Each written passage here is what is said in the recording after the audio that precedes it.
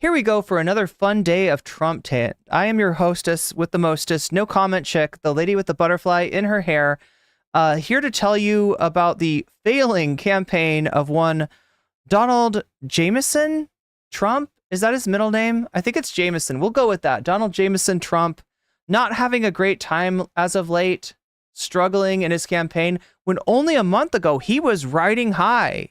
He was riding high. This man survived, had a near unaliving experience, and all he had to show for it was a cartilage piercing, which miraculously has healed since. It doesn't. I can't even tell. But yeah, a very harrowing experience for Donald James Trump, and it looked like he had the election all sewed up. He had everyone on his side. He had everyone glazing him the fuck up. What a difference a month makes. What a difference a month makes. What a difference a new candidate replacing Sleepy Joe Biden with, what does he call her? Laughing Kamala? Oh, it doesn't really stick. It doesn't really have that ring. He's going to have to work on that nickname for Kamala. I don't think it's working. I don't think much at all in his campaign is working right now, so.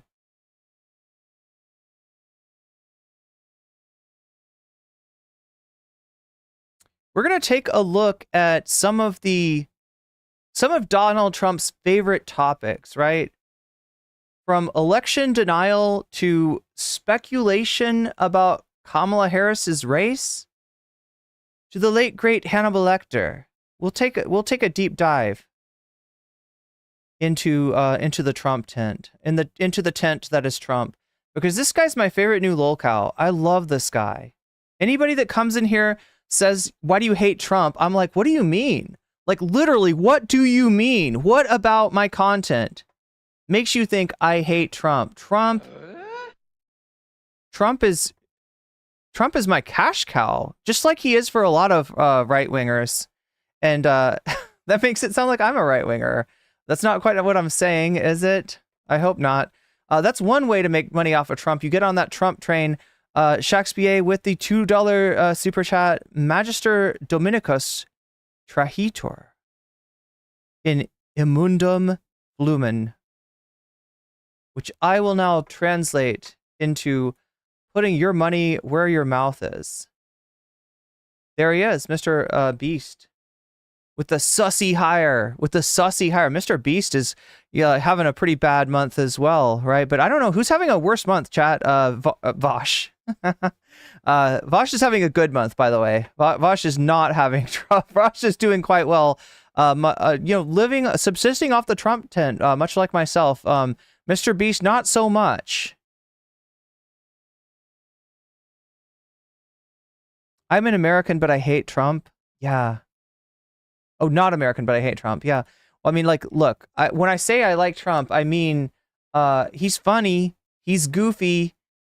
It's fun to point and laugh. It's fun to point and look at him. I wouldn't want to be him. I would not want to be him right now, because he's got a very tough decision on his hands. Is he going to do what's right for the Republican Party and drop out, making it possibly an even race again? Or is he going to stay in and pretty much give the race away to Kamala Harris and Tim Walz? Only time will tell, chat. Only time will tell. Okay, there's still more buttons to press, aren't there? I'm gonna repress this one. I gotta repress this button. And then the most important button of them all, the NCC button. Kids online. That's not it. That's the Hassan button. That's different. Different button. Let's try the good button. Okay, the good button, not the laggy button. Let's... Still lagging, aren't we? Can we try that one more time? Well, I mean, that almost was correct. One more time. There we go. At long last, here we are with our favorite guy, Donald Trump. So somebody mentioned this to me the last stream I did on Trump, that they thought that it was mean of me to say that this guy is slurring his words, that this guy is talking with a lisp, that there's something going on with his dentures. I'm just speculating here, chat. I'm not his doctor, and I couldn't be his doctor. And if I was his doctor and gave him the drugs that he requested, I'd probably lose my license, just like his last doctor. But here he is in the haunted mansion in Walt Disney World. No, Chad, I'm kidding. This is Mar-a-Lago, actually. This is apparently this is what Mar-a-Lago looks a lot like, the haunted Disney mansion. Looks like a lot like the background of a certain pseudo-intellectual theory streamer, but it's actually just Mar-a-Lago here. And we have him recorded calling in to the Elon Musk Twitter space. Let's see what he sounds like, chat. So the allegation was that it was compression, not audio compression, but data compression that caused him to sound like Sylvester the cat. That it was either data compression. I think I heard somebody else say that Elon was trying to use a sibilance filter, right? That's the filter that takes off if you have a lot of S's in your words, you can use a filter to kind of cut those down. And that maybe Elon had tried to do that for Trump, and that's what caused the sound to be like this. But I mean, let's hear it. This is what was recorded on somebody's phone in Mar-a-Lago. Biden actually did something that was impossible. Both sides hate him, both sides. Yeah. That was a hard thing to do. Unification. Yeah, no. Biden actually did something that was impossible. I feel like Trump has been doing that too. I feel like Trump has been doing the impossible in unifying both sides against him. He's got kind of a rebellion on his hands from the Groypers, apparently. We might have time to look at that. There is a Nick Fuentes video that I've got on that. But for now, let us just... Why is it on Hassan? It's not what I'm trying to look at. I'm trying to look at this one.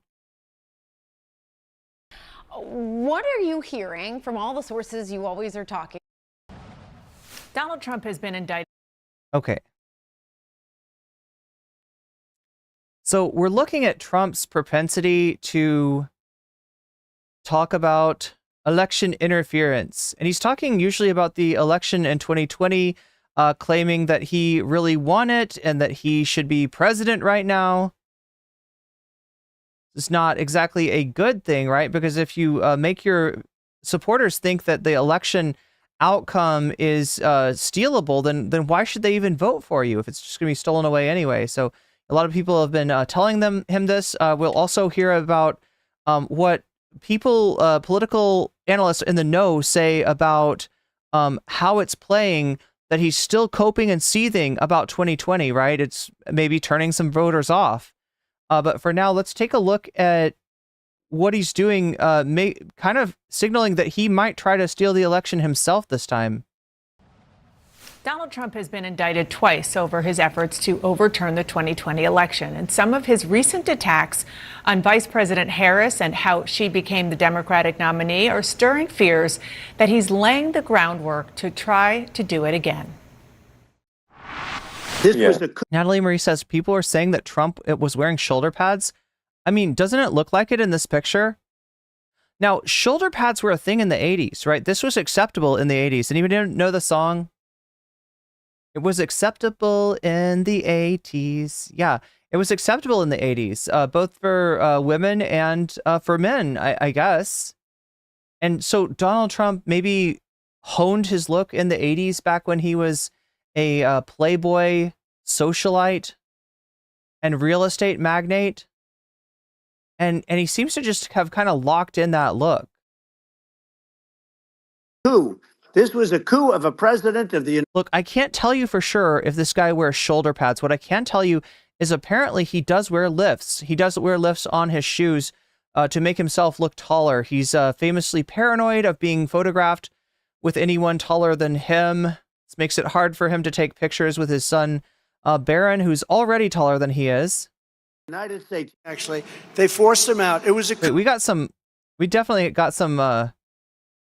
We got some lisping right there. President Harris and how she became the Democratic nominee are stirring fears that he's laying the groundwork to... Wait, Omega Star says it wasn't acceptable for men? What am I thinking? I'm thinking of like the Talking Heads guy, right? Doesn't the Talking Heads guy wear shoulder pads? Try to do it again. This was a coup. This was a coup of a president of the United The president. States. Actually, they forced him out. It was a coup. We had a coup. That was the first coup in the history of our country. I mean, he does seem to slobber. He does seem to salivate. More on that in a second, right? But yeah, here he's, I mean, it doesn't sound like, he doesn't sound like Sylvester the Cat, at least. It was very successful. She was the first one out. And that you can then be picked to run for president seems to me actually unconstitutional.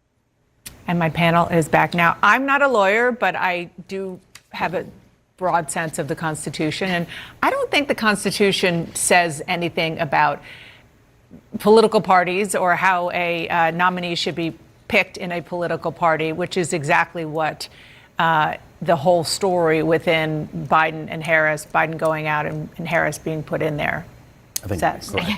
Yes. Okay. All right. So just putting that aside, let's look at the big picture, because every time I hear him or people who are allies of Donald Trump say coup or say, you know, I spent $100 million on Joe Biden and look, the sort of a bait and switch, I think, what happens if he loses? Is he telling us ahead of time what he's going to do after Election Day, just as he did in the 2020 election? This, to me, is almost the latest iteration in what we've seen for the past couple of years now. The former president hasn't stopped in trying to sow doubt in democratic systems, in the elections, and the integrity of elections, really since the 2020 election, right? And now you see the latest iteration, which is trying to basically put the focus on Kamala Harris now being at the top of the ticket as well. You've heard him use words like coup and what have you, but as you say, there's nothing in the Constitution that backs that up, you know, obviously. And there's a process in place. Yeah, so the Constitution doesn't say shit about political parties. George Washington, the first president, did not want there to be political parties. However, it might just be sort of a natural evolution, I guess, of the American democracy that political parties developed. I don't know if there's anything that you could have done to stop them. Obviously, the Constitution doesn't preclude political parties either, but as such, what they are is they're organizations that give backing to a candidate, give approval of the candidate, and they're not democratic. They've never been democratic. And to the extent to which there is an element of democracy in the political parties, i.e. the primaries and caucus system, that is because the parties have chosen to do that. And so it's not an issue of constitutionality. It's an issue of institutionality. And the institution that I'm talking about here is the Democratic Party and the way that it runs its elections. Now, look, they're brands, and that's why people want to win the primary. They'll help you get on ballot. They'll put a brand on you. The brand is like, I'm a Democrat.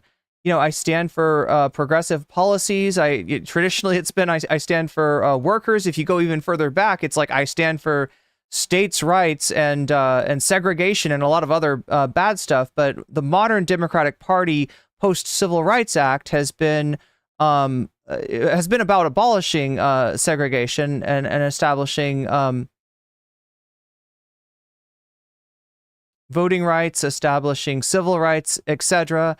Has been, socially progressive, and with the New Deal coalition, at least for the American political parties within the ideological spectrum, the Overton window of what's acceptable, which starts with maybe social democracy and ends with sort of libertarian small government philosophy, right? That's the considered viable.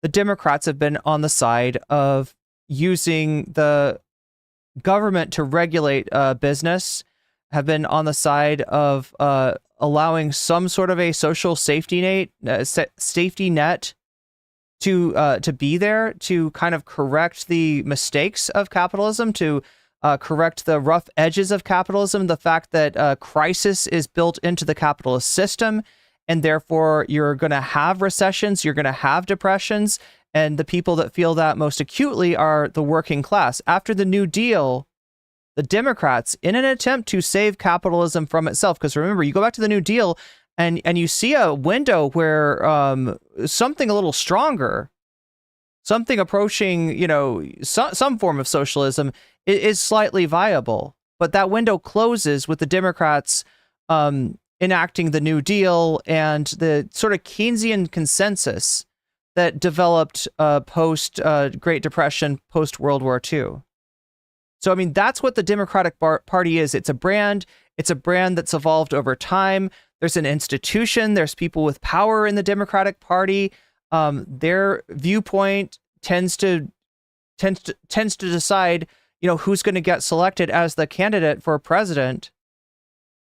And they set up rules, and the rules have evolved over time as well, right? If you go back far enough, the rules are more like, we're going to meet in a smoke-filled room and we're going to decide who wins. There might be primaries, but those are just kind of like them, taking the temperature of the country as part of that decision. And the primaries weren't in every state. Now the primaries are in every state, and they're supposed to be what decides the president. But of course, we've got kind of a special circumstance here in which, because of the favoritism that the parties show towards an incumbent, when they have an incumbent, generally a challenger is not selected, right? So if you've got an incumbent president, they're likely to win the whole thing. There's a lot of Democrats who don't even want to run a serious primary, and if you do run against an incumbent, you might be blacklisted from the party. If you even run against somebody like Hillary Clinton, who's got institutional power and is effectively called next on the election as she had in 2016 and in 2008, and you don't end up defeating, you don't end up coming for the king, you don't end up coming for the queen and defeating them, then you will likely be blacklisted as well. And so because of that favoritism that the party tends to show the incumbent, this is an effect of the post-1980 election. The 1980 election was primary was between Jimmy Carter and Ted Kennedy. Ted Kennedy ran a pretty strong race. He's got, the Kennedy name. He was a fairly strong candidate. Some Democrats thought that the Kennedy primary, the Kennedy candidacy, and the attacks that Kennedy levied on Carter in the primary actually hurt Carter's chances in the general election. However, I think that Carter's failure in the general election probably had a lot more to do with the Reagan interference in his foreign policy, that being the hostages that were in Iran, that Carter may have been able to get out before the election, but was not able to get out because the Reagan administration, much like the Nixon administration before them, had been talking to, and they're not the administration at this point, right? They're a candidate, but they talked to the Iranians and they said, hey, we will give you a better deal. We will treat you nice. We'll take care of you if you hold off on releasing the hostages. Those hostages were a big part of Carter's failure in the 1980 general election. Anyway, long story short, chat, it is a private club, despite the fact that it functions now a little bit more like a democracy. But there's a lot in the system that makes it not really a democratic process. So by that process, Joe Biden was selected. Joe Biden started to lose as of October of last year. Trump overtook Joe Biden in the polls and just kept on increasing his lead. In a panic, Joe Biden challenges Donald Trump to a very early, historically early presidential debate in order to try to start the clock on the election, because his thought was that until people accept the fact that the election is going to be Biden versus Trump, you're going to have Biden supporters holding back and saying, I don't know, maybe there could be somebody better. Maybe I could vote for somebody else. I don't really want to vote for Joe Biden. I don't want Donald Trump either. So, I mean, that's the background that we're dealing with. And when Joe Biden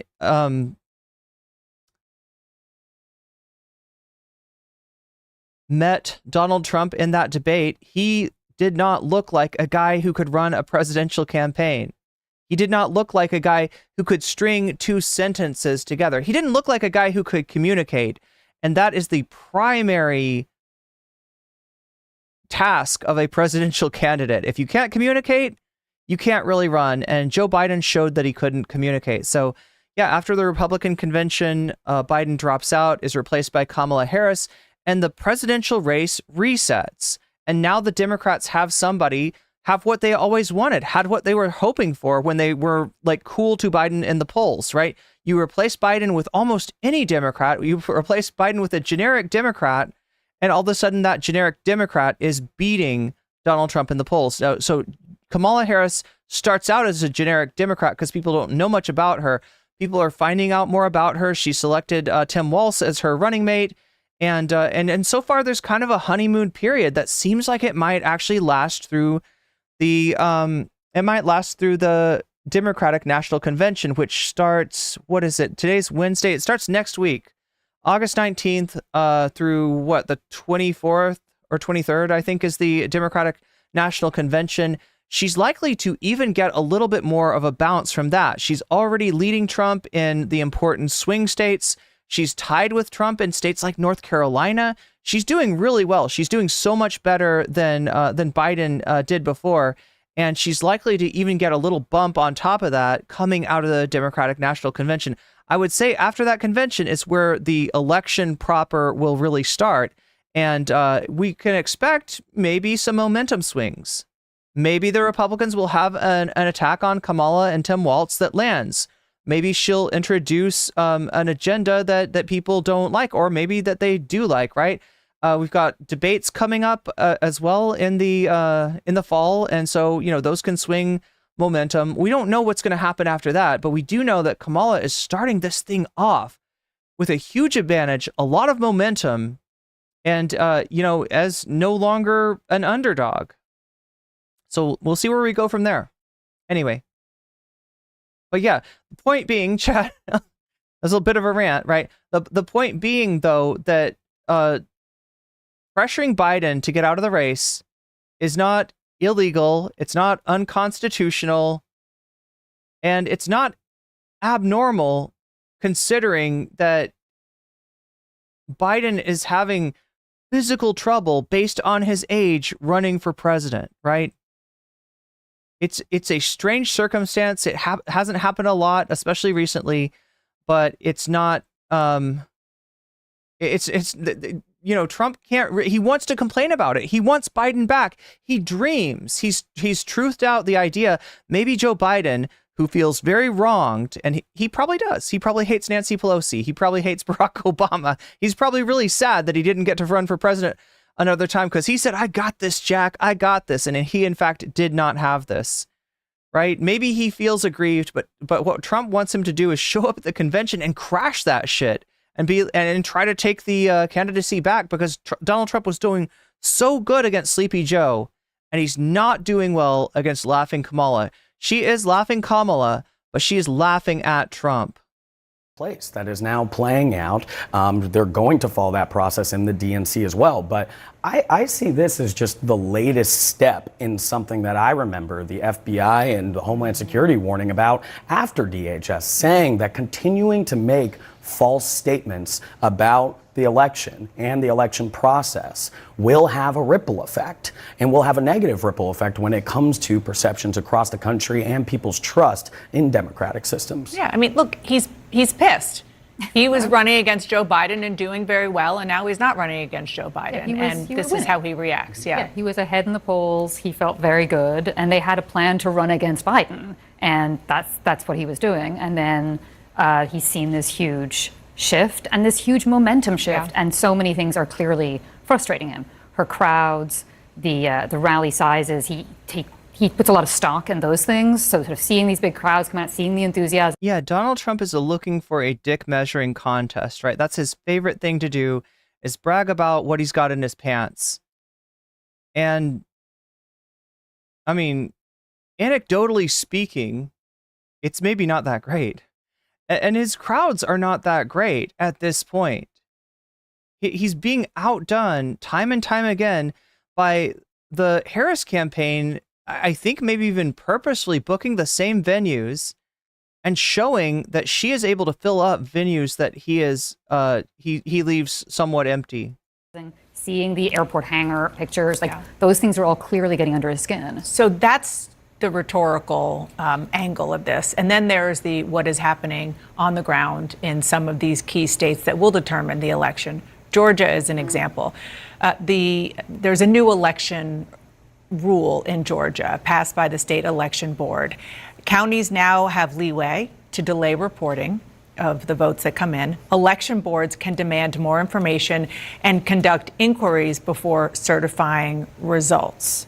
And in addition to that, if you listen carefully to that very long rally that the former president did in Georgia last week, it might have got missed because the focus was on him trashing the Republican governor, but he was praising. Yeah, I was going to say that's all I heard about that rally was him going after the Republican governor of Georgia for not basically helping him steal the election last time. Now, the thing about Georgia and the thing about what he's been able to do in Georgia, and this is what happens when you get Trump sympathetic people in positions of power, is they try to make it easier for him to file false claims, for him to delay the counting, for him to delay what seems like right now the inevitable, that if he stays in as the candidate, he likely will lose. And I'm not saying this from my perspective, chat. I'm saying this from the markets.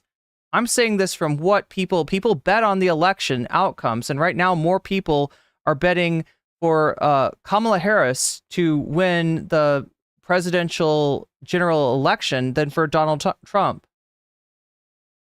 So he does have some things in place in Georgia. Now, it may not come down to Georgia. The main core strategy of the Harris campaign relies on 3 states: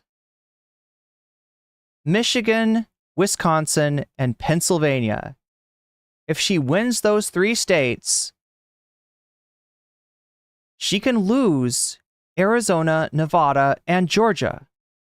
And as long as there's no other surprises, there's no other non-swing states that end up somehow swinging, she wins the election by 270 votes.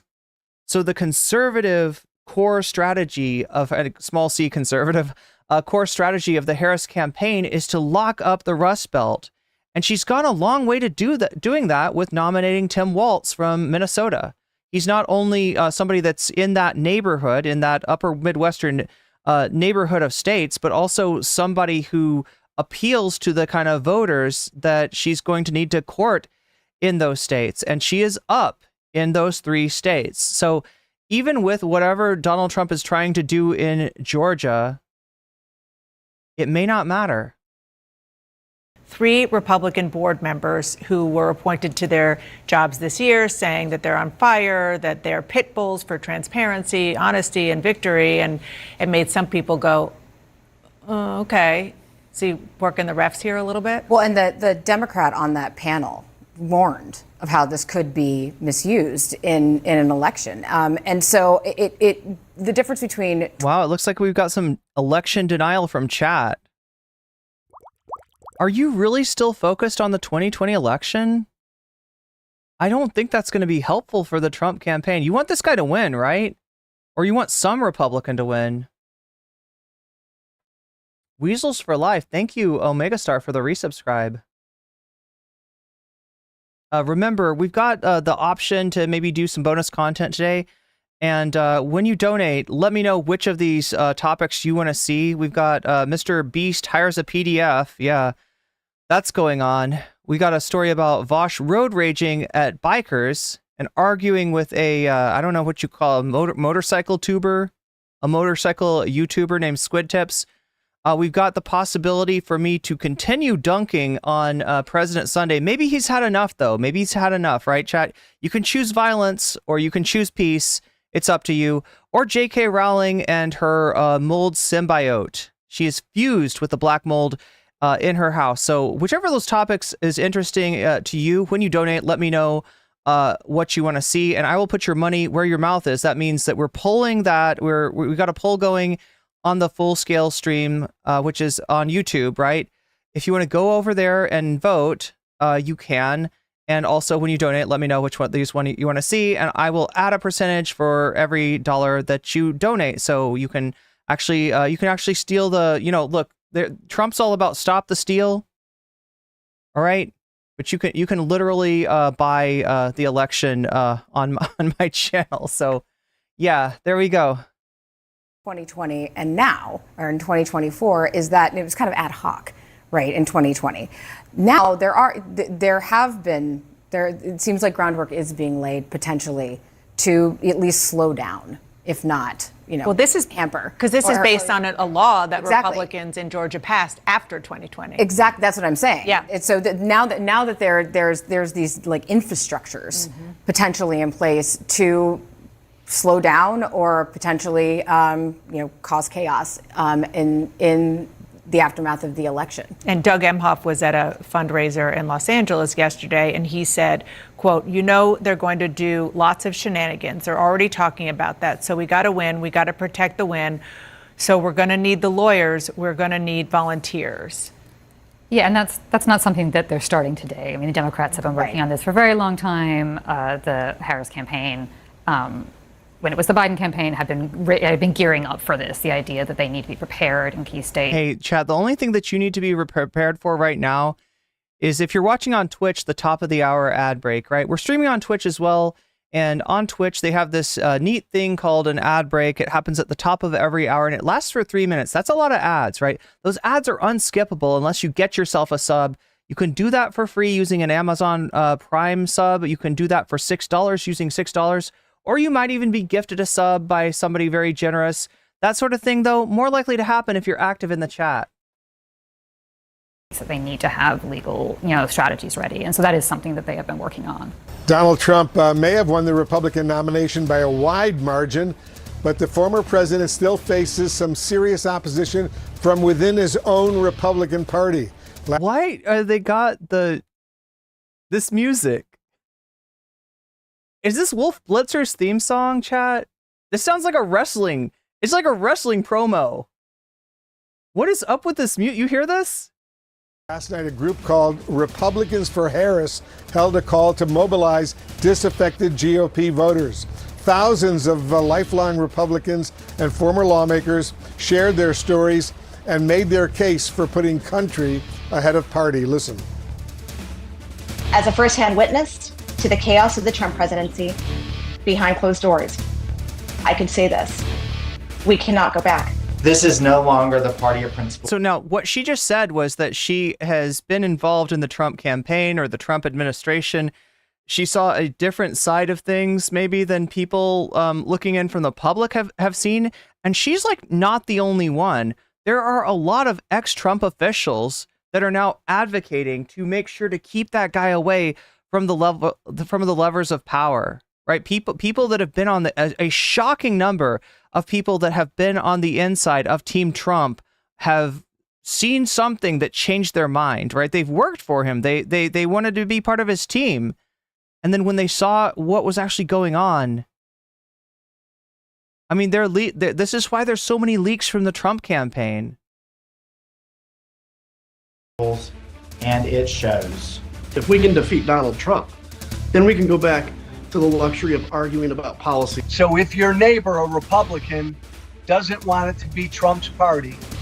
See, that's a former Republican congressman. That's Joe Walsh. Trump's got to lose, and he's got to lose by a lot. And that means we Republicans have to vote for the only person who can beat him. The weird thing about the never Trump Republicans, and I'm not sure if Joe Walsh is a never Trump Republican or if he's somebody who got pilled at some point and turned against Donald Trump. But I've never taken them seriously as a political force, right? When I think of never Trump Republicans, I think of like David Brooks. I think of old neocons who have not been relevant for, I don't know, closing in on 10 years here. Yeah, or 8 years. It's like 8 years, right? They haven't been relevant since like 2016. And when I say 2016, I'm talking about the primary, right? This is Trump's party. This has been Trump's party for a long time.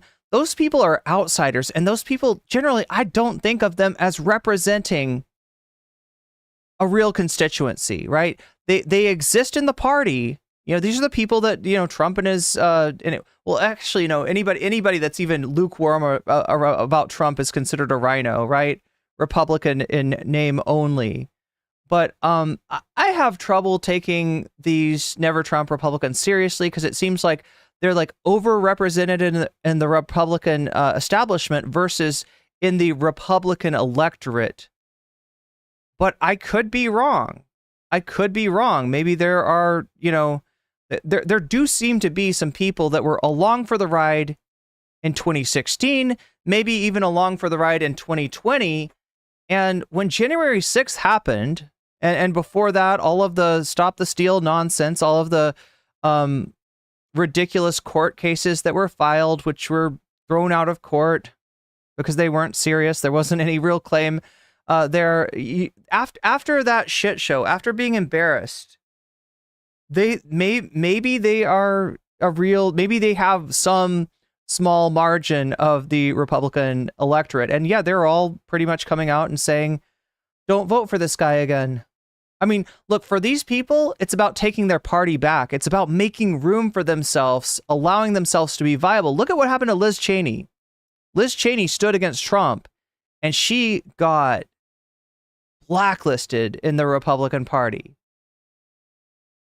So because of that, you've got a lot of people. In fact, you've got Never Trumpers. Lindsey Graham was a Never Trumper. Lindsey Graham was considered a moderate Republican at some point. He is nowhere near moderate. This guy has proposed like a national abortion ban. This guy is, I don't want to say glazing Trump up, because that opens up questions about Lindsey Graham's sexuality. And that's not what I'm here to talk about. Lindsey Graham's sexuality is his business, and you know, he can hopefully figure that out himself, right? But you get the idea. He's kissing up to Trump. He's trying to get, and Trump's weirdly transactional. There's a lot of people. J.D. Vance is a great example of this. J.D. Vance, Trump's vice presidential candidate, was once on record as having said that Trump could be America's Hitler. He has said pretty bad things about Trump. He has opposed Trump and Trumpism. And, you know, I mean, what a difference an election makes. He's very much Team Trump now, and very much at the bleeding edge of Republican politics as far as his association with Project 2025 and their attempt to create an even more imperial presidency. And when I say imperial, I mean like borderline monarchic, right? The way that the CEOs of Silicon Valley tend to run their businesses is the way that people like Peter Thiel, who is basically J.D. Vance's paymaster, the way that Peter Thiel wants to see the country run. All right, let's discuss with former RNC Communication Director Doug Heye and Democratic strategist Laura Fink. Doug, should the Trump campaign right now be concerned about these voices, disaffected Republicans in your Republican Party? They should, and I'll tell you specifically why, Wolf. It's not because of anything that we necessarily just heard. It's what I saw in Raleigh, North Carolina earlier this year at a Nikki Haley rally, one of the last ones she had before pulling out of the race. The atmosphere in that room was very real.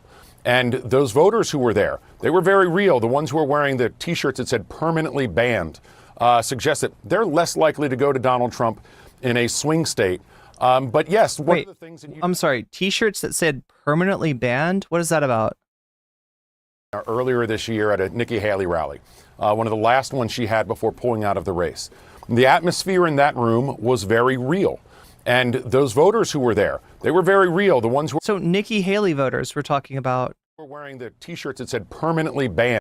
I don't understand. Can anybody explain the permanently banned thing? I really don't get it. I do not get it. Why did they have T-shirts that said permanently banned? I'm not sure I understand. The Republican Party. They should, and I'll tell you specifically why, Wolf. It's not because of anything that we necessarily just heard. I am fake news. Well, thank you for calling me news. It's what I saw in Raleigh. That's not what YouTube thinks, but I'm glad you think I'm news. Earlier this year at a Nikki Haley rally, one of the last ones she had before pulling out of the race. The atmosphere in that room was very banned in the ballot. Oh, damn. Nikki Haley voters were saying that? See, so now Nikki Haley has not exactly burned her bridge against Trump. She was critical against him. You know, she was one of the few, because you had two different types of primary opponents. And I say opponents almost with air quotes, right? That primary was a clown show. But there were two different kinds of people that were running against Donald Trump. You had the Chris Christies and the Nikki Haleys, and maybe to a small extent the Mike Pences. And these people were legitimately running against Donald Trump. And you had the Vivek Ramaswamis that almost seemed there to ensure that nobody got enough of a snowball running, nobody got enough momentum going in order to seriously challenge Donald Trump, right? In the same way that Elizabeth Warren stayed in the Democratic primary when all of the centrist candidates that were opposing Bernie Sanders dropped out and endorsed Joe Biden, they kept Elizabeth Warren in specifically to kind of divide up those votes, those progressive energy in the Democratic Party, and to prevent Bernie Sanders from having a majority. So yeah, Vivek Ramaswamy seems to be the same way. Now, Ron DeSantis is an interesting creature, let's just say. Ron DeSantis is somebody that I think he legitimately wanted to take the primary. I think he legitimately wanted to challenge Donald Trump, but he was created by Donald Trump. His election, his campaign was him building a wall with his child, reading his child bedtime stories about President Trump, and just basically glazing up the former president. And it's hard to go from that to saying, I actually think I would be a better candidate to the guy whose ring I have been kissing. It's really hard to do that. Also, Ron DeSantis has got no riz, right? Say what you will about Donald Trump. He's got a strange charisma. I don't feel it. It doesn't affect me, but I am told by some of my Republican friends that they think he's great. They think he's great. They think he's really funny. They think he's really, personable and real. And that is one thing that Ron DeSantis never had. But yeah, you've got a division between the candidates that are really running against Trump and the candidates that are just there to kind of kiss his ass. But yeah, the Nikki Haley voters, right, they're saying had permanently banned on their shirts, and people in chat are assuming maybe that means that he should be banned from the ballot, that there was a movement to remove him from the ballot based on an interpretation of an amendment to the Constitution. I think it was the 14th Amendment that was designed to keep Confederate officials out of American politics. Now, look, if you know anything about history, we're talking about Reconstruction there. We're talking about the post-Civil War era. And Reconstruction was an idea that the South should be brought back in, but it should be brought back in under certain conditions. And a lot of that, was, essentially, allowing Black people to vote and changing the ways of the South, changing, like, the denazification is something that went on in Germany post World War II, and with some exceptions, Operation Paperclip was fairly successful. But the reconstruction of the South, any attempt to really, change not only the culture but how power worked in the South, it kind of faded, right? There were a group of people at the time called the Radical Republicans. This is before the party switch, right? Way before the party switch. The Radical Republicans wanted to, put some serious conditions on the South re-entering the Union. And while they were powerful in the, post-assassination political environment, they ended up losing their power. And in fact, it wasn't too long before the Democrats, which were at the time the party of, had been the party of slavery, the party of the Confederacy, and, definitely later on the party of segregation. They got back into power way too quick. So real. And those voters who were there, they were very real. The ones who were wearing the T-shirts that said permanently banned. But anyway, that was sort of what the 14th Amendment was designed to do. It had never been implemented in this way in terms of at least to my knowledge, in terms of keeping a candidate off the ballots. And when it went to the Supreme Court, they had a different way of looking at it and, kind of smacked down an attempt by, I believe, Colorado to remove Trump from the ballot.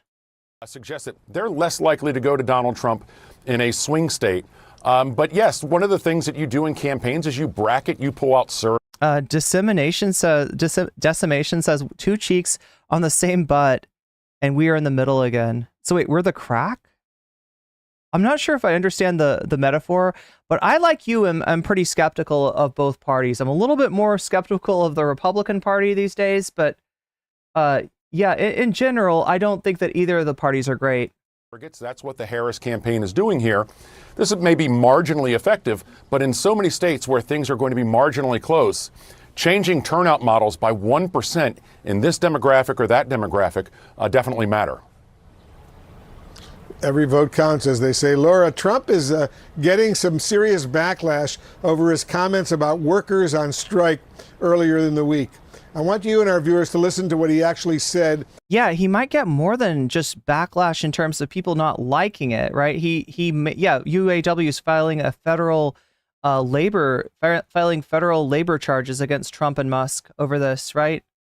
And how Tim Walz is responding. Well, you're the greatest cutter. I mean, I look at what you do. You walk in and you just say, you want to quit? They go. So now Trump is not referring to self-harm or anything there when he says cutter. He's talking about job cutter. He's talking about cutting jobs, and specifically in a union busting manner. Strike. I won't mention the name of the company, but they go on strike and you say, that's okay, you're all gone. You're all gone. Vice President Harris and I have both had the privilege of joining workers on the picket line. Donald Trump and J.D. Vance, they see the world very differently than we do. They've waged war on workers and their ability to collectively bargain to take that away from them. All we're asking for is better wages, better benefits, better lives, and dignity in the work that we do. Laura, as you know, Trump is trying to win over union workers around the country, but isn't it hard to imagine that they'd actually buy this anti-union position he's advocating? Well, I think he's targeting a very small sliver of union workers with his rhetoric, and he thinks that he can win them over by insulting the rights that they fight for every single day. This is not uncommon. The fact of the matter is that he has always sort of pretended to be about the working class, but then given big tax cuts to the wealthy and, really given big corporations. And look, oh my God. Trump has been. Oh my God. Finally, oh my God. Stop. God damn it. YouTube. Sorry, chat. Technical difficulties here. So on the shallowness of Trump's working class appeal, just what they were getting at.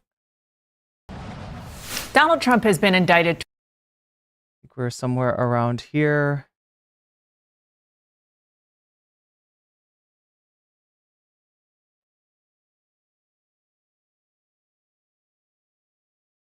But isn't it hard to imagine that they'd actually buy this anti-union position he's advocating?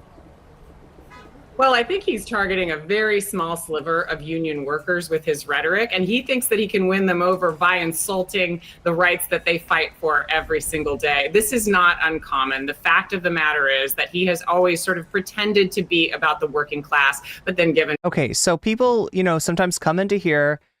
They see what I'm talking about. They see what my stream title is. They see what I'm showing them in terms of the content that I'm reacting to. And they're like, oh, you're a Democrat. You're a liberal.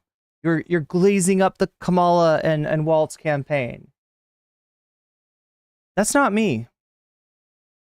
I've got criticisms for the Democratic Party. They may be secondary to my criticisms for the Republican Party, but here's an area where the Democratic Party have enabled Trump, right? Like I said before, if we look back to the Great Depression, World War II, and the New Deal, we see a certain kind of coalition emerge, right? This is a coalition that's pro-labor, it's pro-social safety net, but it's anti-communist, right? And it gets more explicitly anti-communist as the Cold War breaks out, and as we get into the McCarthyite period of in the 19 well, really probably starts before the 1950s, but regardless, the Democratic Party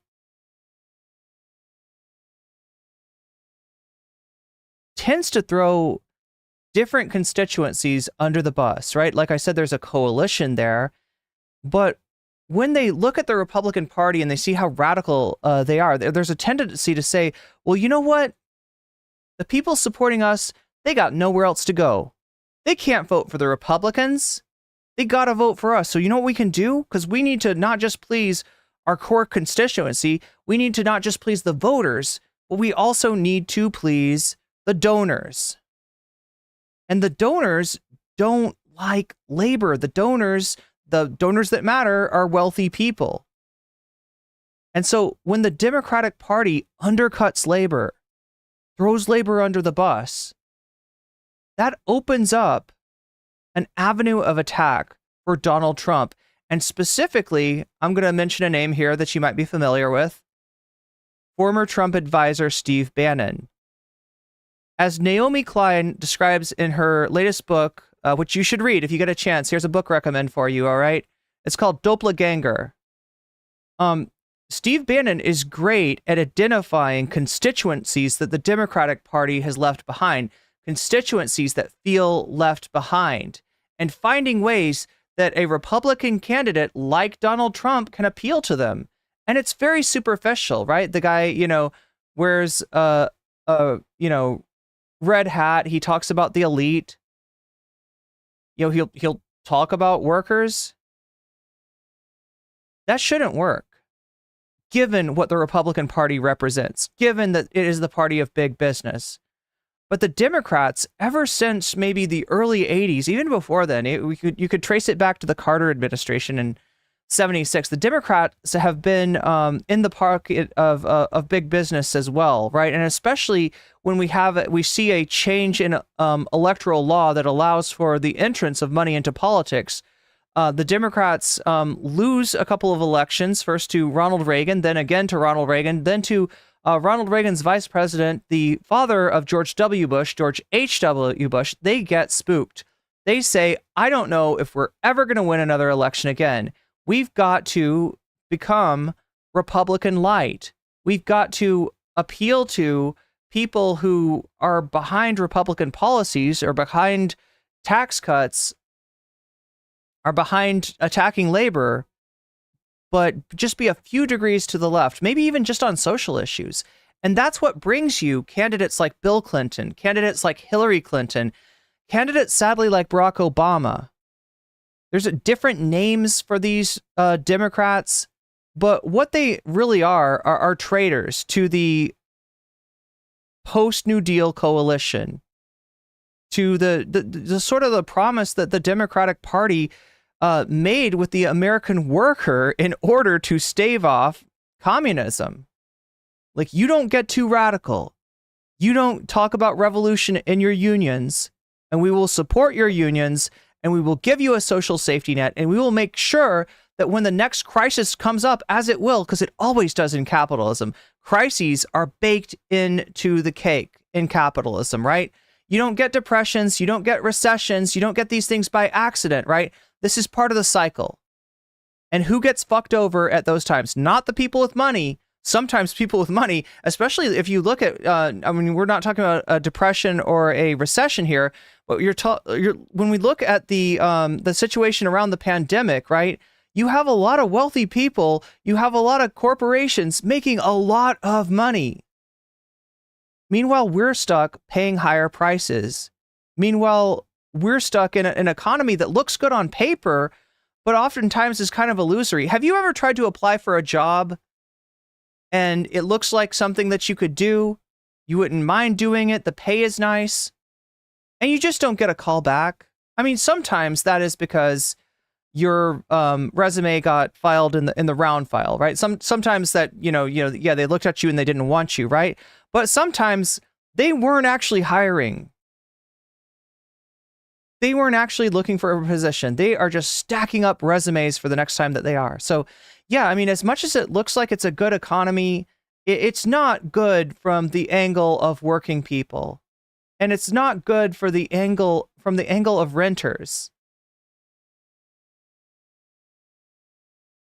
And for the Democratic Party to betray working people like that, it just shows you how fragile whatever was achieved in that post-New Deal coalition really was, right? It just shows you that we need something a little bit more radical than what the Democrats are willing to offer. So anyway, that's my piece about what I don't like about the Democrats. That being said, obviously, I dislike the Republicans, and particularly the MAGA Republicans, a lot more. But I got to get my 2 cents in here and there.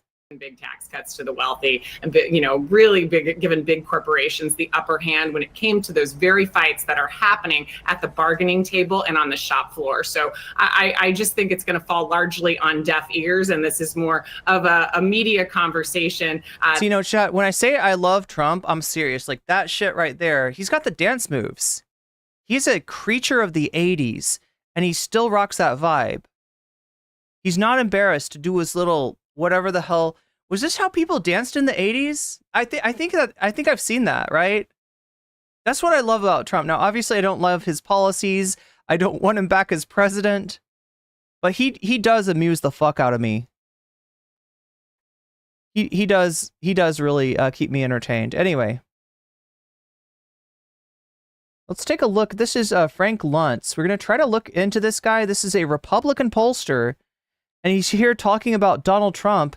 And he's talking about the problems with Trump's campaign, not the problem with Trump's policies or anything else, right? The problem with the decisions that Trump is making and the decisions that his campaign is making. What are you hearing from all the sources you always are talking to? What are they saying about this conversation with Elon Musk? Well, Donald Trump himself was Yeah, Knox. He's got no shame with his moves. Thrilled about it. Apparently, he was talking to his team that was in the room with him as the technical glitch was going on and saying that it was flattering that so many people were trying to get into the spaces that it shut down completely. And he was happy with the fact that it actually went on. He thought it was a good conversation. And that was the same for his campaign advisors. One of the things we've been talking about, Jess, is the fact that they really are trying to reach people who are outside of your traditional voting bloc. That means people who don't engage with politics in the same way that others do, low propensity voters, people who are first time voters, people who could be persuaded to vote for Donald Trump. And those people might be watching an interview with Elon Musk. Matt Lovelace, thanks for the warning. If that's what that is, I'm gonna remove your comment though. And I think you maybe understand why, but no shade. Thanks for the warning. More so than watching a news conference or a rally that he does. So that's their argument. But when you talk to several allies, they don't really understand exactly what the strategy is here, particularly as we've seen this surge with Kamala Harris in the polls as well as enthusiasm. And part of that might be based on some of the stuff Donald Trump is saying. Last night, he seemed even more focused on Joe Biden than he was on Kamala Harris. Take a listen to just one piece of what he said. This was a coup. This was a coup of a president of the United States. He didn't want to leave, and they said, we can do it the nice way, or we can do it the hard way. Wait, I got somebody in chat saying Kamala's going to steal the election. How? We've identified moves that Trump's making. We've identified things that Trump has said that indicate that he might try to steal the election. You can look at what he did in 2006, and I don't know what that is besides trying to steal the election. I just don't see it for Kamala. Look, I'm willing to entertain that, right? Like I said, I am not like I'm not a huge fan of the Democratic Party. And you know, Kamala is not the candidate for president that I would prefer. Yeah, I mean, they just took him out back behind the shed and basically shot him. What they did with this guy, So, and I'm no yeah. fan of his, and he was a horrible president, the worst president in history. Now, in addition to comments like this, he went after Kamala Harris. Look, I've got a different president that I consider the worst president in history. They spent a lot of time praising each other, going back and forth about how great each other was. Not necessarily a campaign speech. One person saying to me, we wish he would focus on policy. We believe that if he actually doubled down on things like immigration and the economy, he would be doing better in this race against Harris. But again, this is a strategy, or at least part of a strategy his campaign team says is to work and try and get these outside the box voters. We're just not going to know if it's working until closer to November. All right, Kristen Holmes with the latest. Thanks so much, Boris. Let's dig deeper now with Frank Luntz. He's a pollster and a communications strategist. So here's our dude, right? This is a Republican pollster. He's been around forever. I say he's our dude. Obviously, I don't like him, but I'm going to listen to what he says because he does a lot of focus groups and he tends to, like, his job is to help a president win. And you know, to help a Republican president win, or you know, I don't know where he's working now, but like in the past, he's worked for a lot of Republicans. So anyway, Frank Luntz, let's give him the floor. Strategist Frank, always great to have you on. I want to start with Donald Trump taking to X with Elon Musk. The campaign says they were seeking to engage these non-traditional voters, something that's been a focus for the Trump team. These first-time or low propensity voters. How much do you think that demographic can make a difference in November? It's significant. It's what he did in 2016. It's what campaigns that have been successful over the last decade have done, bringing new people into the electoral pool. It's difficult because there's a reason why they haven't voted. Either they don't care or they don't like anybody or they don't see that it impacts them in a personal way. I commend the Trump campaign. It's the candidate that's problematic. The candidate who can't stick to issues like inflation or... And that's funny that he says the candidate, right? Because he's not saying it, but I've said this for a few days now, right? And this is what's probably made me so controversial. Probably the reason that I'm being talked about in some of the darker corners of the internet is because I proposed the idea that Donald Trump should, for the good of the Republican Party, drop out. That the Biden versus Trump rematch from 2020 is an election that nobody wanted. And that in the same way that Joe Biden dropping out from the election has allowed new energy to flow into the Democratic side of things, Donald Trump dropping out of the election might be the only way for the Republicans to win this election. I don't think it's impossible for a Republican to win in 2024, but the more Donald Trump is his own worst enemy, the more Donald Trump does things which actually really give like Hillary Clinton, the more likely that the best bet the Republicans are going to have is to replace this guy. Again, there's just so many people that are sick of his shit. And look, there's people that were sick of Joe Biden too. And look at what a difference a month has made. Look at what a difference a new candidate has made. So, look, I'm not trying to give advice to the Republican Party. I don't want the Republican Party to win. I obviously have problems with the Democratic Party too, but those pale in comparison to the issues that I have with the Republican Party. But yeah, this is what and I get the feeling that Luntz is kind of on the same vibe. I don't know if he's going to say that. And, you know, maybe there's no reason to say this. Donald Trump's not going to drop out. MAGA's not going to turn against him. I mean, maybe the Groypers will yell at him to be, more right-wing, more explicitly racist, which is honestly kind of his problem, right? Him pleasing that constituency would actually hurt him with the larger public, would hurt him with some of those independent and undecided voters that he needs to sway. Immigration can't stick to policies that the public supports, that instead he has to deliver attacks against a president who's not running against him. What people think of Joe Biden has no impact on Kamala Harris. And it's actually damaging Trump's efforts right now at a time when the nation is so evenly polarized, so hostile to each other. So yes, it is a very effective strategy at adding to the voter pool and increasing the opportunity to win votes. But it's very ineffective when you're communicating to the public on things that they don't care about or even find offensive. On the other side, I'm curious to get your perspective on Kamala Harris laying out her policy vision when it comes to the economy later this week in North Carolina, something that has been a liability for the Biden administration. What do you think she needs to do to sway voters to her side on that issue? The key is CNN is hilarious. I actually agree with that. Affordability. It's not inflation. Inflation's what you and I say. Affordability is what the average American feels. And in the story, you want me to stop watching CNN? Look, I'm watching Frank Luntz. If you can direct me to a Fox News video of Mr. Luntz, you know, talking about his perspective, do you not want me to watch CNN or do you not want me to watch Frank Luntz? I'm not really looking at the name on the channel. I'm not really looking at the, you know,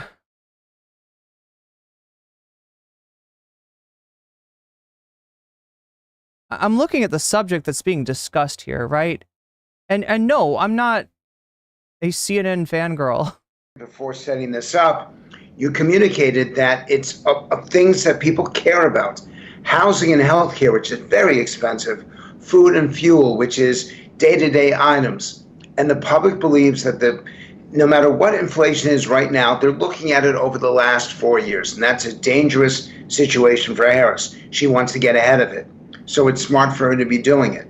And in fact, she doesn't really have a choice. Now that she's the candidate, she's going to have to draw a contrast because the public does not believe that Joe Biden was effective on inflation. And they do give Trump credit in his administration for numbers that we haven't seen since he was president. One last thing about inflation. Everyone feels it. Doesn't matter what. Okay, so you see what Luntz is saying? He's worried about the candidacy, and I got a feeling that, you know, if he had the power to, he'd replace Trump with another candidate. But we all know that's not realistic. We all know that Donald Trump's giant freaking narcissistic ego will never in the world let him do what's right. Joe Biden barely did what's right. Joe Biden had to be pressured by his party, and there's nobody in the Republican Party that's willing to risk their you know, clout, willing to risk being blacklisted in order to put that kind of pressure on Trump, even though that might be what's better for the party. But what he's saying, what he's offering here is advice for the Trump campaign. You want to win this election? Here, let's roll him back. Let's roll him back and to get your perspective on Kamala Harris laying out her policy vision when it comes to the economy later this week in North Carolina, something that has been a liability. So, chat, we can expect that maybe, I think, tomorrow, the Kamala policy statement for the Biden administration. What do you think she needs to do to sway voters to her side on that issue? The key is affordability. It's not inflation. Inflation's what you and I say. Affordability is what the average American. Okay, so he's saying, put it in words that people understand. Inflation is, you know, is not what people are feeling, right? It doesn't make sense. Like that's a economic indicator, right? And normal people aren't tuned in to stuff like that. They're tuned into the prices that they're paying at the grocery store. They're tuned in to what their rent is. American field. And they're tuned in to whether or not they can get a loan for a house. And in the story before setting this up, you communicated that it's of things that people care about. Housing and healthcare, which is very expensive. Food and fuel, which is day-to-day items. And the public believes that no matter what inflation is right now, they're looking at it over the last 4 years. And that's a dangerous situation for Harris. She wants to get ahead of it. So it's smart for her to be doing it. And in fact, she doesn't really have a choice. Now that she's the candidate. Mario, we're watching a Republican pollster. I don't know what your preconception about CNN is, but yo. Thank you for throwing the biddies my way, Omega Star. Whoa! Oh my gosh, I didn't realize that we had the VTuber pop up. Wow, that's a blast from the past. Damn, that's what I get for leaving Twitch alerts on. But yeah, thank you for the 100 biddies. And I will add those, I'm guessing, to the Fallout New Vegas rad meter, which is right now up at 41%, right? That's the so when you donate, I've got a poll running in the full scale stream, in the full screen stream, which I've got pinned for you if you want to go over there and vote. If you could leave a like while you're over there, because that helps me out a lot. But yeah, go over there, vote on that. And if you donate, let me know which of those topics you want me to cover, right? We got 4 topics for you. J.K. Rowling's mold symbiote, me dunking on one President Sunday once again, Vosh talking about his road rage against bikers, against motorcyclists, bikers, right? And Mr. Beast with his strange hire of an actual PDF, potentially, allegedly. I gotta say allegedly, because I don't think those court cases, I don't think any sort of court case has been concluded yet. So we got to put this all under the rubric of allegedly. But yeah, you can let me know when you donate, whether it's through Super Chat, whether you are getting yourself a membership on YouTube, you're gifting memberships to other people, or any of the other ways you donate through Throne, through signing up for Patreon, or of course on Twitch, right? Let me know which of these topics you're feeling, and I will put your money where your mouth is. I'll also read donos out for the Super Chats after this segment, after the politics segment. So she's going to have to draw a contrast, because the public does not believe that Joe Biden was effective on inflation, and they do give Trump credit in his administration for numbers that we haven't seen since he was president. One last thing about inflation. Everyone feels it. Doesn't matter whether you're working paycheck to paycheck or whether you're middle class. Doesn't matter whether you're from Pennsylvania, Wisconsin, Michigan. He almost said Ohio. Frank Lunt's brain rot arc. Michigan, Nevada, Arizona, the South, Georgia, North Carolina. Because it's so universal and it impacts everyone, from whether they're 18 years old or 80 years old. This is the key issue, because everyone feels it. And Harris has a way to go to show that her policies aren't going to make a tough situation even worse. Frank, from both big parties to a third party, there were 2 pieces that caught my eye recently on RFK Jr. There was USA Today saying that his campaign is imploding, but he can still be an electoral problem for Trump. And then the Washington Post essentially saying RFK. Yeah, isn't this weird how this worked out, right? RFK Jr. is somebody that Trump seems to want to ally with, and it sort of makes sense, right? As much as they are both, anti any sort of public health policy to deal with the pandemic. Trump less explicitly, and RFK Jr. more explicitly. And as much as RFK started off as running as a Democrat and tries to appeal to the Democratic Party, especially with his family name, Kennedy being heavily associated with the Democratic Party, he has the effect that he has on the campaign has changed, especially since Biden dropped out. There's less and less Democrats voting for RFK as an alternative to Joe Biden, and there's more and more Republicans voting for RFK as, in some ways, a more Trump than Trump candidate. And when it comes to, when it comes to being anti-vax, when it comes to, conspiracy theories on the pandemic, etc., right? RFK is like so much. He's saying the quiet part out loud. He's willing to say this stuff with his chest that Trump is trying to kind of tiptoe around. Like Trump doesn't want you to think that he's pro-vaccine, but he also doesn't want to be labeled with the anti-vax label, because again, he's vying for undecided voters, and he's going to lose out that way. So yeah, right now RFK is kind of cutting against the Trump campaign. There has been an attempt on Trump's part to try to get RFK Jr. to drop out, maybe even by bringing him into the administration, because at this point RFK is more of a spoiler for Donald Trump than he is for Kamala. Jr. is now hurting Donald Trump. Do you think his campaign makes it to November? And who do you think he would draw voters from most? Well, the question is, it's a great question, and it's an issue of what percentage does he get? Because for 2%, 3% of the electorate, the smallest percentage, he's actually drawing votes away from Donald Trump more than Harris. However, when he was getting up to 8, 10, 12% of the vote, not more than 60 days ago, he was drawing more votes from Harris than he was from Trump. In the end... There's people in chat making the assumption that I'm voting for Kamala Harris. Right now, I'm providing analysis of the election for you, right? I'm talking about the horse race. I'm talking about the likelihood of different outcomes, right? I'm not here to advocate for a candidate. That being said, I'm definitely not a fan of Trump. And, as far as who you should vote for, I think it depends on what state that you live in, right? If you live in a state that's solidly red or solidly blue, you might be able to. Now, check the polls when you do this. Make sure that you're not doing this on the year where the election in your state is really close, right?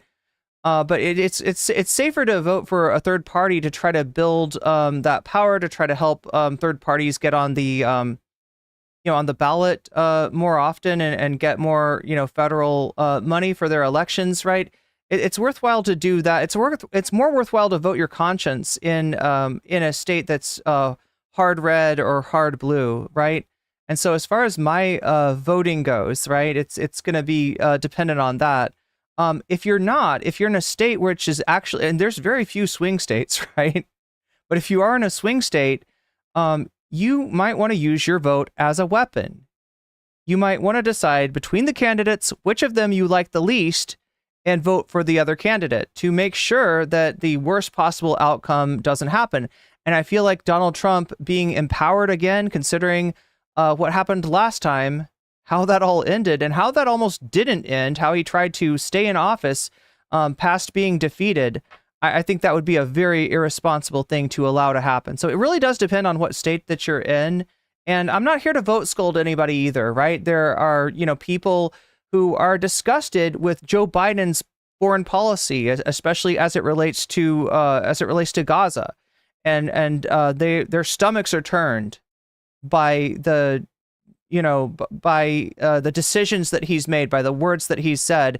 And Kamala Harris is a part of that. So I can understand somebody not wanting to endorse that. And I don't think it's helpful for me to scold them and for me to badger them and berate them and tell them that they need to think sensibly. They need to realize that Trump is worse. And yes, Trump is worse on Gaza. I feel like my energies are better used in pushing the Democratic candidate to be better, on pushing Kamala to put some distance between herself and Donald Trump. And more of those voters will actually come back to her if she does. So, I mean, that's my take on it. He's got to get on the ballot. So no matter what he's getting in national data, he's not on the ballot in almost all the swing states, so he will be a non-factor. Second, okay, I can accept that. Is that with Harris now in the race, the excitement, the energy, she's brought out brand new voters, younger women who were not participating in the election campaign, and they see something in her that they did not see in Trump. A lot of Bobby Kennedy's vote, the reason why Harris has gone up so much in the last 3 weeks, is that she's basically sucked in the undecided and sucked in Bobby Kennedy's vote. And she sucked him in. I'm sorry, Chad. I'm immature. I'm sorry. I'll shut up. I expect him to be more damaging to Trump in the end than to Vice President Harris. That is fascinating. Frank, I also want to get your perspective on the idea of a post-convention. Suju, you want me to watch Fox News? Don't tempt me with a good time. Don't tempt me with a good time. I might actually take your advice. Bump and how this sort of unprecedented streak of news that we've had over the last month and a half or so might have changed that. There are folks out there who have argued that for Republicans, that post-convention bump came early because of the attempt on former President Trump's life, and that for Democrats, the DNC bump came early because Kamala Harris was announced Okay, so that's an interesting perspective. So they're talking about a convention bump. This is something that normally happens in politics. Now, Chad, I want you to understand that the world is changing. A lot of the people in power, a lot of the people, on the news, they have, if they are not a baby boomer themselves, they have very much a baby boomer mindset. And there was a certain way that the world worked during the, past century, I guess. And some people really have not moved on from that. Things are changing now. Some of the assumptions that were, set in stone in the past do not hold true today. And yeah, convention bump could be one of those. That describes a bump in polling that a candidate receives around the time and after their convention. It tends to be that a candidate will improve in polls after having a week spent of, people coming in, making speeches on their behalf, and, the kind of excitement, the buzz around the convention, around officially accepting the nomination. And, it's just the hype. It's just the hype, right? That tends to drive the polls up. So what he's saying is that maybe this time Trump's bump came early because he survived a high-powered ear piercing from a fellow Republican. And maybe Kamala's bump could have come early because she nominated Waltz, just a few weeks ago, right? So I don't know. It's possible. Sure. Essentially, as the effective. Are we talking about the Celine Dion clip? Wait, I don't know about that, Tangerine. What's the Celine Dion clip? Nominee for the Democratic Party. Do you believe that bump still occurs the way that it used to historically, and whether it's been sort of truncated or advanced by the way that we've seen the news cycle develop? It's a fair question, but I'm not going to duck it. I'm going to try to adjust it, because what really matters is that debate on September. When you say the Celine Dion clip, are you talking about something with Trump and Elon playing the characters from Titanic? Is that the clip? When you see both candidates side by side, and they both are answering the same questions at the same time and challenging each other, whether she gets no bump or 2 points, whether it was before or after the convention, in the end, it is that side-by-side comparison that's going to make the entire difference in this campaign. And the question is the Harris message stronger than the Trump message? And I will tell you this, if it's just about policies, just about issues, Trump has the advantage. Okay, so now he's talking about issues like immigration, on which Trump is, I think, still perceived as better on. Issues like the economy, which Republicans are traditionally perceived as better on. Now, I have seen some polls to the opposite effect. I have seen some recent polls that surprised the heck out of me that show that maybe Kamala is, they're like neck and neck. Actually, it gave Kamala a slight edge on the economy. I haven't seen anything like that in a long time, right? The supposition is made that the Republicans are better on economic policies because they do have better economic policies for the wealthy. And if your mind is stuck on the idea of trickle-down economics, meaning the better the wealthy do, the better the workers do, right? This idea that that economic fortunes trickle down from the rich to the poor because the rich are the job creators, right? This is stuff that's been debunked.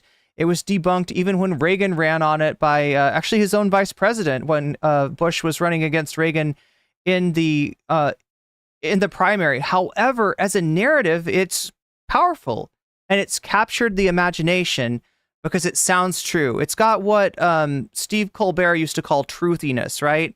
It's not that it's true, it's that it sounds true. It feels true. You can say it and be like, yeah, and you got to make sure they're job creators, they get the money, and then they say, what should I do with this money? Oh, I know, I'll create more jobs because that's what I do. I'm a job creator, right?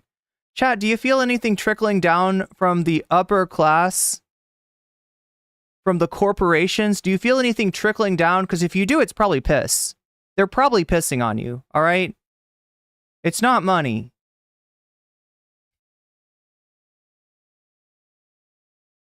But yeah, this is taken hold ever since the 80s, And so ever since the 80s, the Republicans are perceived as being better on the economy. Now, that poll that I saw, maybe it was an anomaly, maybe it was a mistake, maybe it was statistical noise, maybe polling's not as accurate as it used to be, but that is really strange to me. But yeah, he's talking about, there are issues on in which Trump is perceived as better at. And so every time that Trump tries to turn the subject towards something like, I don't know, is Kamala black? Right?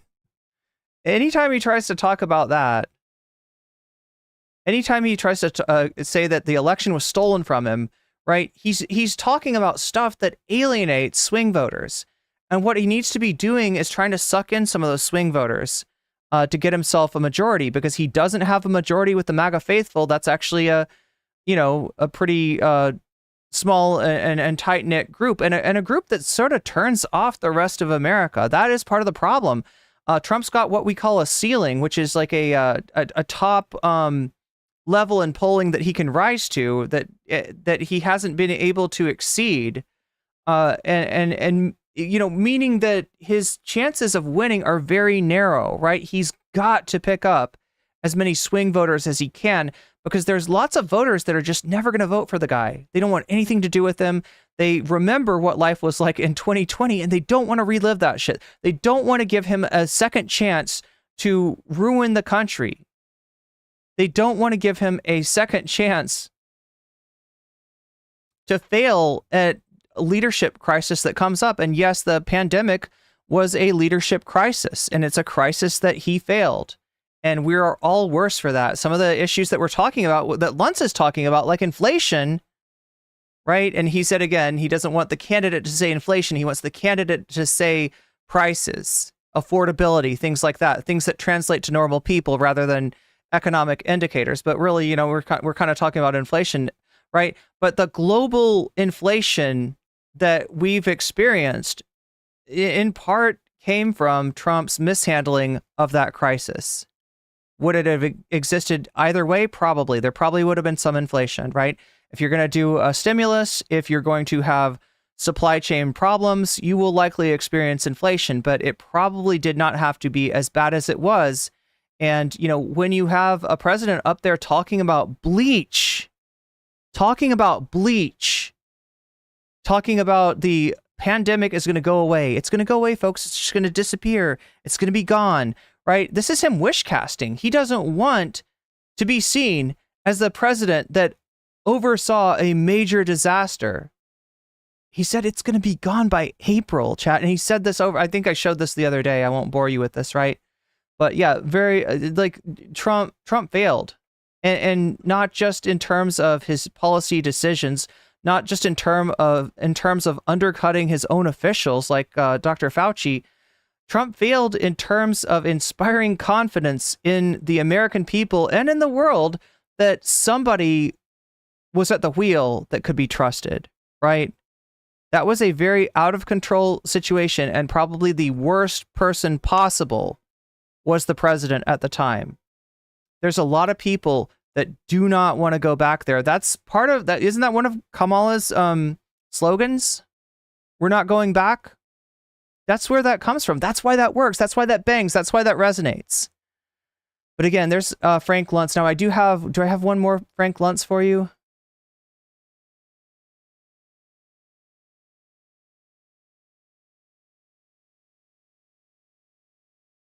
I'm looking for it, chat. Here we go. I'm showing you a Republican pollster. Somebody requested Fox News.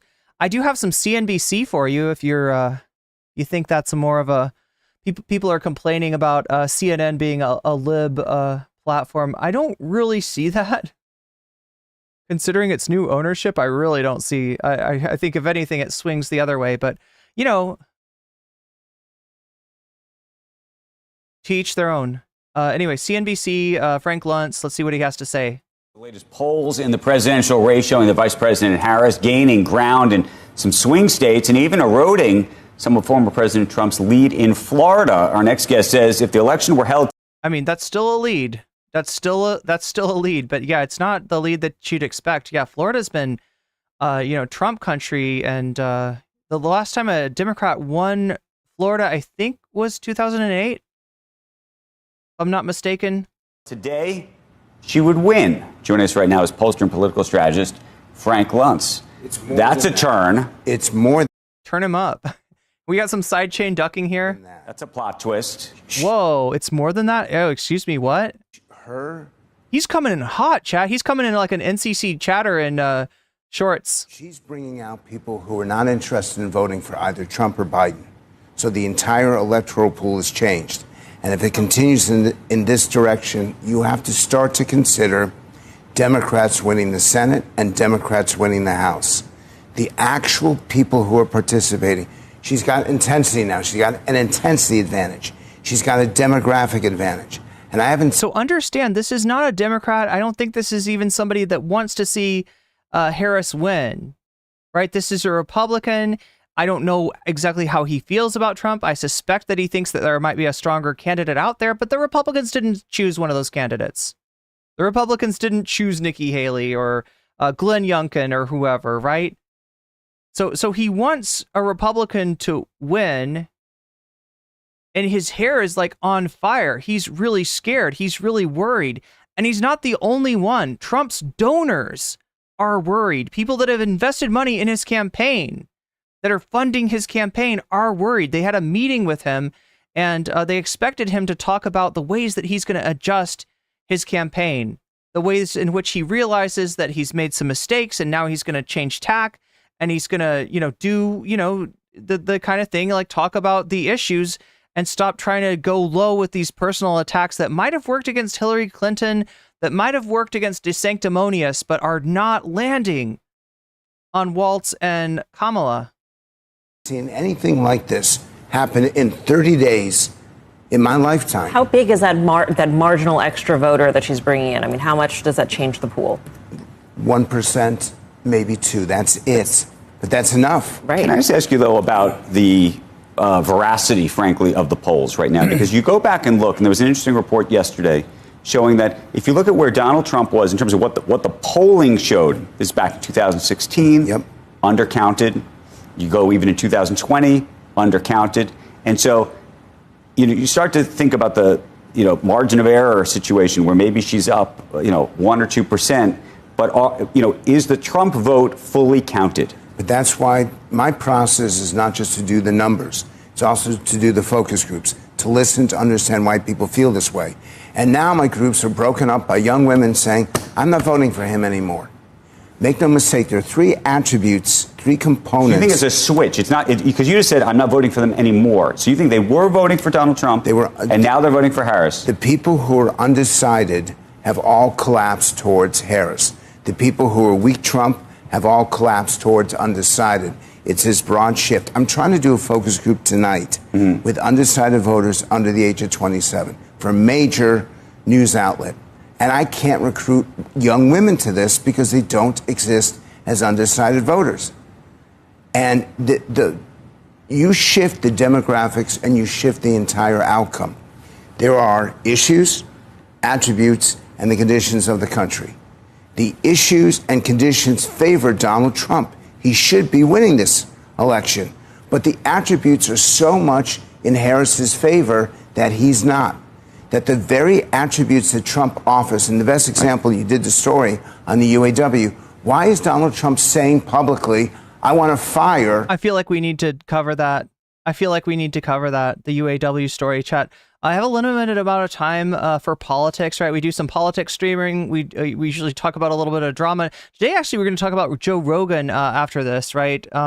But I really do want to find some time to cover the UAW story because it's so interesting. It's an example of Trump potentially getting Elon Musk in trouble with what he said during that during that live stream. Now, I've had people say different things to me about that live stream. Some people come in here saying he got 1 billion views.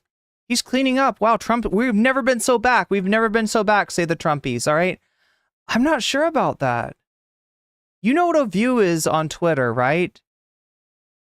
With Elon, a Twitter view is an impression. An impression is like when you're scrolling down your home feed, your For You feed on YouTube, and you see a thumbnail. That's an impression, right?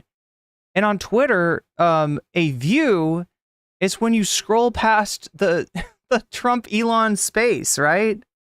They're counting somebody scrolling past them, which is honestly something that, as far as analytics, YouTube would count against me. So in other words, chat, I don't want more impressions without views. The more impressions that I get without getting views, the further my click-through ratio goes down. And if my click-through ratio goes down too low, then YouTube says, I don't think people are interested in what you got to say. And my numbers go down, right?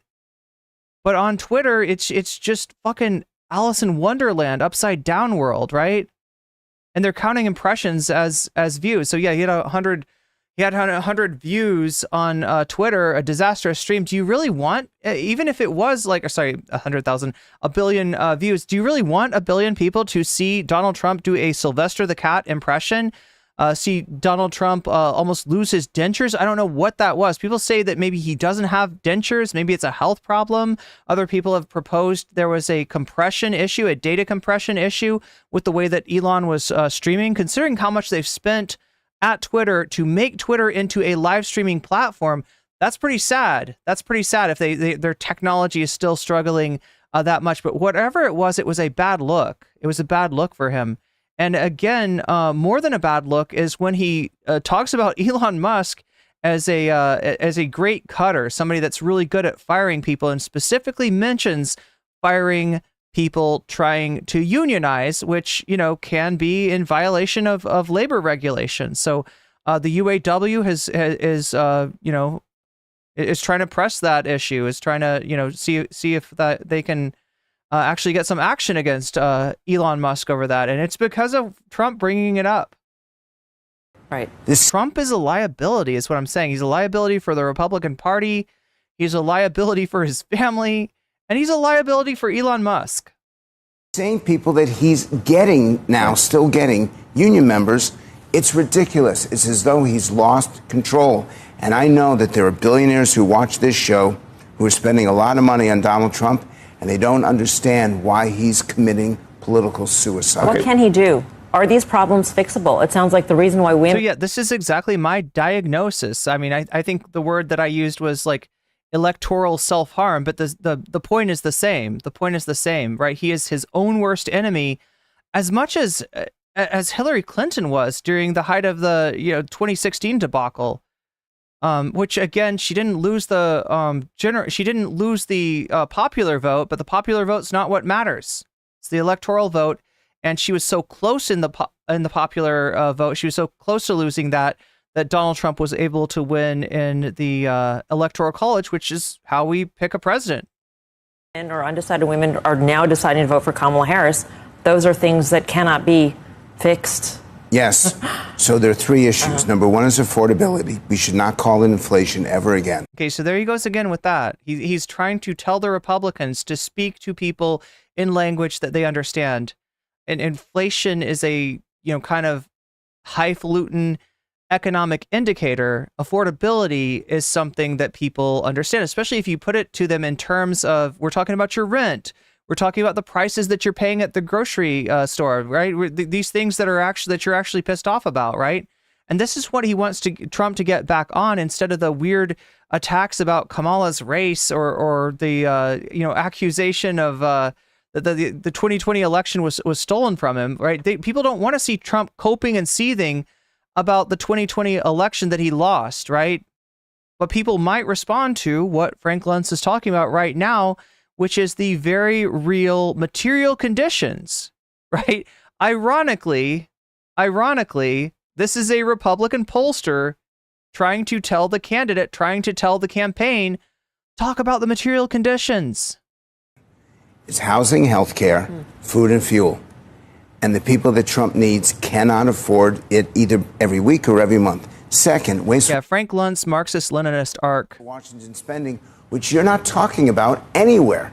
This was an issue over the last 8 years. Hardworking taxpayers hate it when they see their money being wasted. And third, it's not just immigration, it's safety and security. And I brought the headline here. I look at this. I walked into your office. I don't know if you can get this. So this is the New York Post, right? And look, the New York Post does a good job at outrage mining, right? They want you to be afraid of immigrants. They want you to feel the loss that you're feeling every day, you know, in the prices that you're overpaying and the job that you're getting underpaid for. Because remember, that's part of the equation too. By the very nature of capitalism, you will never get the money the value that you're contributing to your job, right? That is called surplus, and that is something that they have made an art of taking from you. In the past, you might have known what kind of value you were adding in creating goods and rendering services, right? But now, since you're just a part of a big assembly line, so to speak, maybe literally, maybe figuratively, you're not seeing what you're actually building, what you're actually making, the value you're adding. Your contribution to this economy is something that's really very hard to put your finger on, very hard to identify, right? And they don't want you to identify it. They want to skim that. And in the same way as you're getting hit with greedflation, right? Greedflation meaning that the cost to the company is not still going up, right? We've looked at the inflation recently, and those numbers have cooled off, right? So that cost isn't going up, but they know that you're used to paying more and more at the grocery store, and they know that every other grocery store is going to do this too. So they mark it up and they mark it up and they mark it up. And you know what? Their profits have gone through the roof during the lockdown and the post-lockdown period, right? They're doing okay. And in general, yeah, capitalists do tend to make money both in a recession or a depression, as well as in a strong economy, right? It's the working class that are actually hurt when things go wrong with capitalism. In this case, we're not talking about a recession. We're not talking about a depression. We're talking about a rise in the cost of goods, you know, at the point of purchase, combined with a stagnant growth for your wage. And those wages have been stagnant since the 80s. When adjusted for inflation, right?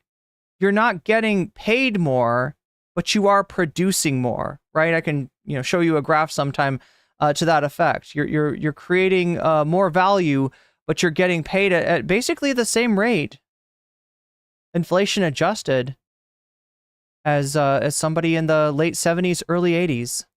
This is the New York Post. It says $5 billion, shocking amount New York City taxpayers have spent on migrants, and it's still going up. And this people. So there he goes. He was like, you got to use the racism the right way. Don't say weird things about Kamala Harris maybe not being black. Don't do that. Go after the immigrants. Blame them for everything. Blame them for crime, even though the crime statistics show us that an undocumented person is less likely to commit crime than a citizen, right? Go after them for affordability, even though that, right? This is just a classic, scapegoating. A focus on somebody that's not your problem, when the real problem is coming from the same source that it's always been coming from. The real problem is the system itself. The real problem is the capitalist mode of production. Anyway, I've said too much. Let's go on. Look at this and go, damn it. Right. Or even worse, Trump should be. Damn it, or even worse. He means he wants them to say a slur. He like they're going to say damn it, but I'm not going to tell you what they're really going to say. I don't know. See, he's not a good guy. He's a smart guy. He's got advice that would probably benefit the Republican Party, would definitely benefit the Trump campaign, but he's not a good guy. Don't get me wrong here. And I'm not trying to glaze him up, in a moral sense. It's winning. But the attributes, there are three things that people are looking for there. By the way, it's a cube. Three different areas. It's a cube? 4 different components. What? 3 different areas, 4 different components. What does that mean? He's going to go over the 3 different areas, I guess. Number 1, who's got results? Trump actually can show it. Trump has the advantage there. Trump can show, 2017 to 2019, right? But when we get into 2020, there's some problems. Number 2, a detailed plan of action, which he's about to release tomorrow. And number 3 is genuine accountability. Which she's about to release, is what he said. which the public thinks no one Well, does. let me ask you two questions. One is, she is about to release a plan, or at least we're going to start to see pieces of a plan that I think we'll hear about over the next couple of weeks once we get into the DNC convention and the like. Does a plan make her more attractive or less attractive? And the reason I ask is because right now there's very little... Lil Bo Peep, that is an astute observation. ...to genuinely critique or attack if you were on the other side of it, right? Because you're not really sure. It's all this sort of amorphous thing. We're all guessing. Does she talk to the center? Does she? Yeah, Shakespeare is pointing out undocumented Americans pay into Social Security even though they will never get to benefit from it. You know what that is? Right? That's, them getting a Social Security number and it's not theirs. Now, that sounds bad. Is that like some kind of identity theft? Are these illegals going to do bad stuff to you with your... No, they're actually putting money... Right? If an undocumented worker is using your Social Security number, they are putting money in Social Security for you. And they're never getting it back. They're never going to see it, right? That's how they're exploited. That's why we need to take immigration seriously, but the problems that need to be solved are the problems like providing a pathway to citizenship. The reason that people are, immigrating illegally is because it's impossible to, in many cases, to immigrate legally. That needs to be fixed. That needs to be dealt with. Also, what needs to be dealt with is the effect of American foreign policy on other countries, right? Immigration doesn't just happen, right? Immigrants aren't just like sitting around being like, let's invade the United States and they're not sitting there like plotting, right? It happens because of the material conditions. Oh, we're back to that word. That's an interesting word. Material conditions in the country where they're from. It happens due to the situation in the country that they're from. Case in point, Venezuela, right? During the Trump administration, there was an attempted coup of Venezuela, and it didn't work. It didn't go well. It was kind of a shit show, actually. It was kind of a just absolute failure, right? And after that, as a punitive measure, Trump institutes sanctions on Venezuela. So, chat, is it really that much of a surprise that a lot of the immigration that you saw post that were people immigrating from Venezuela? The United States has a huge effect. Is a global hegemon, and our foreign policy has a huge effect on the world around us. But that's an issue where the immigration that Donald Trump is complaining about, the issue that Frank Luntz wants him to use as a trump card, is actually a situation that he created. And it's not the only one. Let's take a look at what's going on in Israel and in Gaza right now. Let's take a look at the conflict that threatens to break out any moment between Israel and Iran. Why is that happening? Well, you might point me to October 7th. Okay, let's take a look at October 7th. Why did that happen? And the answer that I keep coming back to is this piece of diplomacy known as the Abraham Accords. This is a project that Donald Trump nepotistically outsourced to his failed son-in-law, Jared Kushner, right? Go and negotiate, Jared. And Jared says, okay. And he goes and he sets up bilateral negotiation between Israel and other countries in the Middle East, right? Who is he cutting out, though? The Palestinians, right? They're negotiating about that issue, but they're cut out of the negotiation, right? And when you do that, you leave people in a desperate situation, right? So October 7th, the conflict between Israel and Hezbollah and Iran and this whole thing that's blown up in people's faces, right? During the Biden administration can trace its roots back to actions that Trump took. And it's, he's always doing nepotism. Like, how many times did he hire a family member? Did he empower a family member? You want to talk about Burisma? You want to talk about Hunter Biden? Let's talk about Trump's family members, all right? Let's talk about something real instead of chasing vapor trails from Hunter Biden's crack pipe. You tack to the left, what are we about to see, right? At some point, if you actually have a detailed plan, no matter what it is, if you're on the other side of it, you're going to be able to say, well, let me nitpick this, let me nitpick this, let me nitpick this. I heard this in 1994 when the GOP put forward the contract with America. which reversed 40 years of Democratic control. If that plan of action, Wait, I see a comment in Shorts chat. It says, I guess conservatives aren't allowed to comment. Your comment's there. Do you know what the difference is between your comment and the comments of some other conservatives, right? The typical conservative comment that I see in chat, in Shorts chat, is like Trump, Trump, Trump, Trump, or Trump 24, or something like that. That's not a conversation. That's an advertisement, right? And in general, I don't allow advertisements in my chat. So that's going to get banned.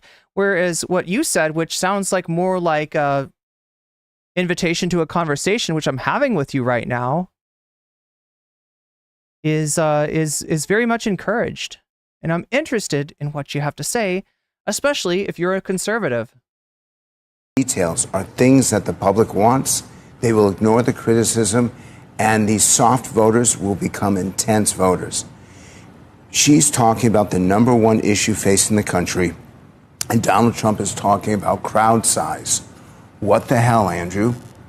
I'm not disagreeing with you. I'm asking you a slightly different question, which is, does the policy piece become an advantage or a disadvantage? And the other element of that is, it is possible if she does, for example, tack to the center. I imagine the critique will then be, well, where were you? You know, are we supposed to believe what you're saying today, or are we supposed to believe you before? And then you get into this sort of John Kerry flip-floppy thing. I mean, there's going to be lots of ways that people will critique wherever she lands. But if she's landing on making life more affordable for more people, that's the place to be. Her weakness right now are male union voters who traditionally vote Democrat over Republican by about 20 points. Trump is still Oh shit! Sorry, chat. I didn't realize. Paycheck voters that I speak of. There we go. Don't call them blue collar. They don't relate to that, and don't call them. It's like a 70s term, right? Like I said, there's a lot of people in charge of things that are just, they come from a different world, right? Trump included, right? Trump, Biden, Hillary, right? They're all like creatures of the 20th century, and shit has changed. History did not end. Things kept moving, but they're still sort of making these assumptions that just don't hold anymore. Working class, because they actually present it. They are challenged every week, every month to make ends meet. They want someone to make life more affordable to them. Even if she's attacked, then she's being attacked. Now that's interesting what he said. Don't call them working class because they resent that, right? So working class is maybe too close to like lower class. And even when people do occupy that part of the economy, it's a shameful designation. Everybody wants to think that they are middle class or upper middle class, right? Everybody wants to think that they are a temporarily embarrassed millionaire in our society, rather than you are actually doing a lot of the work of the economy and you're not getting much in return. And the thing about it is that, yeah, I mean, for a Republican, you probably shouldn't talk about workers too much, right? You don't want them to develop class consciousness. You don't want them to say, actually, I shouldn't be ashamed of being working class. I see a bunch of people sitting on their asses, collecting money for doing nothing, and they're the ones that should be ashamed. And actually, I don't like them controlling so much of my life. I want a workplace that is democratized, right? These are all poison to the Republican plan, right? Now, chat, I'm of the opinion that our two-party system is also a dinosaur, is also a creature of the 20th century, and that it needs to move forward, right? And not necessarily, obviously the two-party thing is annoying, and if we had a, different electoral system, maybe it'd be more popular for third parties to get in there and have a positive effect rather than hurting their own side, as often happens now. But I honestly think that the discussion, the discourse should not be between like Democratic and Republican, right? People talk about the uniparty, and in some ways this is a uniparty. Both of these parties support the capitalist corporate order, right? I feel like a more interesting conversation to happen would be a conversation between capitalist Democrats that want to uphold both capitalism, but have some sort of limits on it, have some sort of regulation on it, and offer some sort of social safety net for when shit hits the fan. And a party that wants to move beyond that order, a party that really does stand for the workers, and that's not limited as labor has been in the wake of World War II and the New Deal through things like McCarthyism, through the specter. You know, the funny thing is that Karl Marx talked about the specter haunting Europe, and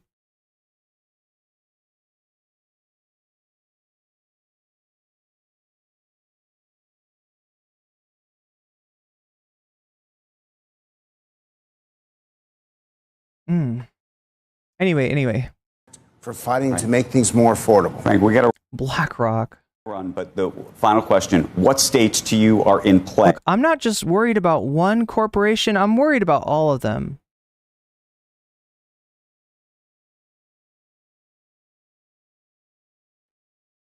I mean, what are the true swing states at this point? It's the same ones that we know of: Pennsylvania, Wisconsin, Michigan. Yeah, but then you're saying maybe. Okay, so what he's saying is that like he's identifying Kamala as what I'd call like the core strategy, right? This is the conservative plan for Kamala Harris, right? The first thing that she needs to secure is those 3 states.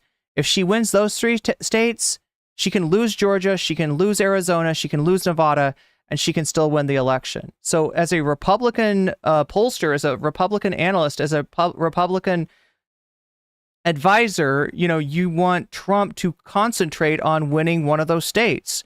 Then that forces Kamala to adjust her plan and try to win a more difficult state, win Arizona, win Georgia, win Nevada, would go for North Carolina, which she's now pulling even in.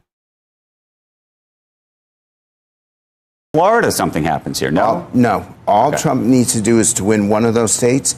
He's now talking about the election being stolen. This is a line from Governor Chris Sununu. You can't steal what you've given away. He is actually giving away this election, and we will look back on today, and I will. He's blaming Trump, right? And it's understandable, because again and again, Trump is choosing losing strategies, right? He's naming possibly winning strategies, and I think they're violent and racist strategies. I think that, they rely on demonizing people who aren't actually the problem, focusing on immigrants as some kind of boogeyman. But yeah, he's right that Trump's current strategy, his current sort of obsession, it feels like he can't not talk about the stuff that he's talking about. And that's what's dragging him down. Post this and say, you've been warned. What do your Republican friends say when you say this? They tell me yell louder. They tell me. Okay, well, anyway, that's Frank Luntz. Let's see, do we have one more? We have one more from him.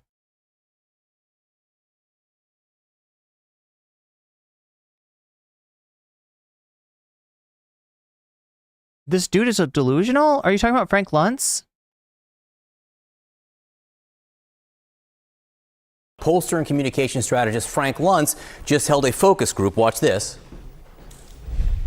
Yeah. When you're worried about immigrants, BD Nels, you're worried about people that are leaving their country because of the material conditions in their country.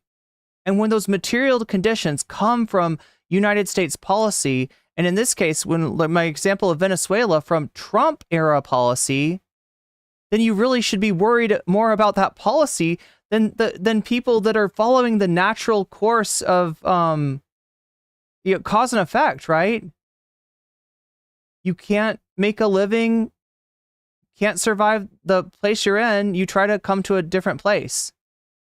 So when that's what's driving immigration, and when we talk about, the phrase illegals that gets used, we're talking about undocumented laborers, undocumented immigrants, right?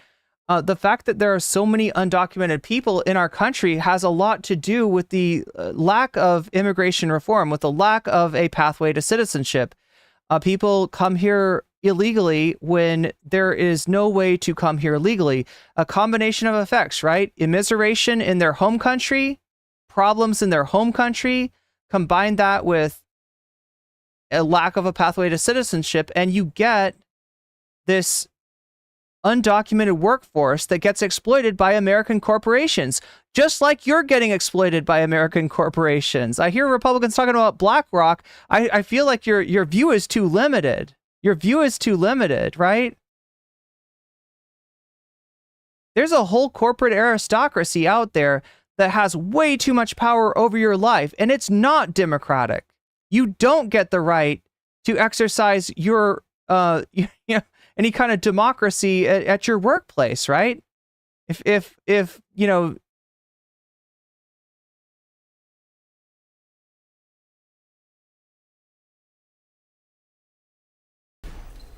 how many of you were supporting Joe Biden 14 days ago? Right? Okay, so this is Frank Luntz. Now, the one thing that I don't have from this that I would love, maybe we could find the source. Maybe he's put this up on the on YouTube somewhere else, right? But he's talking to these 20 voters. I think there's 20. 7, 11. Oh my God, there's only 15 here. Okay, anyway. I thought there were 20 voters for some reason. He's talking to these 15 people, and what we don't know is like how he selected them. Like, you know what I mean? Because they're about to say the response is going to be surprising. And I'm not sure if it's because he's selected these particular people or because he selected a group at random and they all happen to have the same response. Anyway. Raise your hands. None of you. How many of you, if the election were held today, would vote for the Democratic nominee, Kamala Harris? I would. Okay, that's all of you. That's all of you. None of you to all of you. And wait, let's see that again. You, if the election were held today, would vote for the Democratic nominee. How many of you were supporting Joe Biden 14 days ago? Raise your hands. None of you. No one supporting Joe Biden. So they were all either undecided or Kennedy or Trump supporters, or, you know, third party or Trump supporters. How many of you, if the election were held today, would vote for the Democratic nominee, Kamala Harris? I would. Okay, that's all of you. Now, some of them, I don't see their hands up. I don't know if it's out of frame or something like that, but I'm assuming he's not just lying about this. I don't know. There was like 3 of them where I didn't see their hand, but he said all of you and nobody objected. To all of you. And Frank Luntz is with us now. Frank, so thank you so much for being with us. Let me just ask you, if the election were held today, who would win? She would win. And I want to emphasize, it's not just about momentum. And I thought your commentary just before this was dead on. It's also about passion. It's about commitment. And Harris voters are even more eager to vote for her than Donald Trump voters are to him. We've not seen that in the entire campaign. Call that intensity. And her campaign is generating the intensity. And another key component is exactly why this is happening. She's just so you know, if you're jumping into the chat, understand that what we're looking for in the comments section is not the candidate that you support, but more like the conversation that you want to have, the comment that you have, the opinion that you have of what you're seeing. We're inviting you to have a conversation. And the reason that we try to limit spam of you know, go Trump, go Kamala, you know, stuff like that, is that kind of fucks the chat up, right? For people that are trying to have a conversation. So, you know, converse with each other, give me your opinion of what you're seeing. That's fine. We're not here for advertising for political candidates, right? Talking and emphasizing her persona, her attributes, her character traits. And that's where Donald Trump has been commenting. And the fact is, the American people do not want to hear the same kind of negativity, the same kind of attacks that he's been delivering. His strength is on issues, most particularly the two issues that matter most, inflation and immigration.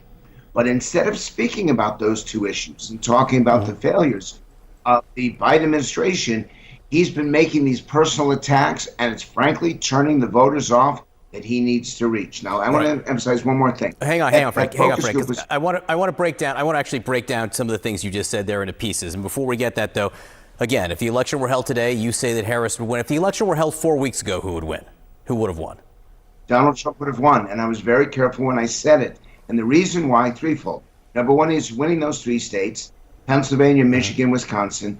Number two, he had the intensity, so he'd have done actually 1% better than his polling showed. And number three, frankly, he was on the issues that people cared about. Let's talk about the Harris side for a second, because you talk about the excitement and enthusiasm. One of the things that she and her running mate are leaning into is this idea of joy.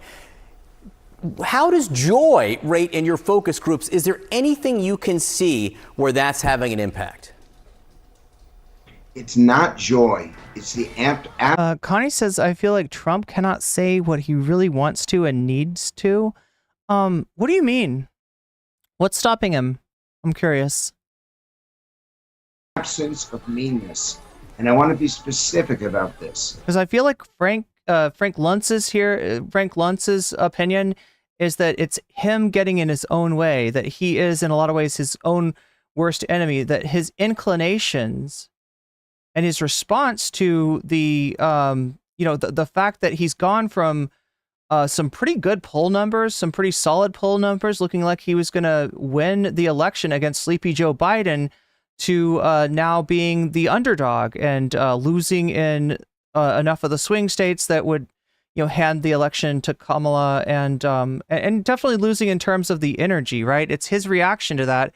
It's, him, in some ways, like his anger is leading him to choices that are making him more toxic to voters. I think is what I'm getting from Frank Luntz here. It's not that she's so energetic and so, which is part of it. The people, where's the polling for other states? You want me to go over some polling, Eliza? The focus groups appreciate that. It's that they've stopped appreciating the same kind of attacks again and again, year after year, that Donald Trump delivers. Frankly, and now let me upset everyone here, it's not that she's winning this campaign, it's that Donald Trump is losing the campaign. And I'm starting to wonder, how does he not see this? How does he not see the polling decline that he's had?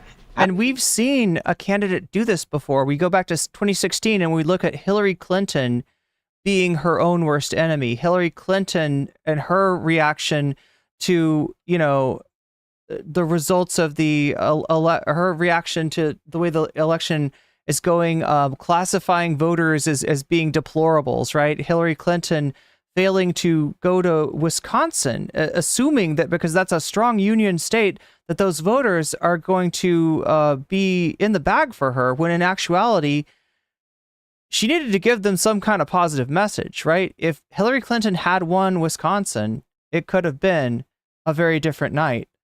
Not read and understand that people were fed up with a 93-minute convention speech that was really great for the first 30 minutes and got really awful at the end. We are different people than we were when he was first elected. We are a different country in 2024 than we were in 2016. And I don't think that he understands it. Last point, I don't think it's his campaign, because I see the stuff that they put out.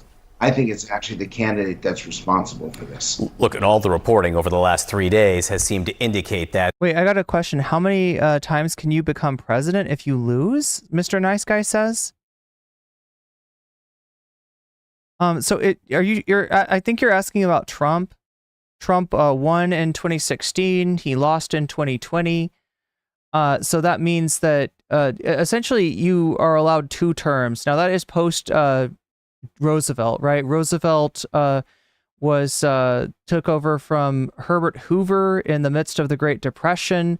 Herbert Hoover, who didn't want to take any proactive steps towards helping workers. and they elected Roosevelt. Now, Roosevelt came from wealth, and from all indications was a capitalist, but enacted some policies that have since been characterized as being socialist. In the effort of saving capitalism from itself, right? So there's a cyclical crisis that goes on in capitalism that's just baked into the system. You have things like depressions and recessions, and it's just a feature of that mode of production, right? And the people that feel the pain most acutely when something like that is going on are the poor. And so Roosevelt was able to enact somewhat of a social safety net, not as vigorous as what you might see in some of the social democratic countries in Europe in the post World War II time, and as well as public programs like the WPA, the Tennessee Valley Authority, and through that sort of staved off the threat, which was at the time, socialism was more popular than it has been since. So, sorry, getting back to the question of how many times a president can run, Roosevelt was reelected. I don't know how many times. Was it like 4 times?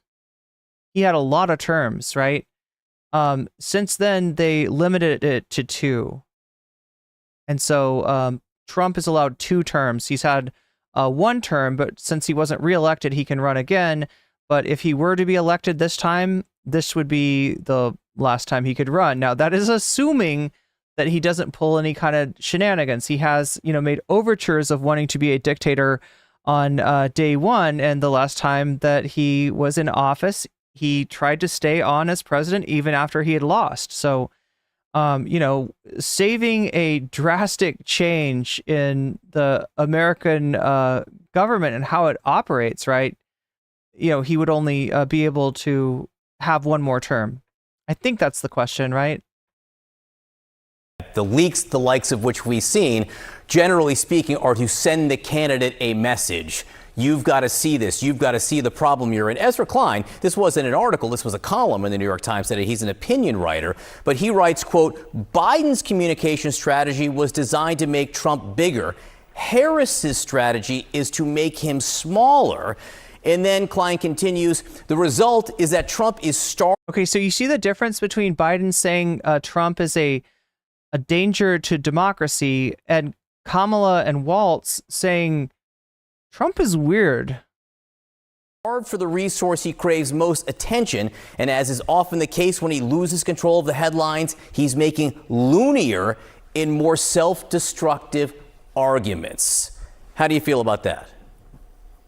I think I never thought I would say this because Ezra and I have disagreed on a lot. I think he's dead on, but let's talk about the impact on democracy in the end. The key moment here is going to be the debates when Harris and Trump stand side by side and give the alternative points of view. I still think he has a reasonable chance of winning because in the end, the issue agenda favors him. And look, not if you're so angry that you've stopped. I want to point out that he does make a point there, right? There's a long time until November. A lot can change. Kamala's riding high. She will probably continue to ride high through the end of the Democratic National Convention. But after that, yeah, things could change. Momentum could change. A debate could change the momentum, right? There's a lot that could happen. So anybody that's out there thinking like it's over, I mean, Trump is his own worst enemy. Trump is making things worse for himself right now, but it's not over. It's not over by a long shot. Stop reflecting the people you're trying to reach. Frank Luntz, great to speak with you this morning. Thanks so much for your time, as always. CNN's Jeff Zeleny leads us off this hour. He's joining us now. So, Jeff, for Harris and any campaign, really, the mission number 1 is create the momentum and then keep the momentum. For the Harris campaign, what does that mean? What does that look like now?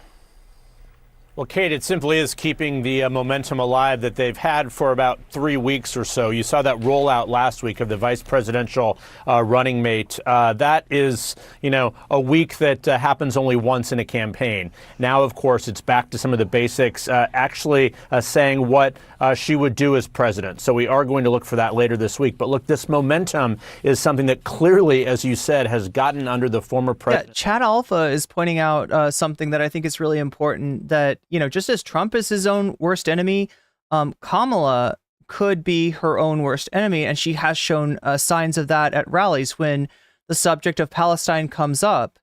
Now, there's one example where she reacted in anger and told the protesters that they were essentially helping Trump win.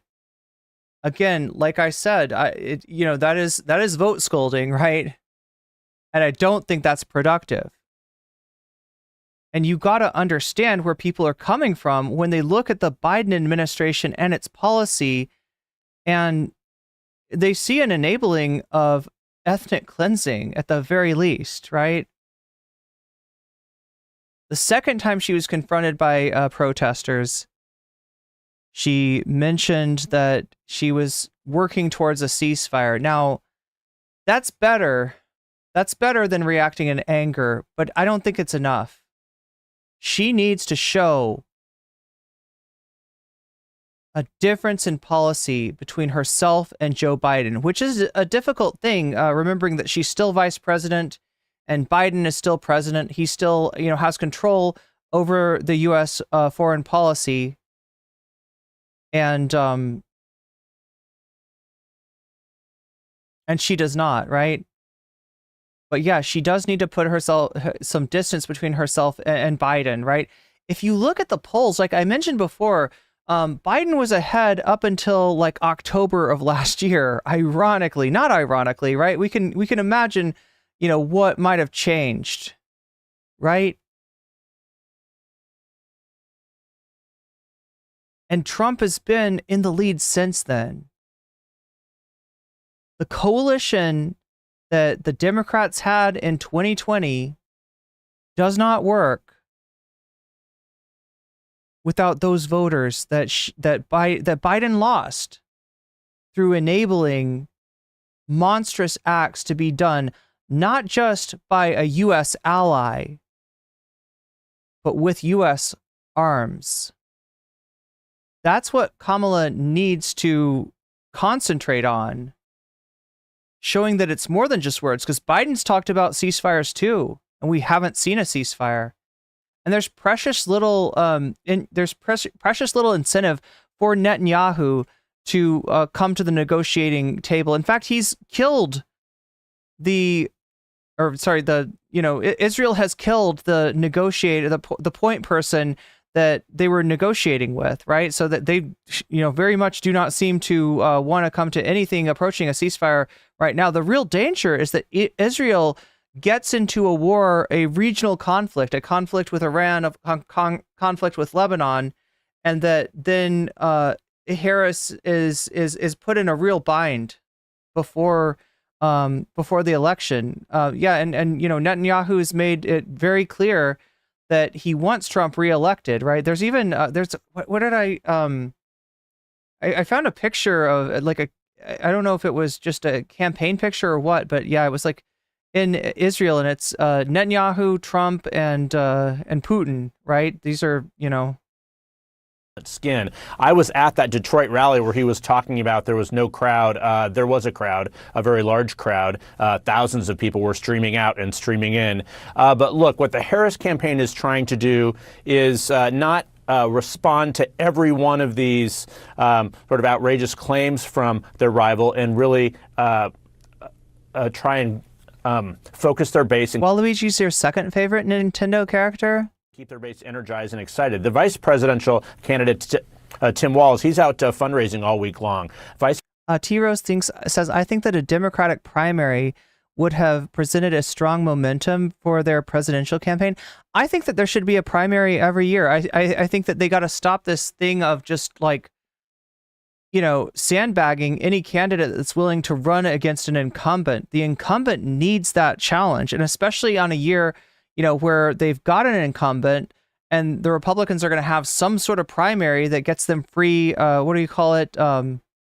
Unearned publicity and the rest, right? It's incumbent upon the Democrats to have something interesting too, and to really test that incumbent and see if they're up to the challenge of running for another term. If they had done that with Biden, if Biden had actually had, viable figures run against him instead of the opponents that he did have, then you might have seen this. You might have seen the problems with Biden as a candidate earlier. President Harris is back here in Washington after her swing last week. They simply are trying to... Yeah, she should also address her record of jailing nonviolent drug offenders as a prosecutor as well. To keep their base energized, of course, leading into the Democratic convention next week. But it is about policies and proposals that we are expect to hear later this week, because she really has not answered questions at all. Or a Democratic primary would have, the Democratic primary of 2020 led to, I don't know about Nancy Pelosi, but definitely Obama had a hand in getting all the centrist Dems to drop out in one night and Elizabeth Warren to stay in order to hand the race over to Joe Biden. Say why, in fact, she is running. But yeah, if what you're saying is that there is too much power invested in institutional figures in the Democratic Party, you are correct. You are correct, right? And there's too much of a fear of having a real organic contest,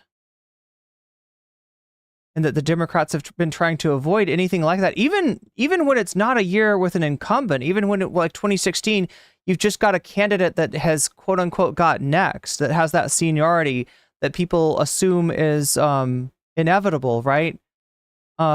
You don't have you have too much of the thumb on the scale. But again, when we're talking about political parties, we got to understand these are not like apparatuses of American democracy. These are private clubs. These are brands that endorse a candidate and are not beholden to any sort of democratic norms. Small d democratic. For president, or what she wants to do as president in her first term of a Harris. Washington warned us about the threat of political parties. Yeah, not to glaze up the founding fathers or anything like that, but yeah, even Washington, the first president, did not want political parties to rule. Administration. So, of course, they have to put some more meat on those bones, Kate. Well, let's talk about the meat on the bones. Republicans are attacking Harris. Sure. We heard that from J.D. Vance. I heard it from, surrogates who were on the show just this morning, that Kamala Harris is not rolling out enough policy. What is the Harris campaign saying about that? Well, look, it is very early in her campaign. Well, you know what? Considering the political atmosphere that Trump has created, right? In a lot of ways, he's being hoisted on his own petard, right? Campaigns from 2020 onward have been more about personality and less about policy, right? The idea that you would have a major candidate that gives every single opponent he faces a nickname, right, it's kind of weird. It's kind of weird. But again, this is what Trump created. And now it's cutting against him. So we are starting to see more. In fact, we heard of some policy proposals late last week. She was talking about the border bill. She said if she is president. Primal says Democrats cry about Trump being a danger to democracy, yet they're the one ignoring the primaries. Again, Primal. Again, primaries and political parties are not part of democracy. These are private clubs. These are brands that put their stamp of approval on the candidate and help to get them on the ballots. And they're not beholden to, democratic norms. That being said, what we had was not anything anti-democratic. What we had was a candidate showing up in a debate, showing that he cannot run for president, even though he thinks he can. Even though he thinks he's God's gift to democracy, Joe Biden couldn't cut it. And the party putting pressure on him to leave. And in the end, him withdrawing from the campaign was his decision. So I don't know, co-parter maybe. She would sign into. But you're not the only one coping about this. Donald Trump is coping about this. Donald Trump is really butthurt that he doesn't get to run against Sleepy Joe. The border bill that was going through Congress, promoted by Republican Senator James Lankford of Oklahoma and a bipartisan group that was derailed in Congress by the former president. He told Republicans to stop negotiating on this. So she said she would sign that into law. So that's one very serious piece of policy. There's not been a bipartisan immigration bill discussed for a couple decades here successfully in Washington. So that is one. She also was following the former president's. Yeah, and it's not the reason that this doesn't get passed is because it's too damn useful for the Republicans. Right. And here's the fucked up thing about the Republicans, especially before Trump. They want to allow the corporate interests for whom they are cronies to use and abuse undocumented workers. Right? It's great for those companies. They can pay them less. They can treat them like shit. And if they ever try to unionize, they just call immigration on them. But they also want to be able to demonize immigrants. And so keeping in that holding pattern that they were in, it kind of works for them. Right? There's no incentive for them to, vote for something that offers a pathway to citizenship, because then the crisis gets solved. And their corporate paymasters, the people that finance their campaigns, are out of these disposable workers that they have with the undocumented immigrants. Lead when she was in Nevada over the weekend, talking about the taxes for tips on workers, for servers and things. So that is something else that he accused her of following his lead. And she was, but she also said she would use that to pass a minimum wage bill as well. So we're seeing some. He was threatened with the 25th Amendment. Show me proof of that. Show me proof of that. Do you have recordings of secret conversations that the rest of the world is unaware of? Put up or shut up, chatter. Of these lines being drawn in, but they are promising, a more economic policy later this week, perhaps Wednesday or Thursday, to fill in some of these gaps. But again, she is trying to keep this momentum alive going into the convention next week. And then we're almost at the end of August. So yes, still 85 days to go. There's no doubt this is going to be, she believes that they're still under. Again, there's so much coping and seething about this. Like, is that really the reaction from Republicans that I'm hearing from chat? That you just can't stand the fact that Kamala is winning and that Joe, that Trump is not allowed to campaign against a walking corpse? Is that really where you're going to hang your hat on? Seriously. That is so pathetic. That is so pathetic. Is that really what you're stuck on? Like, they threatened to invoke the 25th Amendment. Oh my God. Oh my God, you mean political pressure was brought on a candidate to drop out of the race? You mean like the political pressure that was brought on those candidates that dropped out in 2020 and endorsed Biden? Yo, you don't like, that's like, unfortunately, that's the most normal thing in politics, right? That is how this world works. And look, could there be a better system? Yeah, there could. There definitely could. But when you have a combination of capitalism and democracy, you have a combination of a fox and a henhouse. All right? The fox being the corporations, the fox being capital, and the henhouse being democracy. Right? And I do believe that we should move past that, but I'm not sure that's a conversation that anybody in here is prepared to have right now, right? We're talking about electoral politics right now. We're talking about the way that things actually work in the real world at present. We're not talking about what, mode of production might be better for humanity to embrace in the future, right? For that, we would need, at the very least, a little bit of class consciousness. Right now, that consciousness, the acknowledgement that there are those of us who work for a wage and there are those of us who own for a wage is not widespread enough, right? At the very least, for workers to control the means of production requires that kind of consciousness, right? Now, I do try to talk about that. I do try to point to that. I do try to show you, who your enemies are not, first and foremost, and maybe suggest what your enemy actually is, which is not a person or a type of person or anything like that, but a system. A system that is fucking like 99% of you over. I don't know. There might be like, one or two actual, people who own the means of production in my chat. And if so, the super chat button is right there, right?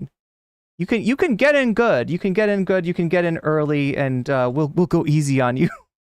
Anyway, chat. There we go with Frank Luntz. I think that's all the Luntz tent. We're gonna call it Luntz tent. I don't know, chat. That's not that. I'm trying to make fetch happen. Let's go back to my playlist here.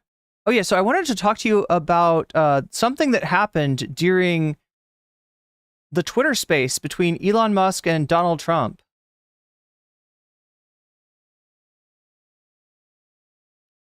Oh, wait a minute. Is this the one from...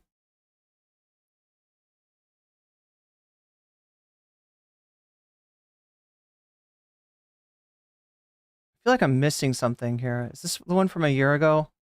Okay, there were a lot of conspiracy theories.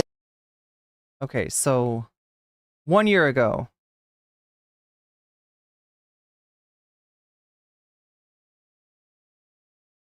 Around the 2020 election about widespread fraud favoring Democrats. 2,000 mules stuffing ballot boxes.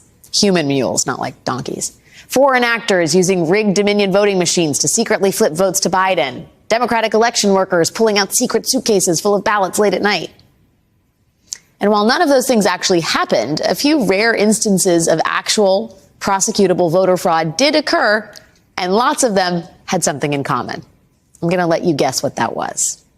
For example, 4 residents of a Florida retirement community called The Villages pleaded guilty to felony charges of voter fraud. Chat, do you know about The Villages? I feel like I haven't talked about this in a while. What are The Villages? It's like a retirement community in Florida, right? Where, I don't know, people ride around. It's a strange place. People ride around on golf carts. And at least in 2016 and 2020, it was known for being fairly conservative. But yeah, there's like a strong contingent of Trump supporters in The Villages. Each admitting to casting more than one ballot in the 2020 election. And 3 of the 4 felons from that very Trump-friendly community were registered Republicans. The 4th was not affiliated with any party. Then there was the Pennsylvania man who cast an absentee ballot for Trump, using a ballot meant for his mother, who had died before she could vote. There was the Republican Party official from Ohio, who cast a ballot on behalf of his dead father.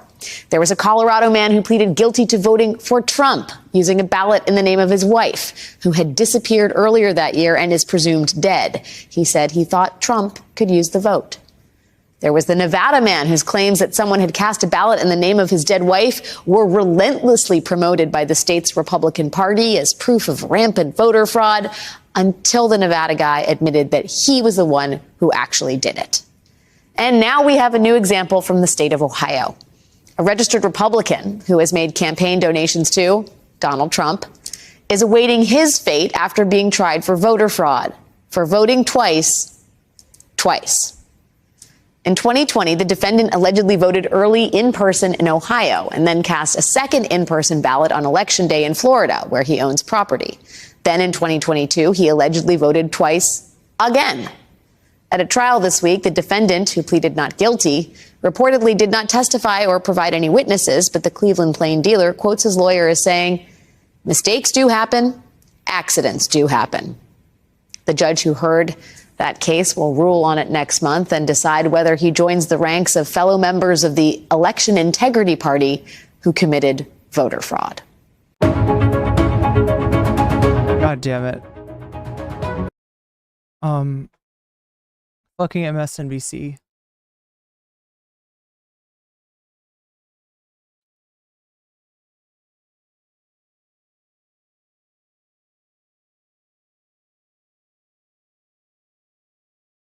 Okay, so here's a little look. Look, people are complaining I'm watching too much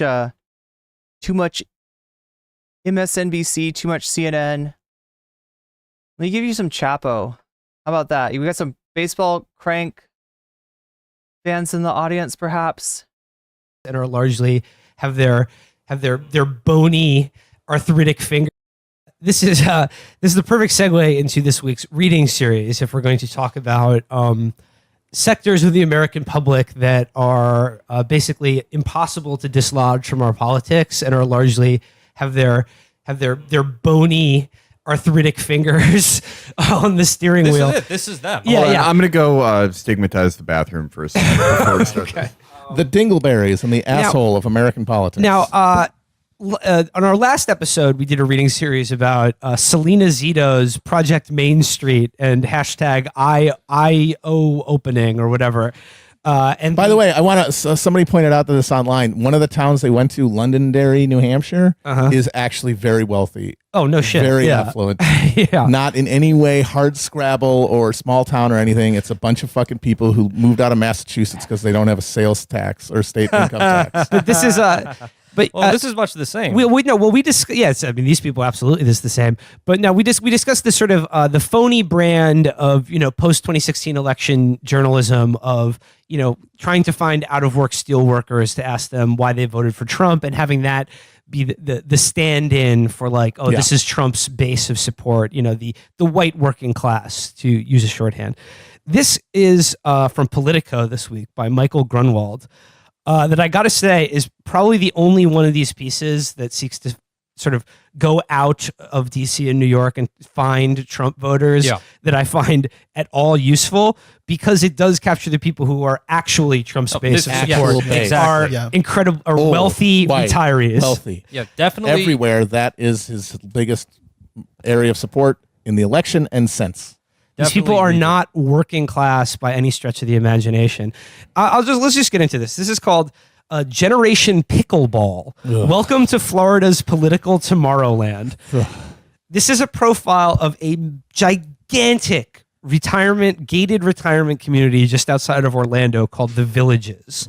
That honestly should just be called The Village, because it's like that spooky movie and there's a twist ending. The twist ending being that they're actually living in the modern world. That's just as true for this segment of the population. Oh, come on. Did I just spoil that movie for you, Virgil? He's dead the whole time, by the way, in Sixth Sense. Okay, so there is some amazing color in this story. And it's also, again... White. Predominantly. It's also incredible. It's incredibly telling about the mindset of the Trump voter. Like we said, how can you hear audio of kids screaming and being separated from their parents and be like, good, more of that, yes, please. The answer lies in this article. So I'm just going to begin here. The Villages is America's largest retirement community, a carefully planned, meticulously groomed dreamscape of gated subdivisions, wall-to-wall golf courses, adults-only pools, and old-fashioned town squares. It's advertised as Florida's friendliest hometown, and it's supposed to evoke a bygone era of traditional values when Americans knew their neighbors, respected their elders, and followed the rules. It has the highest concentration of military veterans of any metropolitan area without a military base. It has strict regulations enforcing the uniformity of homes, as well as the people living in them. No families with children except to visit. And it is Trump country, a reliably Republican, vocally patriotic, almost entirely white enclave that gave the president nearly 70% of the vote. Calling it a metropolitan area is kind of loose because it is just a giant sprawling suburb, but it has been growing nearly exponentially. At 2010, it was like 60,000 or so people living there. So, Chad, as you may have guessed, right, this is a podcast from, oh my gosh, 6 years ago. All right.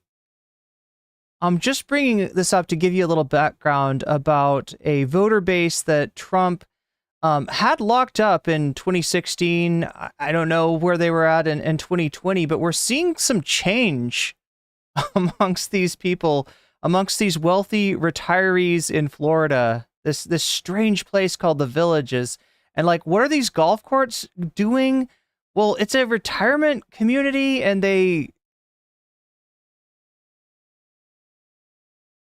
well, instead of, I don't know, making it walkable, they've made it golf cartable. I'm not sure I entirely understand, but there's a certain generation that likes riding around in a golf cart. And there's all these little paths around here, right?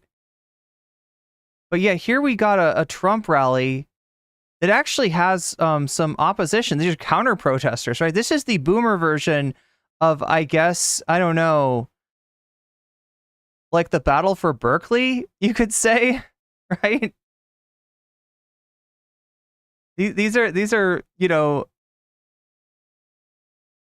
MAGA chuds in golf carts riding in support of Donald Trump, and this is the Antifa that shows up. Yeah, Black Bloc looks a little different in this world,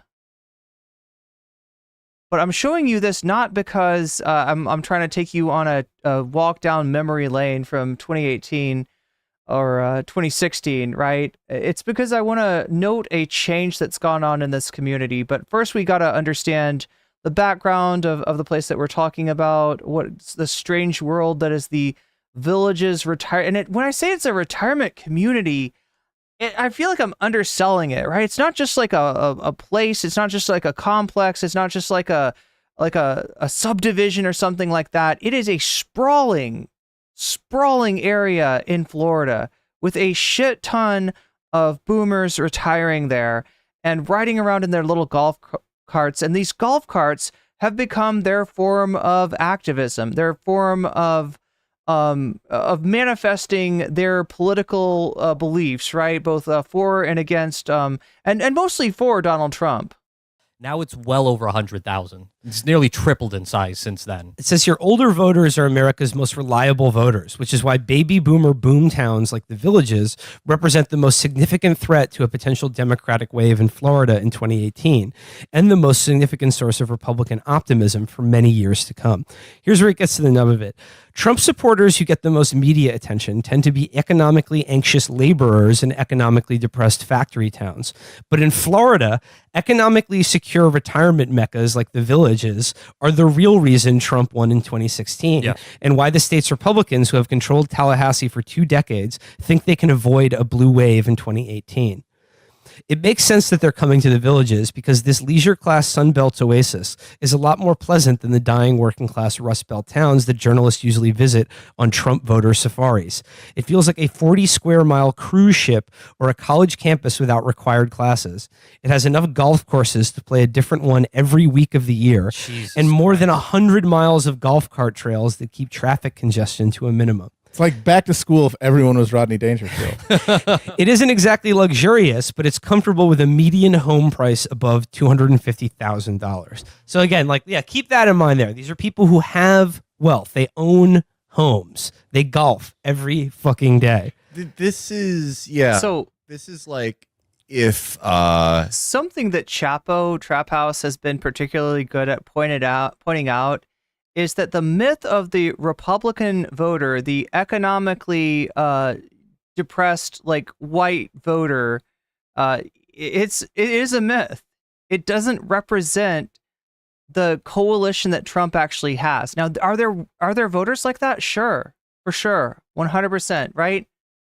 But the majority of the people voting for Trump are not like working class laborers. They are what Chapo describes as the jet ski dealership owners from Terre Haute, Indiana.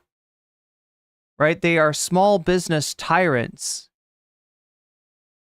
And you know, fairly old, right? You know, it's a fairly old, the Fox News demographic, right? Is I don't even know what it is now. It was somewhere in the 70s the last time I checked the average age of the Fox News viewer, and I mean, this is where a lot of them live, right? Now, again, this is still a little bit dated. This is still a few years old. I want to, you know, give you the background of who we're talking about, what we're talking about, the rabbit hole that is the villages. Miles and miles of it's almost like the back rooms or something. Do you know what I mean? There's something like liminal about this space. There's miles and miles of golf carts. Another thing about the villages is that rates of sexually of STIs, let's just say it that way, are kind of through the roof, because these boomers, they're practicing like a party lifestyle. And so they've got these out of control like outbreaks of STIs there that have been documented as well. Anyway, an ancient description of paradise was made by the people who make those memes, like how to get respect from me. 1, wear a belt with your pants. 2, you know, this is tuck your t-shirt in. Yeah, there is no way that these people aren't doing child sacrifices to Jimmy Buffett songs. Like, this is the most horrifying thing we've had read in a while. And it's worth pointing out, all of this is owned by one company. Jesus. The Shinra company. I'm sorry. They talked to a guy, Larry Harmon, who's a former Chicago area stockbroker who runs one of their little investment clubs. He says, I keep telling people, come on, Trump has nothing to do with your portfolio. Harmon, a former Marine, is much more excited about Trump's crusade against the National Football League. Holy, this fucking dumb hog. Players taking a knee, that's bullshit, Harmon told me. I'm with the president 100%. Throw your hand over your heart and respect our flag. So it's getting this guy should live in a kennel. Like, there is nothing that the world gain. I know I was just saying, like, we need a program before we can marginalize people, but now, like, hearing this guy, it's like, no, this guy should live. This guy should be naked and live in a kennel. This guy is just a fucking dullard. Like, the only reason he's voting is because Kaepernick kneeled. This guy is. You could just amuse him with like a Kong filled with peanut butter. This fucking idiot. Oh, there's more. There's way more. It gets so much better. But I like that was what it gets is like, this guy is smart enough to know that like the fucking stock market doesn't really care who's fucking president. Yeah. He would be raking it in if Hillary Clinton was still president. Yeah. But he loves Trump because he's willing to stand up to those goddamn NFL players. All right, so when was it? This guy was probably in the Marines during like Grenada. Yeah. I didn't strain my MCL for you to kneel, you piece of shit. So you guys, it's not a coincidence that the Villages supports the nation's largest American Legion post, or that the signs on its bar declared no NFL games on post televisions. Oh my God. So listen, Republicans outnumber Democrats by more than 2-1 here. And in interviews, they generally express support for Trump's tax cuts, as well as his hands-off approach to Medicare and Social Security. That has helped blunt the perennial Democratic pitch to seniors. Choose us because Republicans are coming for your checks. But what really attracted them to Trump were issues that had little to do with their pocketbooks or their daily lives, like his opposition to sanctuary cities, or his insistent rhetoric about strength, or his attacks on Muslims, MS-13, and protests by black athletes. They feel like Trump is on their side in a cultural war against cop haters, their perception of scheming foreigners, global warming alarmists, and other politically correct avatars of disorder and decline. They thought President Barack Obama was on the other side, standing with transgender activists, welfare freeloaders, and Islamic terrorists. When Trump vows to make America great again, they sense that he means more like the Villages. Oh, let's hope so. Yeah, these are the people you alienate by talking about bathrooms. And good, I want them to be alienated from the mainstream. Yeah, if like just tomorrow Trump like saw a Gangland episode that impressed him and he's like, actually, we're bringing every member of MS-13 over. It could be double citizens and they get 10 times. Like, just for some reason, like their lives wouldn't be affected. These people are more likely to be beaten to death with a golf club over like some weird mishap that started on kink.com than any gang shooting ever. It really is like living in a village where there's law and order and people take care of each other, said Baxley, who owns 3 funeral homes in the villages. Boom times for him. Trump tapped into that sense that the rest of America isn't like that anymore, and some people don't have to follow the rules. This is Jonestown for people who smashed Dixie Chicks records. That's what this is. Like this is like a cult. And again, is there a fact check out there or a civil, polite, reasoned argument that could reach these people? They're telling you point blank, I don't give a shit about the economy or any policy that might affect my life. I care that he's standing up to largely imaginary evil villains that lurk just outside the walls of my gated village. I think it's important for people with like a certain political program to believe in the ability of people to change, but these fucking people have always been like this and they will always be like this. What's so monstrous to me, in addition to all of the myriad just disgusting exemplars of racism and hierarchy, is they think they're defending some city on a hill, and it's this. This is the culture that they're willing to kill the world for. They would see a million people stacked, like corpses stacked on the fucking Mexican border to protect what is essentially a giant open air TGI Fridays that's going to be underwater in 50 years anyway. Yeah, that is the fucking world that they're willing to just countenance any amount of bloodshed to maintain. They want to do the Crusades for the entire world for the Billy Big Mouth Bass. Here's some more good stuff. One recurring phrase from veterans at the Post was that they were 100% behind Trump, even though they might quibble with his tweets, his extramarital activities, or even his policies.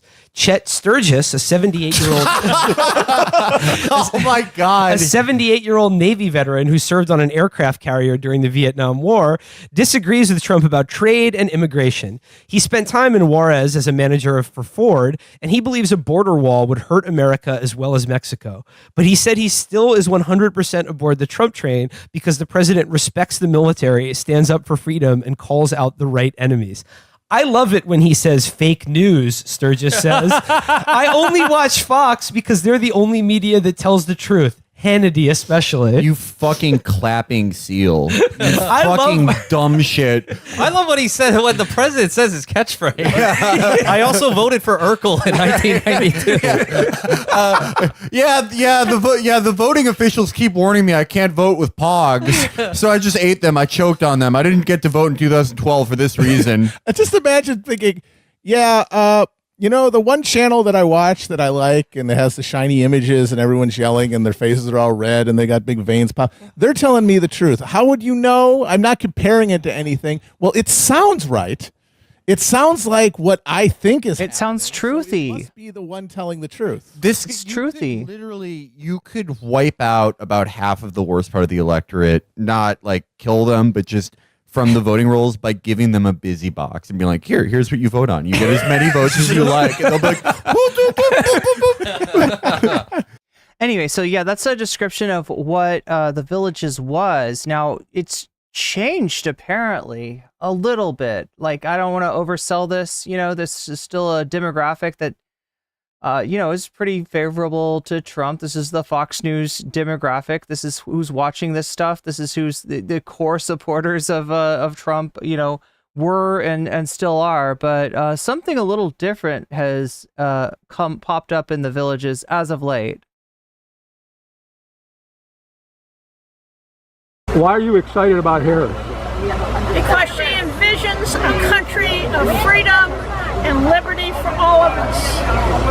Trump just wants to bring us back. She wants to put us ahead. And that's where you think America's ready for a woman of color, a woman? I'm ready for a woman of color or any woman that embodies the things that she does. What difference has Kamala Harris made for Democrats and you think for the country?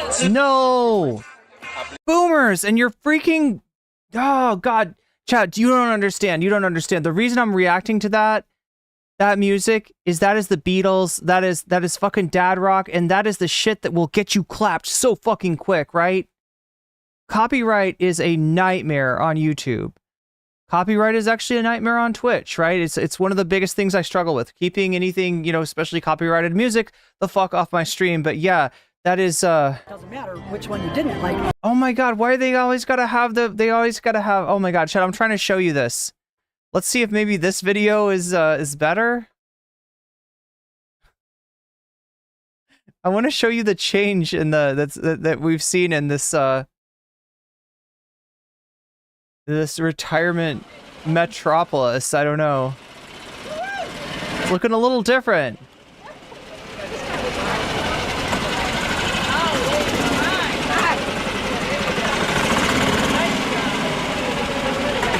You won't have to vote next ever again.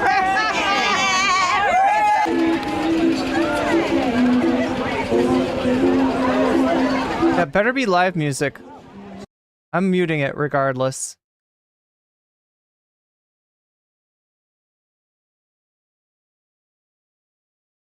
Like, isn't this fun? You The look energy. No, I'm not official, but it's so much fun. But don't get run over. This is so exciting. Yes, isn't it? It is so exciting. People just feel energized. Yesterday we were at the office making signs and they were coming in just very energized. Great. Anyway, were these people at the villages before? Probably, but they just didn't have they didn't have anything to cheer for. I mean, you saw like our sort of the senior version of wait, that's where is this one again? Yeah, you saw the counter protester show up there, right? They did have a few people but these people are like protesting the golf cart rally. Now the seniors at the villages are holding golf cart rallies of their own. They are proud. They got the energy. They got the momentum. We have a great person for. So does this represent a real movement in the, I don't know, retiree demographic? I can't tell you for sure, but it is interesting to see how things have changed. Anyway, Chad, I don't want to bore you with that anymore. Let's see. Let's get back to where, oh yeah, I was going to show you this. This is She looks like the most beautiful actress ever to live. It was a drawing, and actually, she looked very much like our great First Lady, Melania. The United Auto Workers are filing. What? He thinks that this drawing of Kamala looks like. And actually, she looked very much like our great First Lady, Melania. I'm sorry, I got to see that again. And actually, she looked very much like our great First Lady. In what way? Like, Melania's had a lot more work done, and it shows. She looks done. Melania. The United Auto Workers are filing federal labor charges against Elon Musk and Donald Trump following. So again, this is a result of the Elon Musk and Donald Trump collab that went on Twitter, that Twitter space that took forever to even get going, plagued by technical difficulties. Elon claimed it was a DDoS. But regardless, when it did start, it was ridiculous. Trump sounded like Sylvester the Cat. He had a lisp for some reason. And, well, they talked about a lot of things, but one of those things was Trump's admiration for Elon firing people, right? He calls him a cutter, right? Meaning, he's good at cutting positions, cutting jobs, firing people, right? And then he starts talking about, particularly in the case of unions, right? Which Elon's very much against, so... Their insane and rambling conversation last night. So I'll get to that. In case you missed it, this discussion was such a waste of time. So the only way to listen to this is to listen to someone else commentate over top of it, which is what I was doing. There is no possible way you could sit there for 2 hours listening to these two clowns talk about bullshit and just ramble on. It was essentially a Donald Trump campaign speech where he's just, going on rambling, complaining about whatever. but with a hype man, where you have Elon Musk chiming in every now and then saying, "That's right, sir. You're right, sir. That's right. Oh, you're correct, sir." Like it was so to see a billionaire grovel like that at Donald Trump's feet. God, I got secondhand embarrassment listening to Elon Musk just kiss Trump's ass the entire 2 hours. It was really quite something. So, the audio is out there. You can find it. You can listen to it. I don't recommend it because it's so boring, but go right ahead if you want. I will pick out a couple of clips that were newsworthy from it. But it's also worth mentioning that what I said yesterday in a video did come true. Interview crashed and burst into flames. So it was delayed like an hour.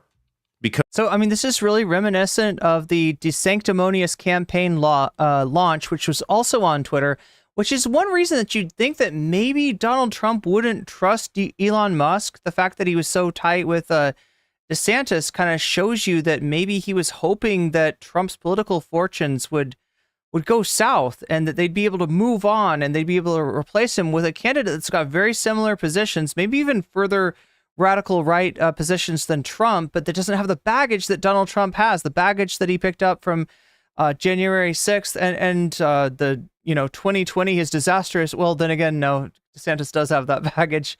But yeah, regardless, Elon might have had a different candidate in mind, and it didn't work out. It didn't work out at that Twitter space. It didn't work out at that campaign launch. And well, we're repeating that same sort of thing.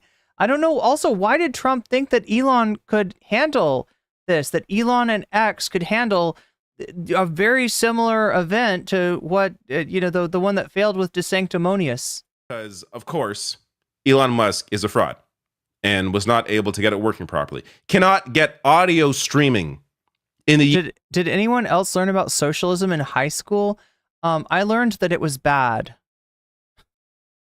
I learned that capitalism had proven to be the superior system, and that, like, if you want socialism, it means you like dictators. And unfortunately, since I've learned that capitalism and especially with democracy as a fig leaf, right? Or it's authoritarian. The capitalism is pretty fucking authoritarian in its own way, and that like I said before, it's a fox in a hen house, right? A capitalist democracy is a fox in a hen house. Even when you have vigorous regulation, right? Even when you have like a sort of post-New Deal, post-World War II situation, right, where regulation and social safety net is the order of the day. You still end up with an undermining of anything approaching democracy. You end up with McCarthyism, right? The whole thing that's nice about democracy is supposed to be freedom of speech, freedom of expression. And here you have democratic means, in this case, the House Un-American Committee subcommittee, or the House Un-American Committee on Un-American, what the fuck is it called?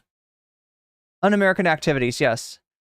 The House Un-American Activities Committee. Here you have like democratic apparatuses used to suppress free speech. Year 2024. You can't get audio streaming working properly on time. He blamed like a hack. Of course he did, because he's not going to take. Oh, I'm sorry. I got a question in Shorts chat. No poll today. Actually, we do. But you need to click on so I've got a pinned comment here. You can click on that and you can find the link to the full scale stream, the full size stream. And if you click on that, you can vote in there. Just make sure to leave me a like while you're there, because it helps me out a lot. And you can vote for the topic of your choice. Right now, today we have 4 topics for your for your approval. Mr. Beast hires a PDF. Vosh road rages on bikers, on motorcyclists, right? NCC dunks some more on President Sunday. If you want me to choose violence, you can choose violence for me by selecting that option, or you can select the option of finding more about J.K. Rowling's mold symbiote that she's fused with, right? Right now, it looks like Vosh road raging on bikers is the number one choice, followed by Mr. Beast hires a PDF and J.K. Rowling's mold symbiote. Oh my gosh, not a lot of people choosing violence. I think people are sick of the Sunday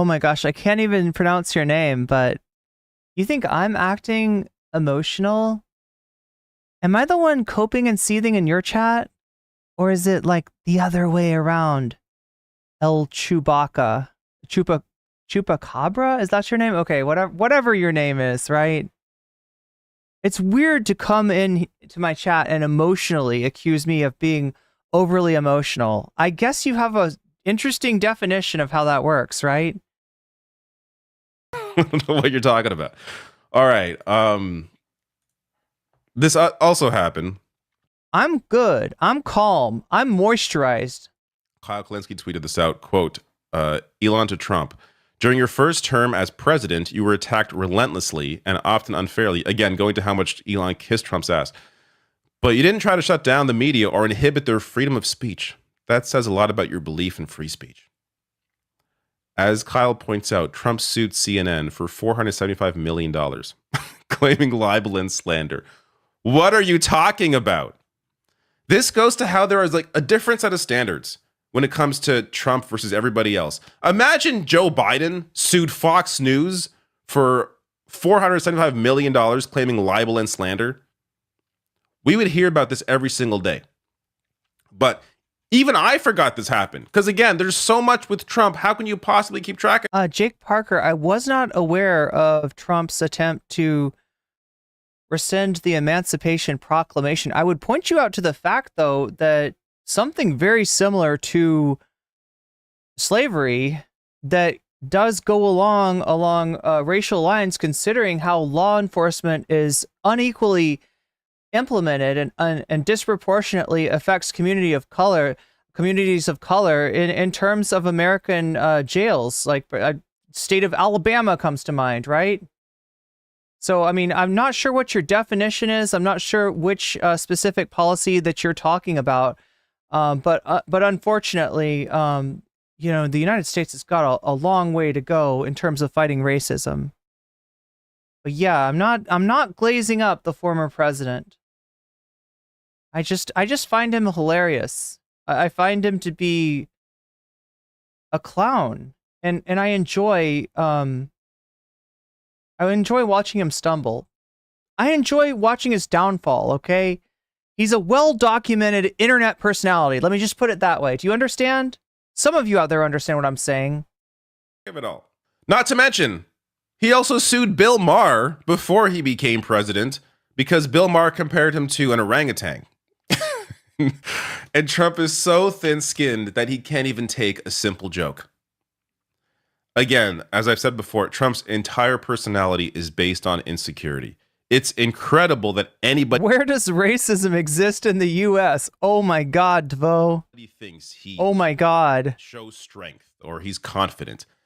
How can you possibly think Trump is confident when he cries endlessly about crowd sizes?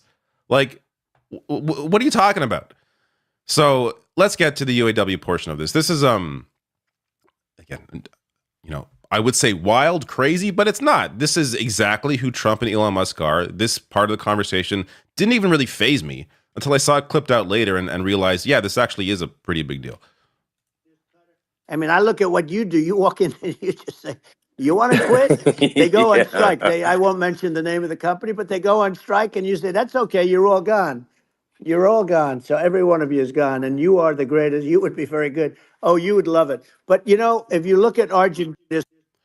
Here we go. Trump and the Republican Trump's CNN lawsuit was dismissed. Thanks for the update, J-Knock. Party pretending they care about the working class. They care about the worker. Trump openly advocating for firing people who are trying to unionize. The only power that the working class actually has against massive corporations is banding together. And here he is openly mocking that idea and advocating for firing those people. Okay, so as far as let me just mention something, okay? When you come in here and you want to chat, right? We're trying to make a good environment for chat. That's very hard to do on Shorts. So we're more interested in what you think about the candidates than in which candidate that you vote for. So please don't come in here with like a Trump 2024 or RFK 2024 or Kamala 2024, right? Tell us what you think about the candidates. That's what we're interested in. But can we admit that Kamala sucks? I can admit that there are things about her policy that suck. I can admit to her that her reaction to protesters asking her to stop the absolute ethnic cleansing that's going on in Gaza is pretty bad. I could admit that her caving into Trumpian immigration policies is kind of fucked. Yeah, there's some downsides to Kamala. She's not the candidate that I would prefer if I were selecting the candidate. But again, you got two options, right? Depending on what kind of state you live in, right? If you live in a state where you're a solid red state, a solid blue state, it's not likely to change, right? Then you can kind of vote your conscience, and you can try to build up, a third party candidate or an independent candidate that you believe in, right? If you live in a swing state, though, you might want to consider weaponizing your vote. What do I mean by that? I mean voting to support the candidate that can beat the candidate that you really don't want to see in there. So in that sense, yeah, using your vote to vote for Kamala in order to fuck up Trump's world, that's a pretty base decision. Now, it's not the decision that I'm going to try to force on somebody. It's not the decision that I want to scold somebody into making. Again, there's a lot of reasons to be disgusted with Kamala Harris. There was a lot of reasons to be disgusted with Joe Biden. And to somebody that feels like that feels left behind, that feels let down, that feels that the Democrats have thrown them under the bus, I think it's a more productive use of my time and energy rather than vote scolding them to put pressure on the Democrats, to put pressure on Kamala Harris to be better, right? That's my perspective on it, if you're asking. So this went on, UAW went on to put this into an ad. Check this out. I mean, I look at what you do. You walk in and you just say, you want to quit? They go on strike. I won't mention the name of the company, but they go on strike and you say, that's okay, you're all gone. Oh my God. Base chatter. Zach Gregory says, I like that both candidates want to control the southern border because having an open flow can be harmful to the country. See, I don't see that. When you say it's harmful to the country, right? But you do say pathway to citizenship. We need easier pathways to citizenship. That's what I think that you said that was based, all right? I've heard people say that they think immigrants are harmful to the country. They will name things like crime, all right? So when we're talking about undocumented workers, when we're talking about undocumented immigrants versus citizens, who commits more crime? It's citizens. And you can guess why, right? If you're in the country in a precarious position where you're undocumented, maybe you're working for, sort of under the table for some company and they're underpaying you, and they know that if you should decide to try to unionize or something like that, you can have immigration called on you. If you're in that kind of precarious situation, do you really want to rock the boat by committing a crime? Do you really want to do that? It doesn't make sense, right? But yeah, this is something that gets drummed up. This is something that gets demagogued, right? This is something that a lot of people will just believe without any proof. Oh yes, undocumented immigrants are doing all this crime. And all they got to see is one example. Show them Laken Riley and get them to believe that this is a thing that undocumented immigrants are doing, when in actuality, like I said, an undocumented person in this country is less likely to commit a crime than a fucking citizen. Should we deport all the citizens, right? If that's what we're going to go by, if that's our standard, that we don't want crime coming into this country, well, there's more crime that's already here. But yeah, it's really easy to attack an outsider.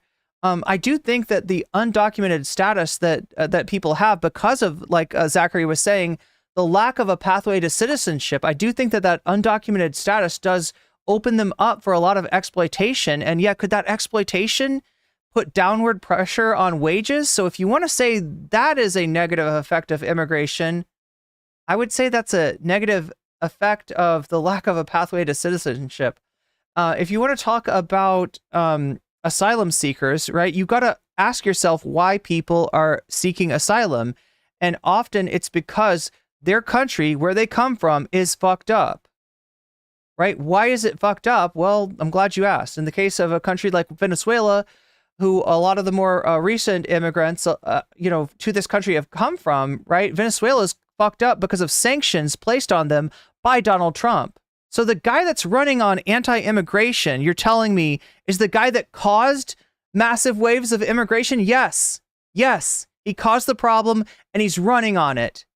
And he doesn't have a solution. He has a demagogic plan of a hermetically sealed border that just could never exist. That's not how shit works. When you have the immiseration of different countries by the global hegemon, United States, that has immeasurable power, particularly in Latin America, you are going to have immigration as a result of that. If you want to fix that problem so that people don't need to leave their homes, then you got to fix the policy. And if you want a situation where undocumented immigrants are being exploited by American companies, then you got to fix the immigration system. You got to provide a pathway to citizenship. But yeah, base chatter for bringing that up. Thank you.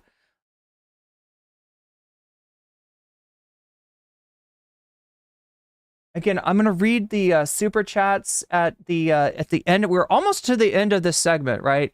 We're going to be talking, stick around though. We're going to be talking about Joe Rogan in just a second. So, yeah, thank you for the super chat. I'll be reading those after this segment, and make sure when you super chat, you can help us pick our next content, right? You can vote on it right now in the poll that's going on in the full scale stream. We got 101 votes. Vosh Road Rages on Bikers is in first place. Mr. Beast Hires a PDF is in second place.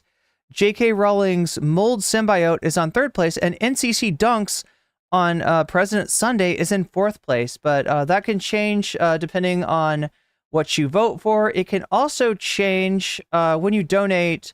You're able to put your donation as a percentage towards the topic of your choice. So just make sure if you do a super chat, if you get yourself a membership, if you gift memberships, if you sign up for Patreon, any of those things, let me know in chat which of these topics you would like to see next, and I will put your money where your mouth is. That goes for Twitch too. If you're on Twitch and you get yourself a sub, which you might need to get out of the top of the hour ad break. Where are we at? Yeah. In about 10 minutes, we got another ad break. It goes on. It's for 3 minutes at a time. It's unskippable unless you get yourself a sub. You can do that for free with the Twitch Prime sub. You can do that for $6 with $6. Or you could possibly be gifted a sub by a generous person helping to get you out of the top of the hour ad break. But you're more likely to have that happen if you're active in the chat. So every one of you is gone.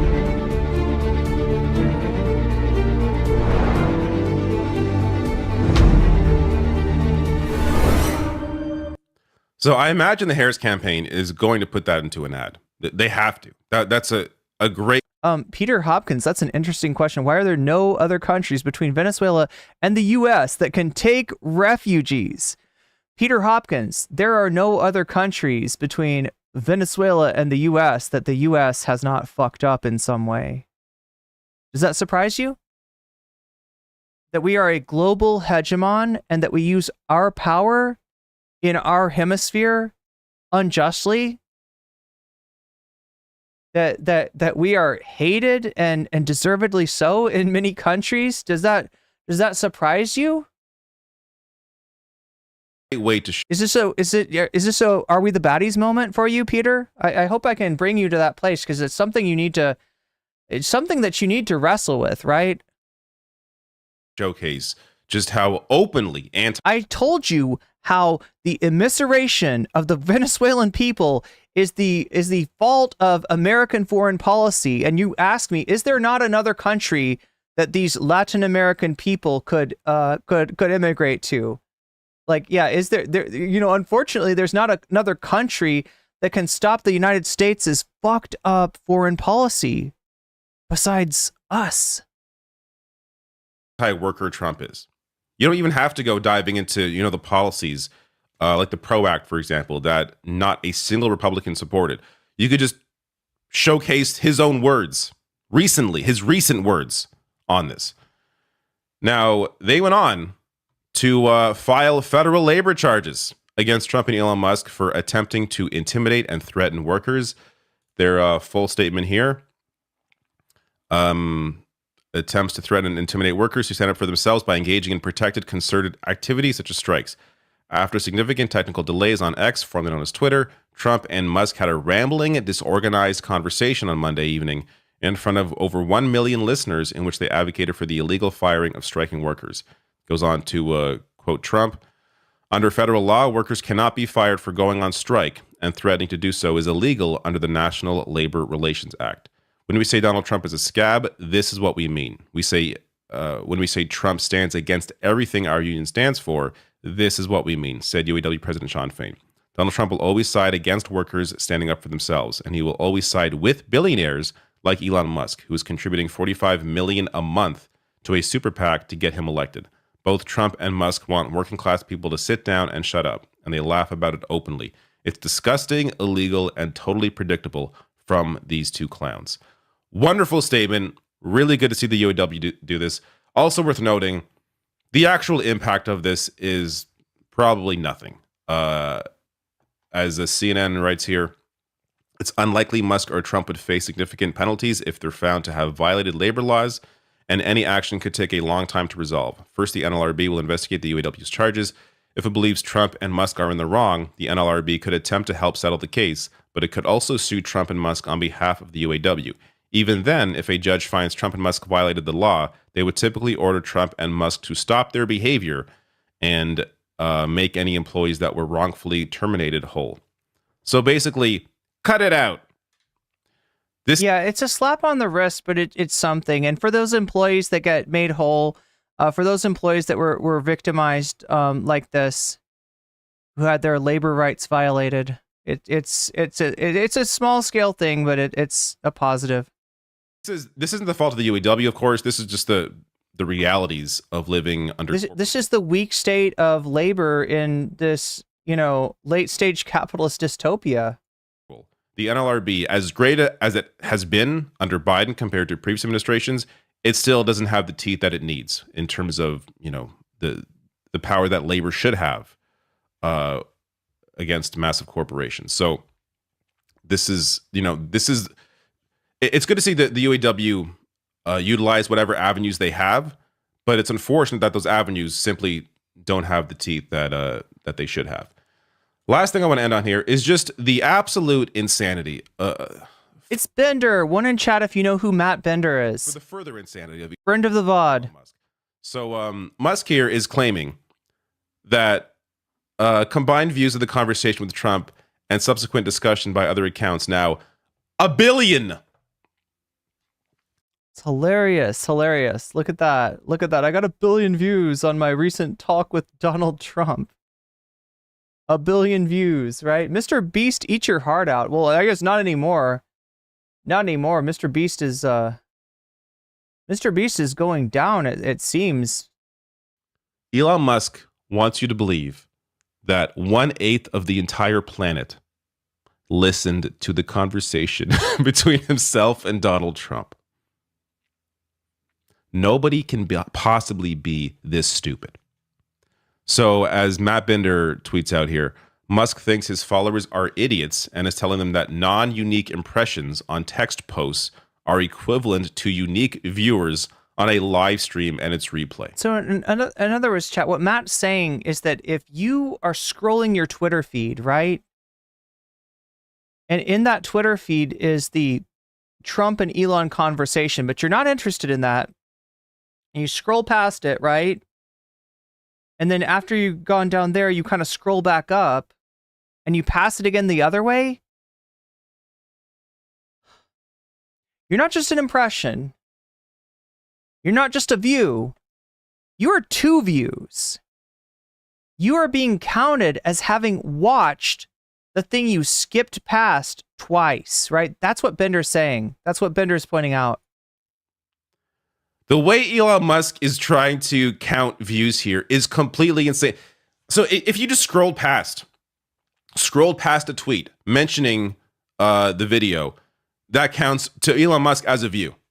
And if you did that 3 times, 4 times, there are multiple accounts in your feed posting this video. Those all count as individual views. Even though you didn't watch the video or listen to the discussion, you just scrolled past it, you just briefly saw it as you scroll, that counts as a view. Like, it's just so incredibly dishonest. This is what he has to do to try and pump up numbers here and make make Trump feel good, which is a big part of it. I think Bender goes on to post that as well, because Trump goes on to believe this bullshit. So he said, Bender writes, if you're wondering what type of person believes Musk's ludicrous claim that his ex-Space's interview with Trump has 1 billion views, well, Donald Trump, an all-time record, but the media refuses to write about it because they are fake news. Is Trump this dumb to even believe this? I know Trump is dumb, but he can't possibly believe, right, that 1/8 of the planet listened to his. Oh my God, chat. Musk, come on. I'm looking back at somebody that I said was based earlier because they brought up something that I wanted to talk about, but looks like they're kind of a scumbag. I have friends that have been in the country over 20 years and are still not a citizen. But fuck the immigrants, I guess. I don't know. Yeah, but my friend should get. We should move my friend to the head of the line, right? But I'm still a fucking racist xenophobe. Jesus Christ, Zach Gregory, thanks for making me eat my words. What a disappointment. Anyway, chat. What do they say? If every pork chop was perfect, then you wouldn't have any hot dogs. And yeah, there's a hot dog right there. Come on. But you're still not banned.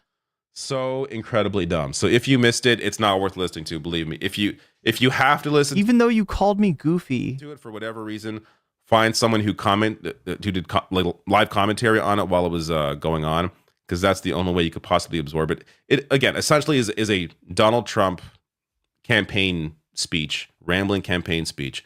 Yeah, that's pretty much what it is. It was a waste of time. We watched it live, and I swear to God, I don't think my viewers were interested in it. I don't think there was a lot of interest in this.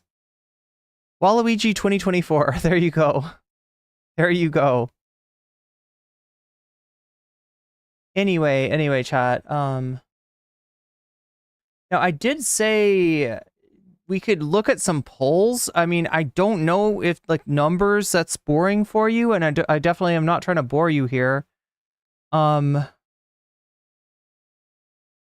take a look at this anyway.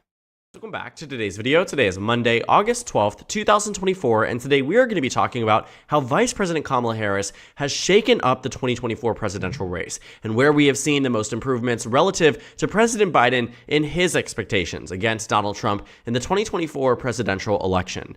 On your screen right now is the state of polling on the day that Joe Biden dropped out of the presidential race. The Real Clear Politics average had Donald Trump leading Joe Biden by 3.1% nationally. And in the final 3 polls of a Trump versus Biden rematch, Quinnipiac University had Trump up by 3, Forbes and Harris X had Trump up by 6, and CBS News had Trump up by 5. The overall average, as I said, was a 3.1% advantage. And yet today, Kamala Harris leads the Real Clear Politics average by 0.4%, with the most recent poll showing her with a 3-point advantage. And overall, over the past 2 weeks, practically the majority of polls that we've seen in battleground states and nationally show Kamala Harris with an advantage over Donald Trump, which leads her to leading the national average. And the political betting markets and the political betting odds have moved in favor of Kamala Harris in a way that we did not see for Donald Trump or even Joe Biden.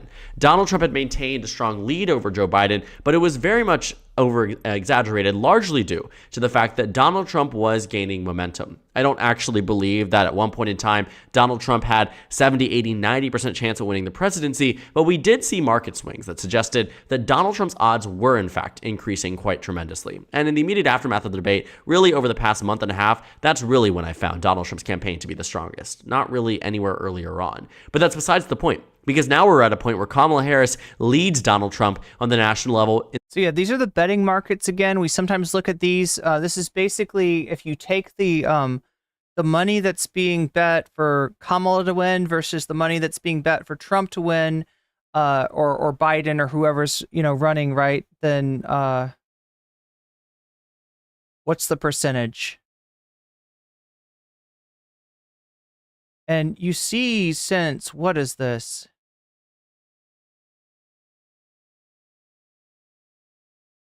Since I don't know, May. Now that's wild to me. Like, right, you have a couple of months there where Joe Biden regains the lead after having like lost the lead, right? You can see it looks really bad going back into March and earlier. I would say probably all the way out till October, right? There was more people putting money on Trump to win the election than there were on Biden, and that makes sense because Trump was kicking ass in those polls, right? I'm a little bit surprised that Biden managed to retake this in like April and May, but then again, you see him start to drop, come back, and then drop precipitously, and then drop off the fucking map. Look at that. Here that you're seeing, I'm guessing maybe is the light, the super light, the teal line. That might be RFK Jr. And I don't even know who are these other, is this like Jill Stein or I don't know who else is represented there. But yeah, you see, even before Biden drops out, you start to see people betting on Kamala. And somewhere here, Biden, so probably like right here is where Biden drops out, where you see Biden drop off the map because he's quit the election, and you see Kamala Harris's numbers on the rise. Now, again, her numbers start about where Biden's ended. And now she's ahead. And that's the first time since May of this year that the Democrats have been the favors according to the betting odds. Remember, these are betting odds. We're going to look at polls in a second, but it's interesting to see what people that are gambling on the U.S. election, which I'm not advocating. Okay, save your money. Don't. I'm not saying you should. You should play the odds or anything like that. But people who are playing the odds with the election, they are now putting their money mostly on Kamala. In the political betting markets, in the polls, Vox Populi, nice. Political pundits, and even members of the right and the left wing. And so we have to ask, where did Kamala Harris really make these improvements, and how exactly did she do it in these battleground states? And so, to give you an example of what we're looking at, I'm going to show you my map of the Joe Biden versus Donald Trump matchup right after the presidential debate, where we left Joe Biden off, where he left off when he announced that he was going to be departing the race, and compare it to my most recent prediction of a Kamala Harris-Tim Walz ticket against a Donald Trump-JD Vance ticket just a week or two after the announcement of her presidential campaign. And so here we are, 226 for Joe Biden, 312 for Donald Trump. A pretty strong advantage for Donald Trump here. His best performing map that we had seen in quite some time. And it was actually quite a dramatic swing. In the weeks leading up to the presidential debate, Joe Biden started to see an increase in support in battleground states on the national level. And there was a lot of hype around this first debate. Many Democrats had hoped that this would be the slam dunk moment, very similar to the 2024 State of the Union address that Joe Biden gave to the American public, where many people were saying, Biden is back, that this is the president of the United States that they want to see on the campaign trail. This is the guy who can quell all the concerns around his age, all the fears around his ability to serve out another 4-year term. And on that first presidential debate, everything collapsed. And in Joe Biden's own words, he said it was a terrible. Yeah, Narwhal, thanks for the super chat. And again, I'll read all the super chats after, this is going to be after we're done with this segment. I'll read the super chats. I'll look at the poll results. Let us know where we're at, and then we'll move on to Joe Rogan. I'm excited to see Joe Rogan's latest career move, which is a special on Netflix. Right, we're going to be looking at how the numbers are working out for comedian Joe Rogan. Night, and so it was. In the immediate aftermath, we saw many battleground states that were already shifting away from Joe Biden. Shift further away from Joe Biden. While they were certainly seeing minor improvements, and it was certainly on an upward trend, it was an upward trend of 1%, 2%, 3%. It wasn't enough to completely change the state of the race. And now where we are is that Joe Biden was at a really bad position, losing more points than he was gaining, and just overall a very negative trend in these super, super crucial states. And so Joe Biden at 226 would give him the worst Democratic performance we have seen in the 21st century and put him on the verge of losing key battleground states like Maine at large. And Beverly Kirby says, did Trump's numbers drop around his court cases? Not in a significant way, right? You could say that stuff like that maybe helps Biden, regain a little bit of momentum, but it just didn't pan out to be like a huge difference. But you were noticing, I'm guessing back around May, this would be the time of it's possible that that's the event. Again, these are the numbers that we're looking at here are betting odds, right? These are not the poll numbers. Just so we're super clear on that, but it is this is the smart money. These are people that are, where people are putting their money in terms of the betting markets. Many of these states very much to the left relative to to the degree that Biden got momentum from the Trump conviction, it was short-lived. Where they were for Donald Trump. States like Minnesota were locked down primarily. He's a comedian, right? Because of Tim Walz, but Tim Walz also helped Kamala Harris win over Wisconsin, Michigan, and Pennsylvania. And now, the most recent A+ New York Times Siena College poll shows Kamala Harris with a 4-point lead in these 3 battleground states. And so when we take a look at that region, Donald Trump, I expected to win Wisconsin by a point or 2, Michigan by under a point, and Pennsylvania by under a point. And while it may not seem that impressive that it's under a point, a victory is a victory because, as Hillary Clinton can tell you, when Donald Trump beat her by 0.7% in Wisconsin, 11,000 votes in Michigan, and less than a point in Pennsylvania, less than a point in all 3 of these states, that every single vote matters. And a victory of 1 point versus a victory of 10 results in the same amount of electoral votes. And that's why we've seen Kamala Harris do quite well in these states, because even though it is just a shift of 2, 3, 4%, that is enough to overcome where Donald Trump in the advantage point that he had over Joe Biden. While we understand that Joe Biden was not on track to win the 2024 presidential election, at least not in the state immediately after the first presidential debate, it did come at a time where we do have to understand that although Joe Biden was not on track to win, he wasn't on track for a landslide loss either. The state of the race then was sure bad for Democrats, but it didn't mean that the states were unwinnable with the right candidate. And insert the right candidate and the right vice presidential nominee as well. We have to understand, too, that Kamala Harris's advantages have only been boosted by the fact that she chose. So you see what we're looking at right now? We're looking at present, Kamala Harris succeeding with her core strategy.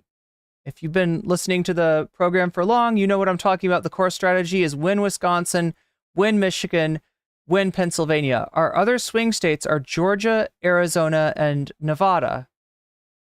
And, actually, she's doing a little bit more than she's doing a little bit better than her core strategy, right? She's ahead in Nevada as well, which is actually kind of remarkable, considering that Trump made a play for Nevada. If you might have heard of his no taxes on tips plan, right? A lot of workers are tipped. A lot of workers in Nevada, receive tips. So that is a great way to get Nevada workers to consider voting for you. And still we see Kamala, if this is the poll I'm thinking of, kind of significantly ahead. Now, there's been a further development in this policy area, and that is Kamala sort of embracing the no taxes on tips plan, but actually with a twist, because Donald Trump's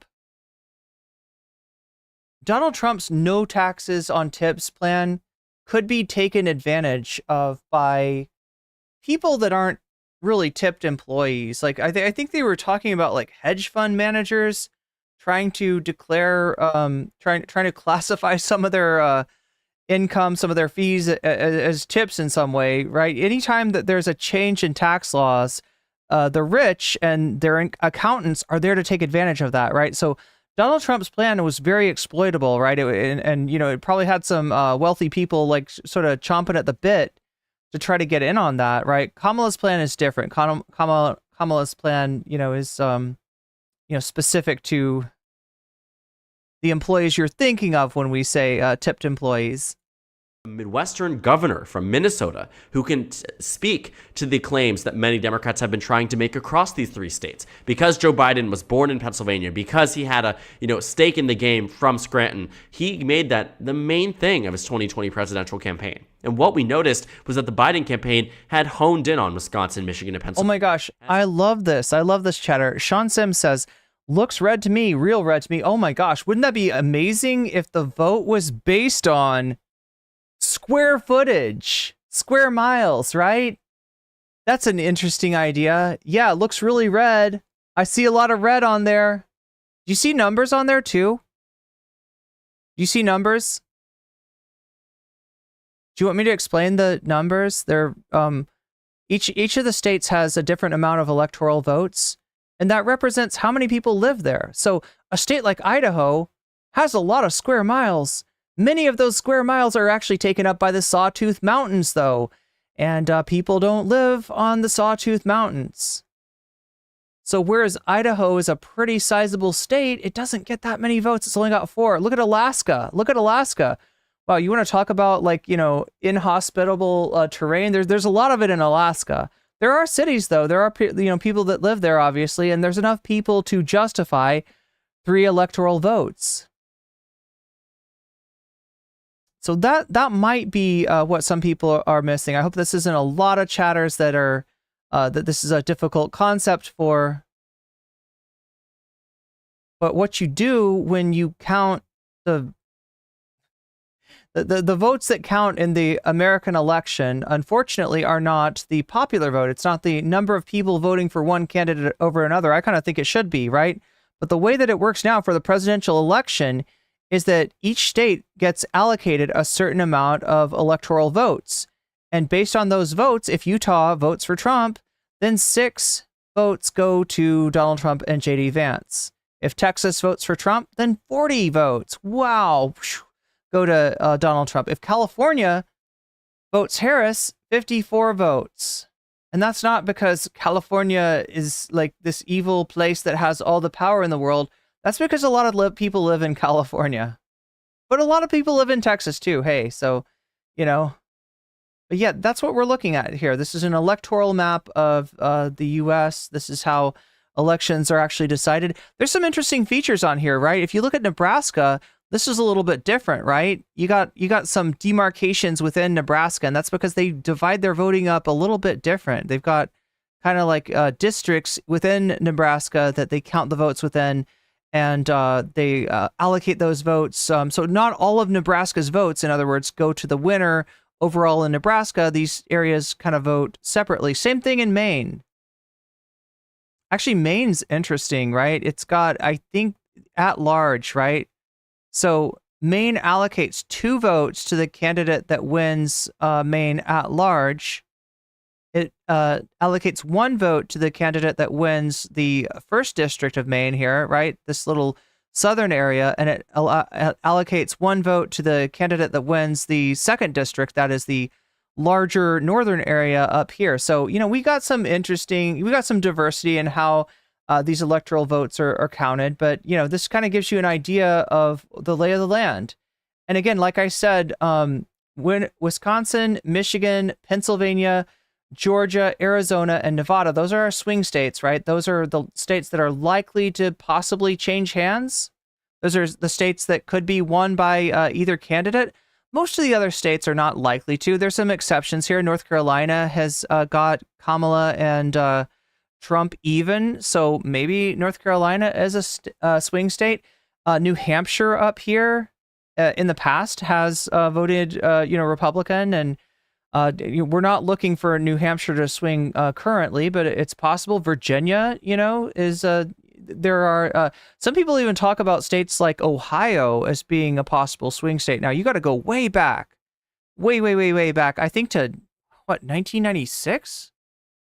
No, maybe 2000 to find Ohio voting blue, right? Iowa, same thing. Under Obama, I think that Iowa. Maybe did Obama win Ohio? I don't know, but right, these have been swing states. Florida has been a swing state in the past. Florida's pretty red these days. Texas interestingly enough, look at how it's light, right? So if you see these areas of the map, some of them are light, some of them are dark, right? California, that means that it's very unlikely that California would ever vote for, would ever vote red, right? Let's find Alabama, very dark red, very unlikely that Alabama is going to go blue. Tennessee, right? So you see like that. Then you've got lighter ones, right? Texas is kind of light. And that's because the margin of victory for Trump last time wasn't huge, but it still was a margin of victory. And Trump did win it. And we're not really looking for Texas to go blue in this next year. It's possible. It's just not very likely. So the main states that we're focused on here, the main states that we're looking at to tell who is going to win the election are, again, Wisconsin, Michigan, Pennsylvania, Georgia, Arizona, Nevada. And as you can see, Kamala's got these 3 states locked up. Like now, right now, that alone, let's say we take Nevada off, right? So we take away 6 votes from the 276 votes that Kamala and Tim have. We add them to Trump. So that would be Kamala 270, Trump 268. So Kamala still wins while losing Nevada. If she wins Nevada, that's icing on the cake. If she wins Arizona, that's icing on the cake. If she wins Georgia, that's icing on the cake. If she wins North Carolina, it's going to be a very good night, right? If we see something like Ohio go blue, I mean, you can forget about it, right? But again, like I said, you're not likely to see many of these other states flip back or forth. So yeah, that's where we're at. Some of their target states. And if there were any blue Texas, not possible. I mean, I'll believe it when I see it. Let's be real. Any of the 3 states of yeah, no, actually blue Texas is possible. It's just not very likely. It's more possible in the future. Let's just put it that way. Georgia, the same thing, right? Georgia was a state that had gone red for years and years and years. And we saw in 2000, Joe Biden won Georgia, right? So that was another state that many people, including myself, would have said was not possible, like, right, to turn blue. But again, demographics change and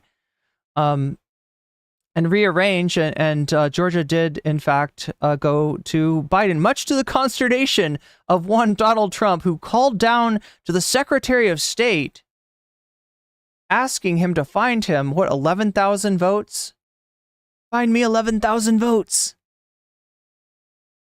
Any of the battleground states, the Democrats were hoping they'd win in 2020. It wasn't Arizona. Yeah, if the Democrats ever start to win Florida or Texas, it would change and look, that could happen at some point, right? There is a thought that demographically things are swinging to the left. Now, that can always change, but if that were to happen and the Republicans were truly to become a regional party,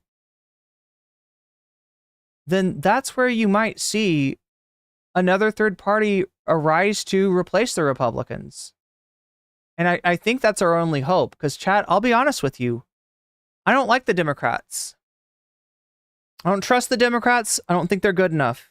I think that America deserves better. But because the discourse is between 2 sides of a capitalist uniparty,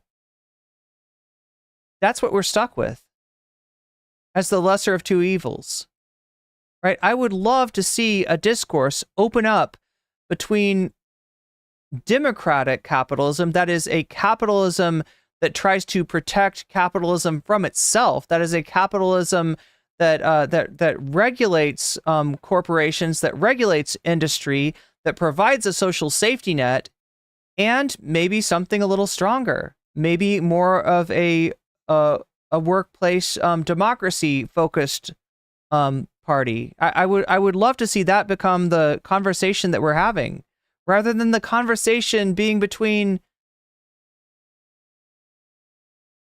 craven crony capitalist Democrats and corrupt, demagogic, genocidal Republicans. Honestly, this is like, I think the American people deserve better. Arizona, it wasn't Georgia, it wasn't North Carolina, it wasn't Ohio, it wasn't Iowa, it wasn't Texas, it wasn't Florida. It was Wisconsin, Michigan, and Pennsylvania. Because with those 3 states under the 2020 electoral map, it would have been a victory for... Wait, Serotonin, is that a prediction from you? That sounds like a Tim Pool prediction. Have you been hanging out in Tim Pool's chat? Tim Pool said famously, I think in 2020, what did he predict again? It was, wait, Tim Pool 2020 prediction.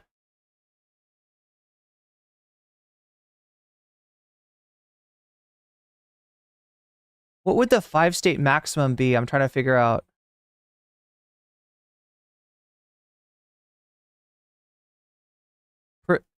Predicted a 50-state landslide. That's not quite what the chatter's predicting.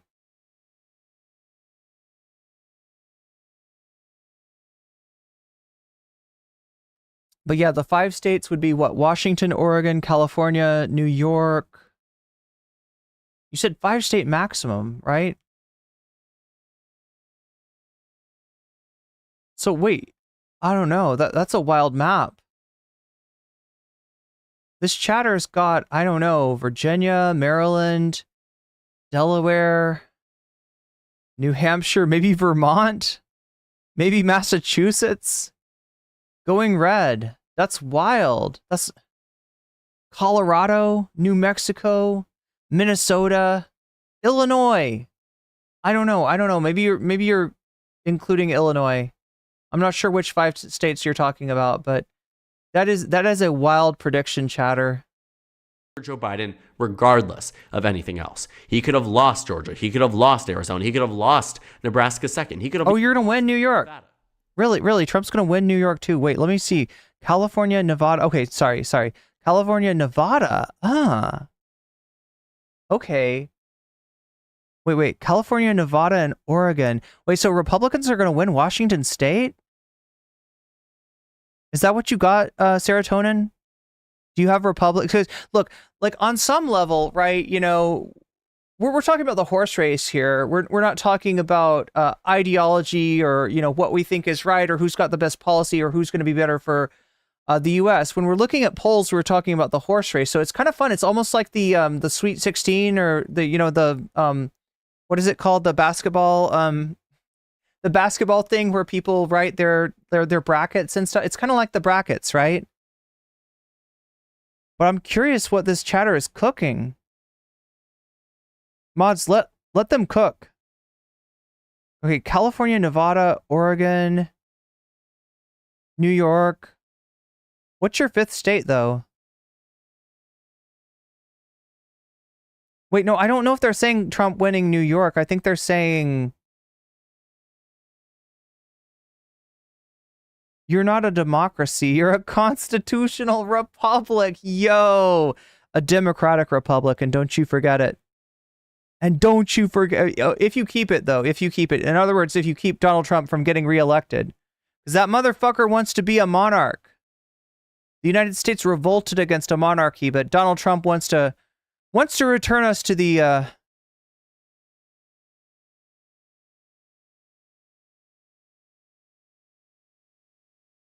How can Trump win Nevada if he couldn't make a casino profitable? Squall Leonhardt with the comment of the day. That's a good question. I don't think Colorado will go blue. I predict it will go red, but Nevada and New York will go. Okay, so you are saying, yeah, Nevada, New York. What did you say? California and Oregon. What do you think about Washington State, though?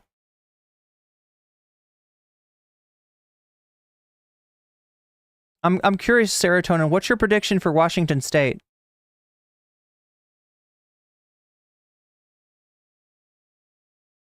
F says Trump won Nevada when he promised no tax on tips. I talked about that earlier, and I said that that does increase his odds. Unfortunately for him, copycat Kamala came out with a better no taxes on tips policy, so he swing and a miss on that one. Also, the poll that we're looking at right now, and I'm assuming this is the poll that I saw earlier today. I don't know. We could be looking at an aggregate of polls too. But yeah, I saw Kamala up by a sizable margin. Let me see if I can find that again.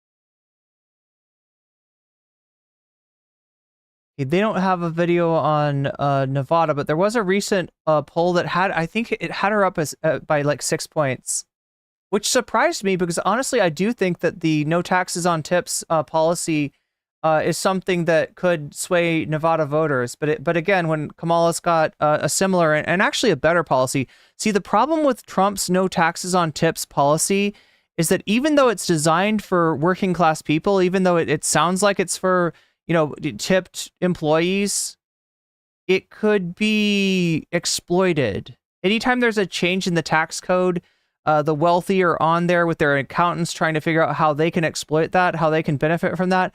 And people have mentioned things like hedge fund managers potentially trying to classify some of their income, some of their charges as tips, right? So Kamala's plan, to my understanding, precludes that. So it's actually a better version of the policy that Trump has proposed. But again, yeah, there's a lot of tipped employees in Nevada, and it makes sense that that's a policy that would maybe garner more support. Unfortunately, it doesn't seem to have worked yet because, yeah, she's up in Nevada. And the electoral math rather, would have been there to give Democrats the victory on the national map. And so while we have started to see something similar adopted for the 2024 election, Kamala Harris and Tim Walz have really made major improvements. Oh, and this is okay. So Squalina Hart's got a question for me. Do we in the U.S. even have liberals? Aren't liberals here kind of right-leaning compared to other countries? Yeah, by other countries' measures. In fact, we have an artificially truncated Overton window. I'm sorry if this is brainy talk here, right? But when we talk about an Overton window, we talk about the reasonable possibilities in terms of policy and what kind of candidates, what kind of policy, what kind of politics can succeed in a country, right? And the United States, because of having fought a Cold War against the Soviet Union, has lopped off part of the left. And that causes the country to kind of swing to the right. Now, obviously, there's also what I always mention in terms of the New Deal coalition that sort of, fell into place after the Great Depression and the Cold War. So you had a lot more regulation, and you had a lot more of a social safety net than you had during the Gilded Era that preceded that New Deal coalition. But you also had staunch anti-communism. You had that officially. You had the institutions of democracy not allowing and facilitating free speech, but cutting that off and viewing Americans whose free speech was advocacy for something stronger than democratic policies as being communism, as being, people being investigated for un-American activities, right? And so because of that, and because of we live in the shadow of the 20th century, you still have sort of a truncated Overton window on the left. And that allows for things like Charlottesville. That allows for more excesses on the far right. But good question. Damn good question. Because of the fact that Kamala Harris has sort of done good for the Democrats in terms of reinvigorating the Democratic base. We've seen a lot of disillusioned Democrats, whether in Dearborn, Michigan, or Detroit, Michigan, whether in Philadelphia, Pennsylvania, or Milwaukee, Wisconsin. Kamala Harris has done something that Joe Biden couldn't even do back in 2020, and that is excite the base for the first time since Barack Obama. Serotonin says if Kamala gets 3 big swing states, that would be close enough to winning. I wonder what's going to happen in the campaign to hold those. Well, yeah, the states that we're talking about for what I call the core strategy for Kamala's campaign, and it seems to be the states that they're targeting the most, right? Pennsylvania, Michigan, Wisconsin. Again, like I said, there are 1, 2, 3, 4, 5, 6 states that we're calling swing states at the moment. 6 states that are likely to, be what that could be reasonably like one either way, right? You could also maybe throw North Carolina in there, although, she has been, she pulled even with Donald Trump in there recently, but again, not necessarily. But yeah, if she wins these 3 states and nothing too wild happens, nothing too unpredictable happens, then she wins by 270. Even if she loses Nevada, even if that taxes on tips thing ends up panning out for Donald Trump, and she loses Nevada, she loses Arizona, she loses Georgia, right? She would still win with these 3 states. So it's actually part of Donald Trump's strategy now to try to disrupt that, to try to pick off one of these states. Yes, Democrats were excited about the prospect of Hillary Clinton, but not to the same extent. Candidate satisfaction is at an all-time high for the Democratic Party since 2008. We're nearing 95% in many national polls amongst Democrats to the question, are you satisfied with the nominee that you have for President of the United States? And Republicans, with Donald Trump led in that for the past 6 months without fail, every single poll up until recently were either they're running even with Democrats or losing to Democrats on enthusiasm, and that gap has certainly been closed by Vice President Kamala Harris. And that's where you see Kamala Harris do the most good for the Democratic Party, where you see her making these advantages, doing the best amongst the American public, and doing the best for the Democratic Party at large, because it is these states where enthusiasm and turnout absolutely matters, as Hillary Clinton can tell you from the 2016 election compared with the results in the 2020 election of an all.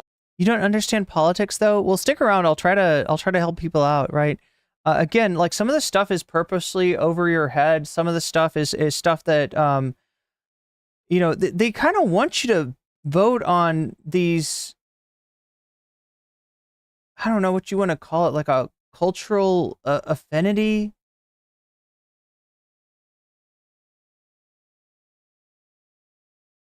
And, what you really should be voting on is policy, right? In other words, the laws that get made and how they affect things.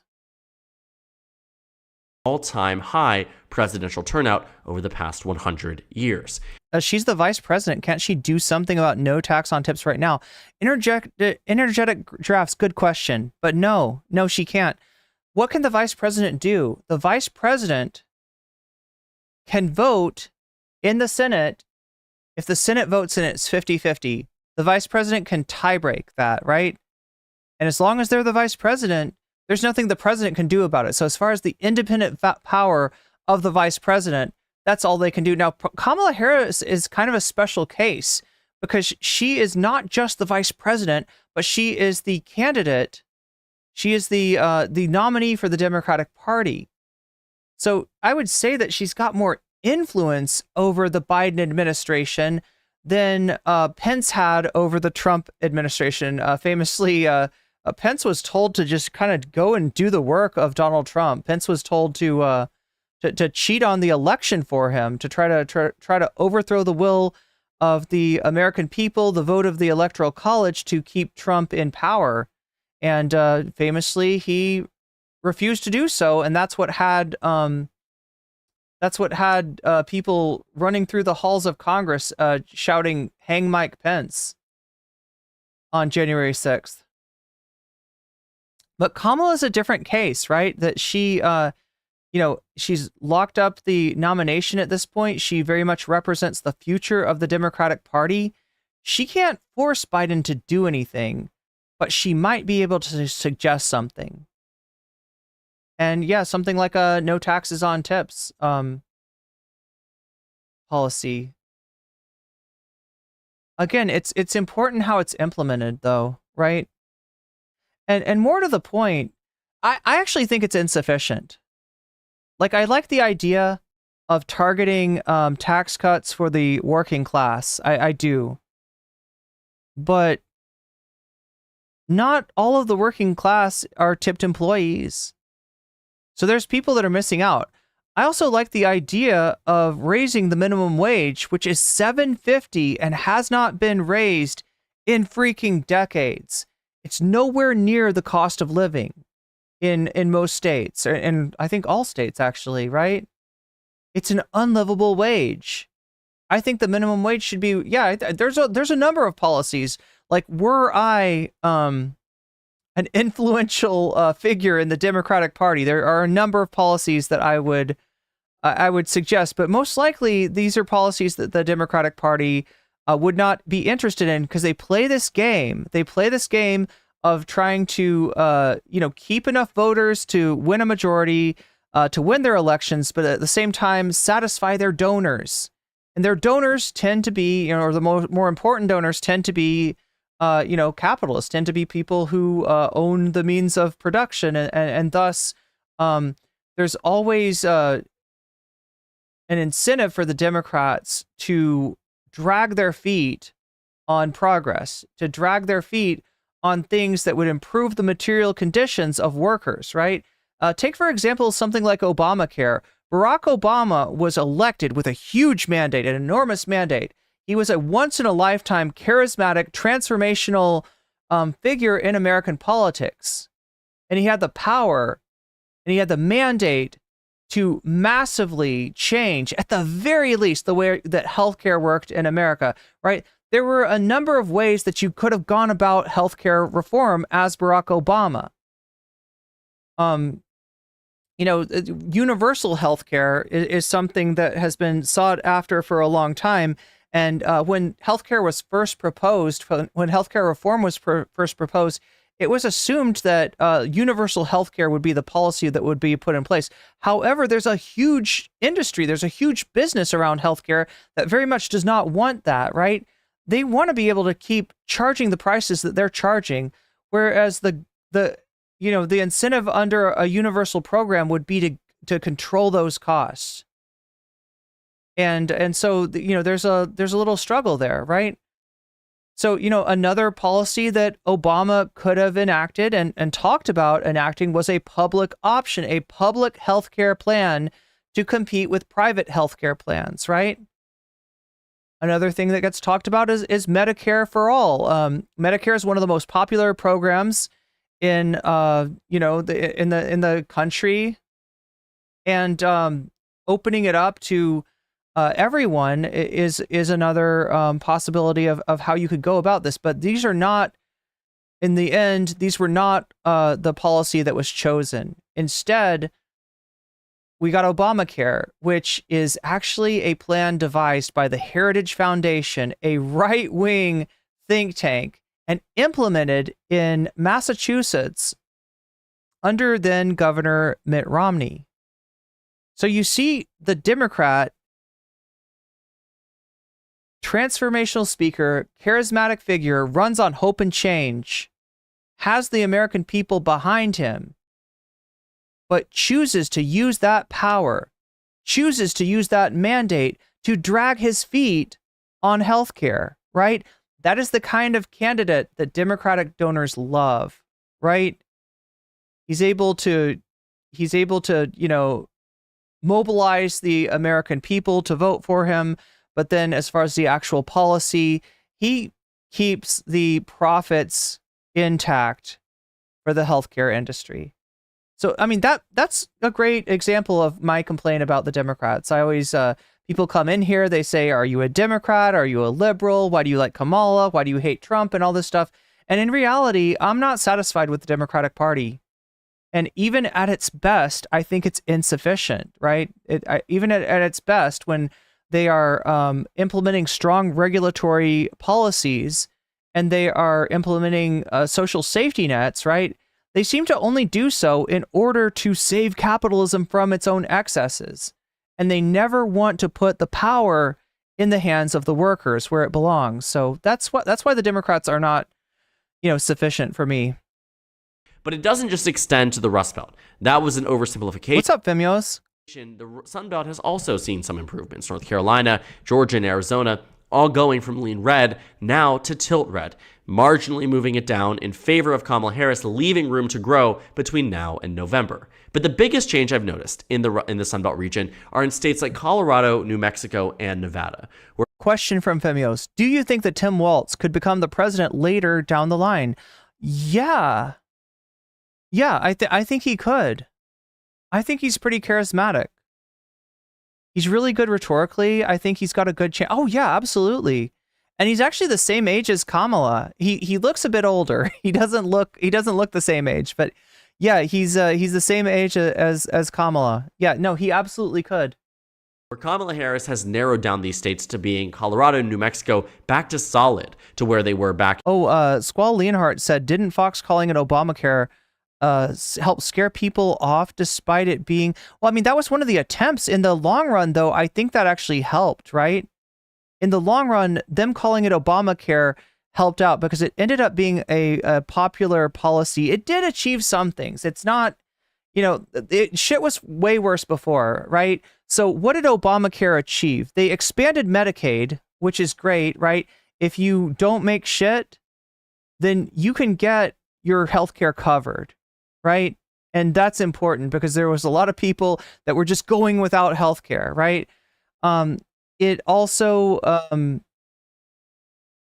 abolished pre-existing conditions. So it used to be that if you had what was considered a pre-existing condition, it could be really hard for you to get healthcare, right? Nobody wanted to cover you because you had this condition. They knew that you were going to be expensive, and but that means that you need medical care, right? If you're going to be expensive, you need medical care, and they didn't want to cover that. So Obamacare abolished that as well. So yeah, no, it's not, it's not a step backward. Let me put it that way. But it is an example of the Democrats dragging their feet. And that's kind of what they're there to do.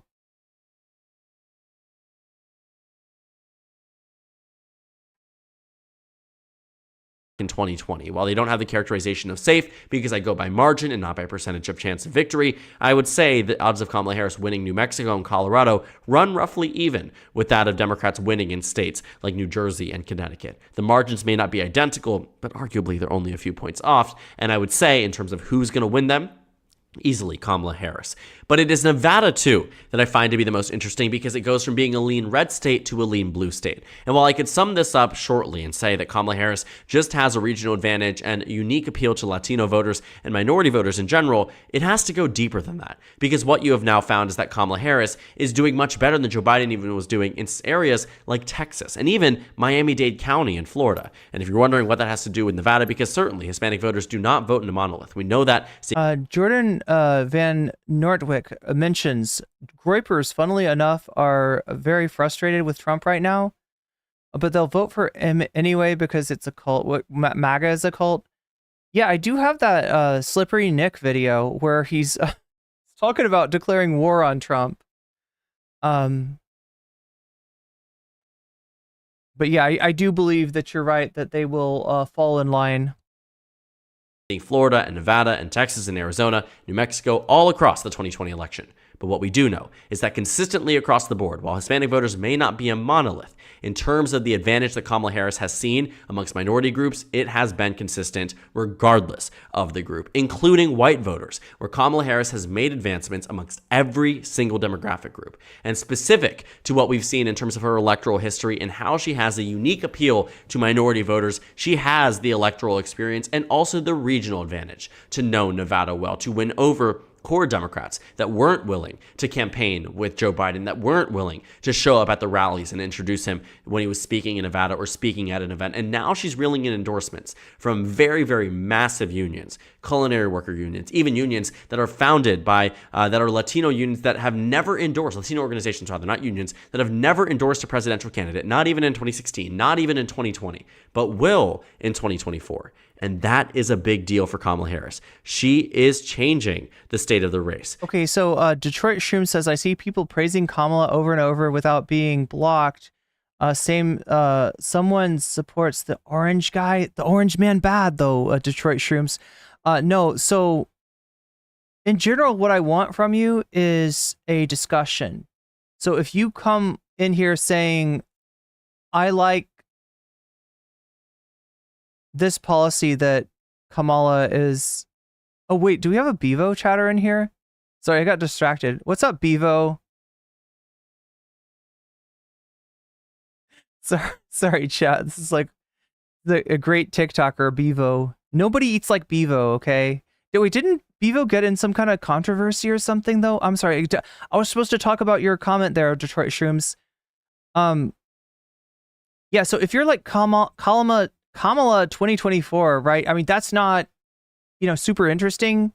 you're saying that you like her, and that's great for you. If you say Trump 2024, you like Trump, that's great for you, right? There's not much we can do with that, right? That's not really a comment. I'm trying to promote an atmosphere of discussion. So if you want to say what you like about Kamala, if you want to say what you like about Donald Trump, specifically policy oriented. Now understand though, we're actually not talking about policy right now.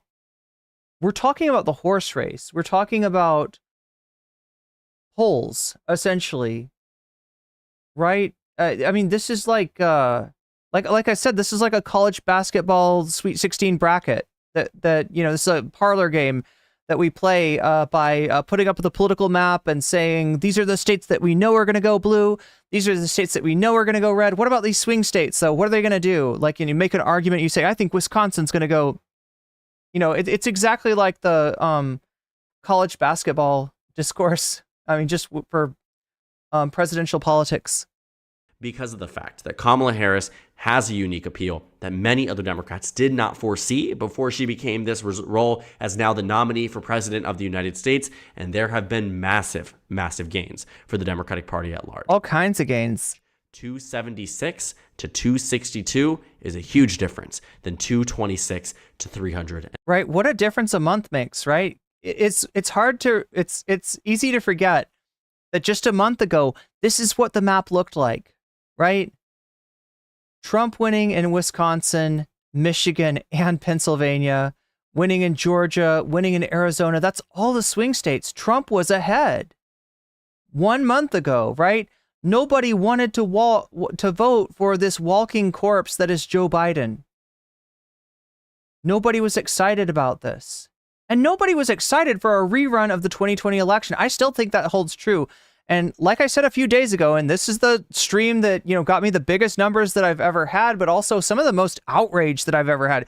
People were pissed when I said that Donald Trump, for the good of the Republican Party, should drop out. Now, Femios here says, part of me is glad Trump is the face of the GOP. Republicans are so insane now that they are no longer milquetoast neocons that cut taxes for billionaires and corporations under our noses. Yeah. Trump is harmful to the Republican Party. Trump's instincts politically are harmful. There are things that Trump could be talking about that Frank Luntz mentioned earlier in the stream that he's not talking about because he wants to speculate on Kamala's race. He wants to question whether Kamala is black, right? He wants to, all this weird shit. He wants to relitigate the 2020 election, and that is actually hurting him. That is actually turning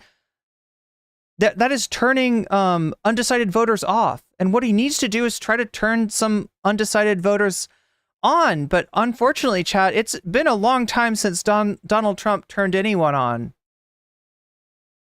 It's been a very, especially Melania, right? Melania can tell you that better than anyone. But yeah, you even had Minnesota looking just a very pale shade right there, right? And Minnesota is not a state that Democrats should lose. Chat, we were talking about landslides, right? And I don't know if we're likely to see a landslide this time, but one notable landslide was the election of 1984. You had the entire country turn red, with the exception of Minnesota. And so for the Democrats, and that's, this was the 1980s, right? That's 40 years ago.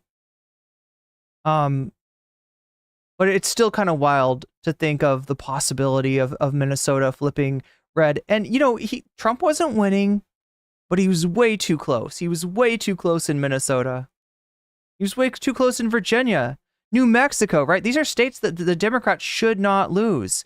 And they're only losing because the fucked up primary process, the lack of the ability for anybody to meaningfully challenge a incumbent candidate like Joe Biden yields this result.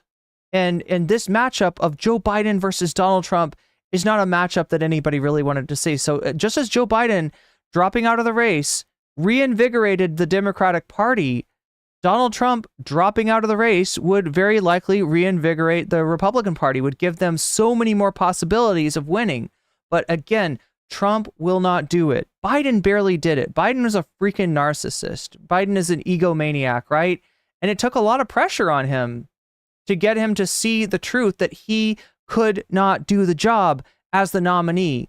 Donald Trump, I don't think will ever admit that. He cannot admit that. And furthermore, winning this election is probably Donald Trump's only chance of putting all of the charges that he's racked up, all of the, crimes that he's committed, potentially, allegedly, behind him.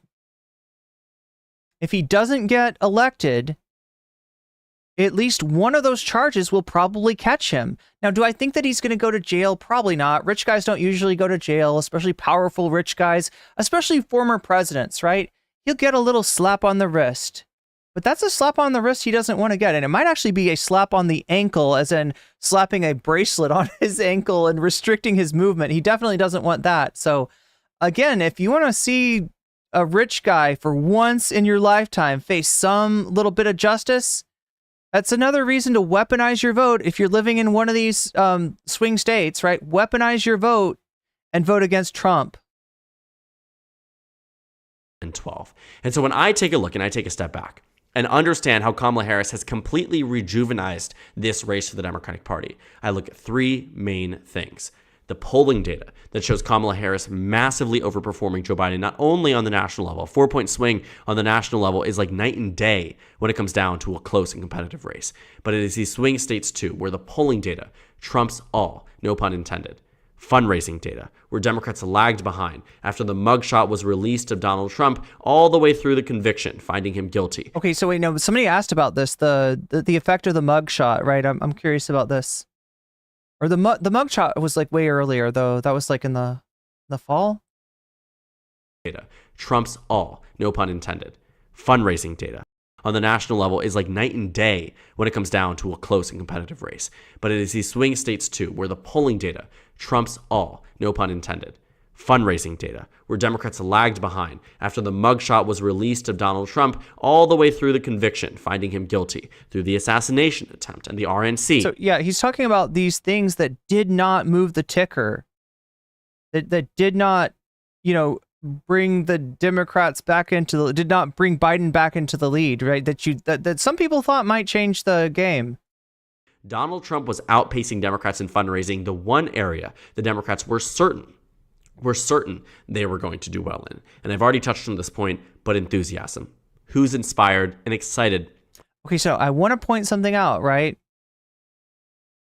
I'm seeing they also do it this day in history for 2020 and for 2016. This day in history, Biden plus 7.5. Biden did not win the election by 7.5 points, right? This day in history, August 12, 2016, Clinton plus 6.3. Clinton did win the popular vote. Again, that wasn't enough. And she was close enough in the popular vote to be able to lose the Electoral College, right? So do not get complacent. Do not think that anything is over. Do not celebrate if these results are something that you like to see. Do not celebrate too early, because it can go bad from here. To vote in this election. And now it's the Democratic Party in a way that really, really wasn't before. And so that has, again, been a huge factor that has changed the state of the race in a way that Republicans just simply couldn't see coming. They spent 4 days at the Republican National Convention railing against President Joe Biden, trying to find a way to tie in Vice President Harris. But it didn't seem to work, because right now her approval rating is starting to rise quite tremendously in a way that Republicans can't combat, because Donald Trump at net overall is unpopular. Voters don't like him. Voters don't love him. And that's why this job approval rating and political leaders' favorability that we see for Kamala Harris versus Donald Trump is where you see the massive improvements that can make all the difference in this election. Voters like Harris more, they're more excited about her, and she's a new name to the ticket, even though she was vice president. And in terms of where you've seen direct improvements, primarily across the Rust Belt. So again, you're likely to see both candidates underwater, right? Anybody that's been involved in politics, that's name is out there, they tend to end up underwater. Like it's easier to get people to say they dislike or disapprove of the candidate than approve. Trump is way underwater though, and what's changed though is that Kamala went from being fairly underwater to actually in some polls having a slight positive favorability rating, more favorable than unfavorable. Especially. Did we get hit by a raid and I just didn't notice? Especially exemplified by the fact that Tim Walz is the VP nominee. Also, we've seen... Sorry, I mean like a good raid, right? What's weird was Trump's convictions did not increase the polls for Democrats, but announcing Kamala's candidacy did a bunch. Yeah, I mean, Biden was dragging the Democrats down. You saw there's something called the generic ballot, right? Which you ask people the question, would you be more favorable of voting for a Republican or for a Democrat, right? And the generic ballot was actually favoring Democrats. But when you ask them, would you vote for Trump or would you vote for Biden? More people were saying Trump. And that has a lot to do with, people that would vote Democrat not wanting to vote for Biden, not having a lot of confidence in Biden, not being inspired by Biden. And so you remove him from the equation and it's like night and day.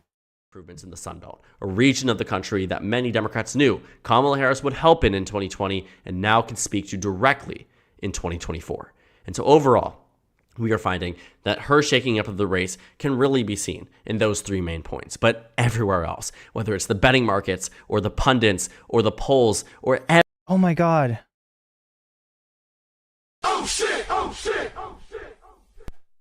Do not make me pull out the... Do not make me pull out the actual Coping and Seething song, because that is that will only invite the presence of Cheers, my dude. Love ya. No homo.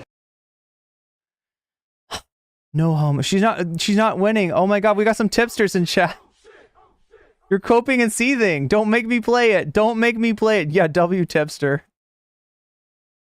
I don't know, better lolcow, tipster or Trump? I actually call him Trumpster. I feel like he kind of is like the tipster of... Trump is a better lolcow, says Renya.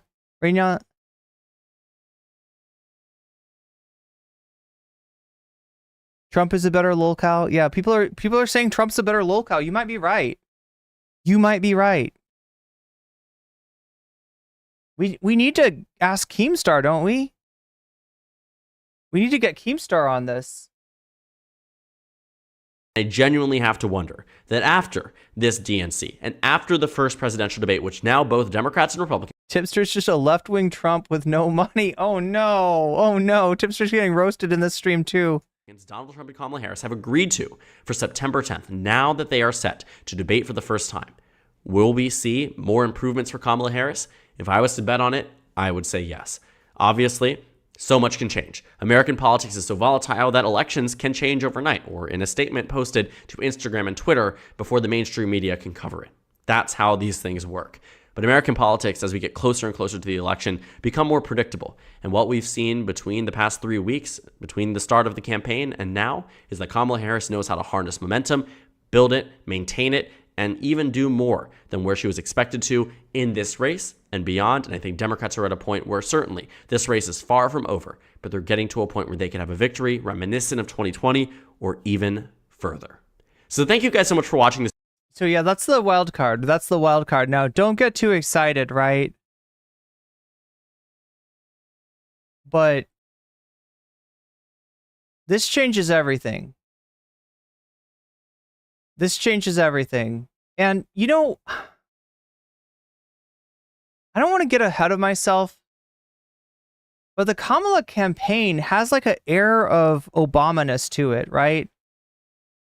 The energy in the campaign, the excitement that people are feeling over Kamala Harris, the memes. And again, 2008 was a long time ago. I'm sure memes, were there even memes in 2008? What was let me see if I can find some 2008 memes, see if people recognize these, if any of these have lasted the test of time. 2008 meme. What does a meme look like? Oh my God, chat. Oh, you got to see this. You got to see this. We're going back. Wait.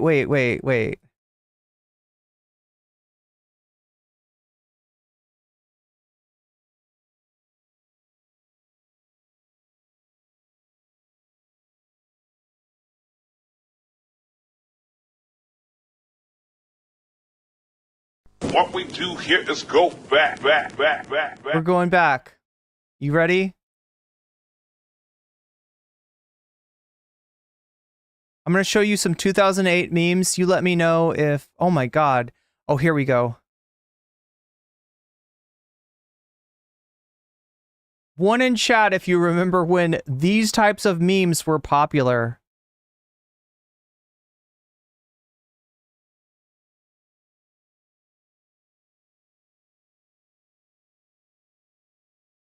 (2008)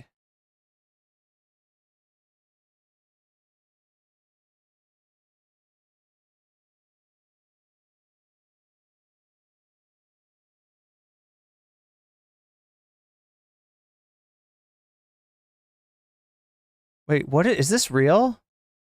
Oh, here we go. Here we go. Okay, so wait, there's like I think I've seen this one before.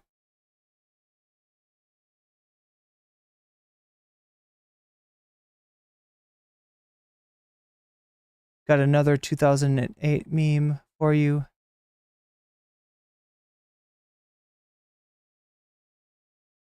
This is the Mordor guy.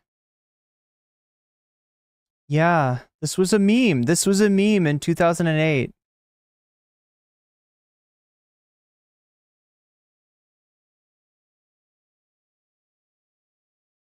Oh shit, I've seen this. I've seen this shit before. God damn, so there were memes. Oh geez, I hope I don't want to be on that website. Oh shit. I don't know what that is.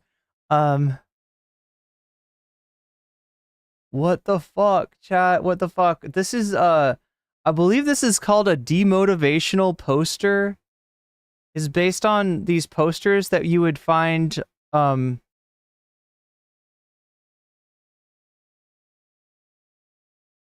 like at a workplace, right? That are all like teamwork, and it shows like, I don't know, people working together or something. Here we go. The gift's so nice. He gave it twice. Okay, that's wait, I've seen this one. I've seen this one. Let's take a look. I think this is called overly, what is this one? Like overly something girlfriend? Like overly attached girlfriend, I think. Oh shit, I've seen this one before.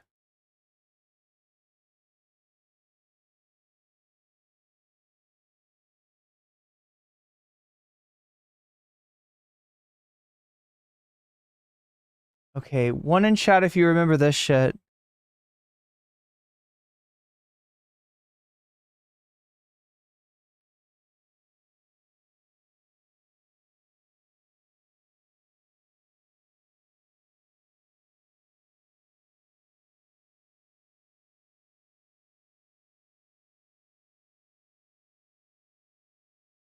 And we're going to kind of like end where we began with this style of meme, but this is a particular one. I believe this fellow's name is Velociraptor. Not Veloso, but Veloso, because he's a philosophical raptor. Anyway, that's enough memes. That's enough memes. Wait, do we have an Obama meme from... Can we find two Obama memes, right?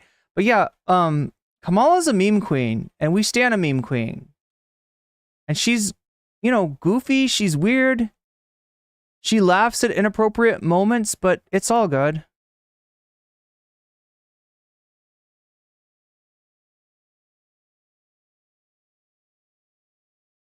Okay, I'm looking for Obama memes. Do we actually have Obama meme? Oh no. There's some racist memes. Yeah, I don't want to look at those, but can we find an Obama meme?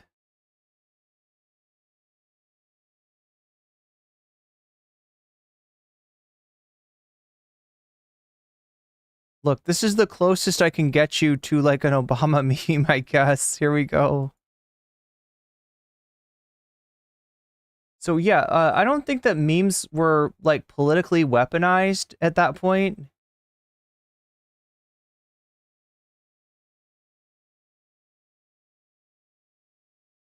Now, if we go a little further, okay?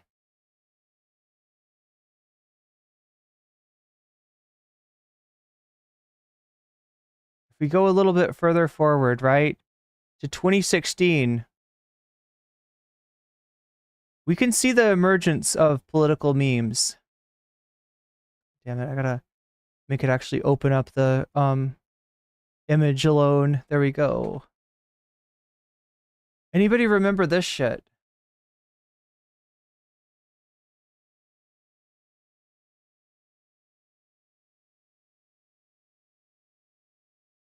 Gotta make sure it's actually showing up. Oh my god, you can't read it. You can't read it. Oh, that's so frustrating. I'll have to read it for you. Right? This was a 2016 meme. I used to post these. I used to make these, right? Know your candidate. Be informed. Compare them on the issues that matter. Neutral Milk Hotel. Bernie Sanders. I listen to In the Airplane Over the Sea whenever I fly. If the album's not over, I tell my staff I can't leave. It's a concept album. You gotta finish it.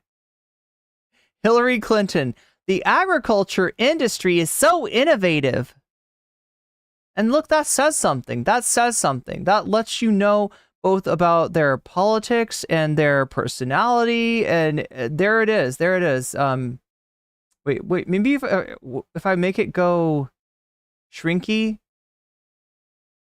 if I zoom it down, will it show it to you? Yeah, you can see it now. You can see it now. There we go. There's a 2016 meme. So yeah, memes have changed over the years. It doesn't seem like in 2008 memes were really effective conveyors of political ideas. By the time we get to 2016, we've definitely got some more mimetic sophistication. And yeah, now in 2024, we have a meme candidate. Although you might say that Donald Trump was the first meme candidate. I don't know. I think you could make an argument for that. What do you think, chat? I think we could make an argument that Trump is a little bit of a meme. Wides this down. Oh God. You're right. Wides this down. What do we do?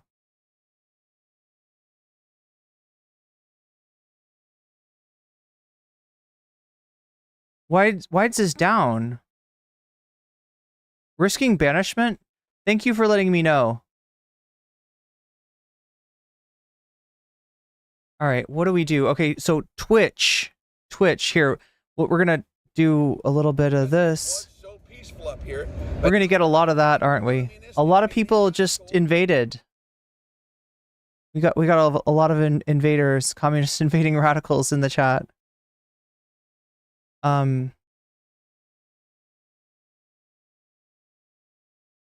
Maybe we do this. That looks good. Okay, so we do this. Now, Twitch, hold on for a second. You're going to go down, but you're going to come right back up. So, stop stream. Switch to this. Oh no. Oh no. This is bad. This is bad, chat. So I'm going to have to do something right now that is going to take my attention. I better just put on a video for you.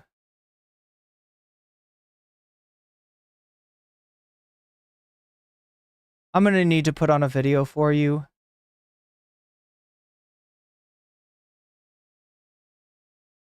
I'm going to have to be like a iPad mom.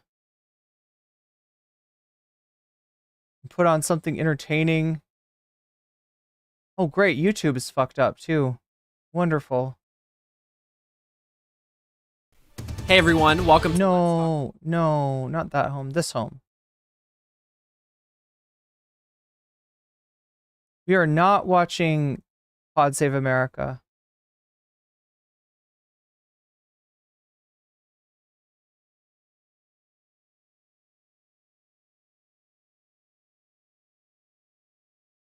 today's video. Today is Wednesday, August.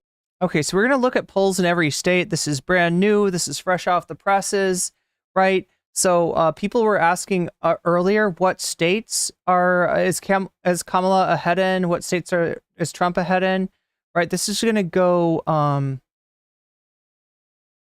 This is going to go over those. August 14th, 2024. While I try to fix this. The state of the race according to the polls. Tomorrow I'll be releasing my August 15th election prediction. We are now getting into the time frame where I'm releasing election predictions every 2 weeks for the presidential election, the Senate election. I don't do a House election forecast, but we'll talk about that in over the next coming days. Pretty much though, what I wanted to do in the day before my election prediction is understand. And then we'll go to Joe Rogan after this. Nationally. And I'll read donos. A lot more coverage and a lot more polls just across many battleground states. It is always a good thing to have far more information rather than less. But when it comes down to where we have Biden, Trump, Harris, over the past 3 months, we haven't seen as many polls averaged in a way that gives us a general understanding of where we are today. And so luckily, over the past month, since a whole number of polls have been conducted, we are now at a point where a number of battleground states, in fact, the majority of them, have averages that help us understand the current state of the race. And when you're seeing news articles like this, left and right, talking about how Donald Trump is losing battleground states, how Donald Trump is losing ground in these extremely important swing states, you have to understand that a lot of this is contributing to an average on the national level and also on the swing state level that can show you exactly where we are according to the data. Now, I will first say, I do not believe polls are going to be, the best predictors of this election. I think there are far more factors that can be considered in understanding the way that the American public might go. But they are certainly a very good gauge of public sentiment. Because while they do have their inaccuracies, and I will never say they are perfect, I do think for the most part, in 90% of cases, especially recently, they tend to be accurate. And if not accurate, show general trend lines that can explain why Democrats may have been down in May and June of 2024 that are now up today. And so on our map here, what we're using is the 538 national average and swing state average across battleground states. Thankfully, because again, of a lot of these new polls here, 538 now has the ability to average a lot of the data that we're working with for an electoral map like this. And so on your screen right now is the current state of the race with 0 electoral votes to either candidate, showing that 203 electoral votes worth of states currently have polls conducted in them that give us a general understanding of a Trump versus Harris matchup for this November.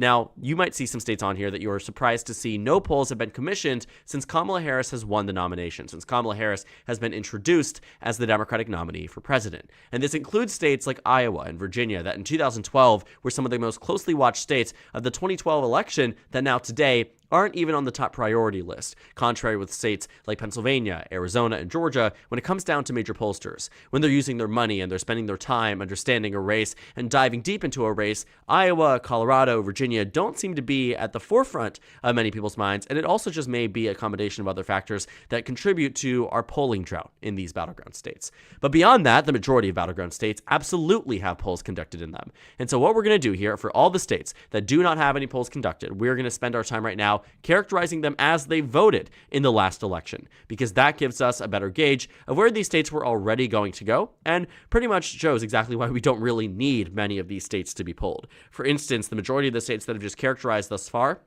have been safe Democrat. There's a reason that you don't see reputable pollsters going into states like Oregon and Maryland. And to be fair, the characterization I used here to determine if the polls were conducted or not are swing states. But generally speaking, we do not waste time or money in states that do not need to be polled because we generally know these states are going to go to Democrats and many other states are going to go to Republicans, regardless of who the nominee is going to be.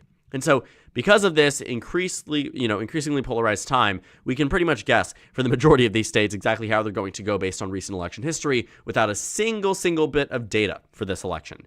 And so for those states that don't have that luxury, like Iowa, Virginia, and Colorado, we're going to revert back and look at the 2020 Welcome back, YouTube. Welcome back, Twitch. Sorry about the technical difficulties. Presidential election.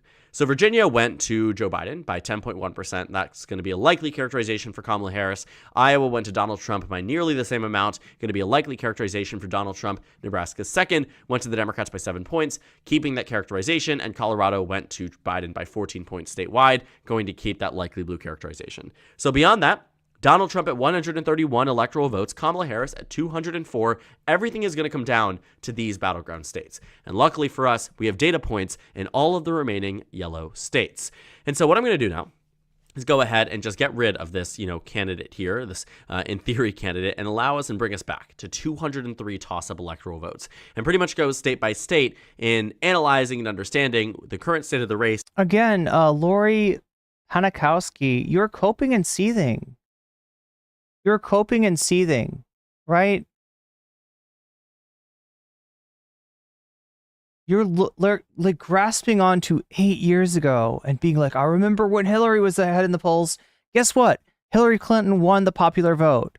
Guess also what? Winning the popular vote isn't what selects a president. It's winning the electoral vote.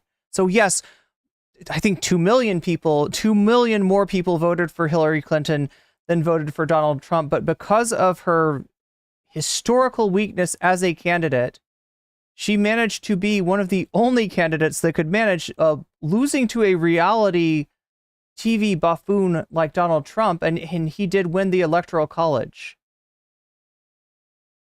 Again, nothing here is set in stone, not even like the electoral vote, right?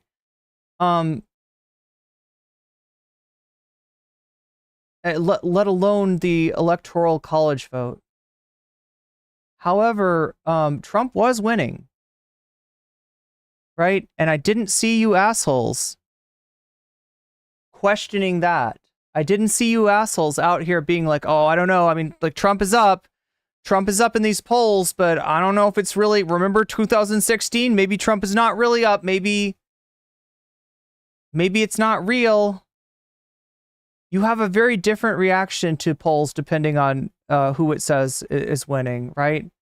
And no, the polls weren't wrong. The predictions were wrong, right? If you went to the New York Times, you would have seen them saying 90% chance, 93% chance, 95, some ridiculous chance that Hillary Clinton's going to win, right? If you went to 538 and Nate Silver, though, you saw the true odds, which was 66% chance of a Hillary Clinton win. And indeed, a 66% chance also means a 33% chance that it doesn't happen. We had a little bit of a black swan event, a combination of a Democratic candidate who took states like Wisconsin for granted and assumed that voters in Wisconsin would choose her over Trump, despite the fact that she was offering them precious little, despite the fact that she didn't even visit the state. But yeah, I wouldn't use that to cope and seethe with. I would not use 2016. Yeah, it'll be fine, everybody. Meme magic. Let's get those Pepes in chat. Let's get some more meme magic like 2016. Can we bring it back? And why the polling numbers might be showing Democrats or Republicans doing quite well in certain regions of the country. What we're going to start off with are some of the states that are a little bit less competitive, and that way we can spend our time talking about the 4-7, Wisconsin, Michigan, Pennsylvania, North Carolina, Georgia, Arizona, and Nevada, and spend less time talking about states that, sure, in theory, are going to be competitive, and we'll see some amounts of money and time spent in the races, but aren't going to be the most important factors in this election. So to kick us off, we are going to start off in the top of the United States with Maine at large here. Maine at large is surprisingly has been polled, but also was competitive back in 2016. Okay, so like I told you before, Maine's an interesting state, right? Actually more interesting than Nebraska even, right? You got two states that are like broken up, and they're broken up because there's two different districts in Maine. Maine's first district down south, Maine's second district up north, and they also have an at large. So the overall vote in Maine... up here, but now they're a freaking communist invading radical. The overall vote in Maine counts for 2 electoral college votes, right? The vote in the first district in the north, which will likely go Republican, counts for 1. The vote in the second district in the south, which will likely go Democratic, counts for 1 as well. So, yeah, interesting. Very good House race to watch there in Maine's second district. And so it did get a poll of Kamala Harris versus Donald Trump, which actually had some pretty interesting results. Maine at large went to Kamala Harris by roughly 9 points, Maine's first district by 20 points plus. But Maine's second district, on average here, has Donald Trump ahead by just 3 points.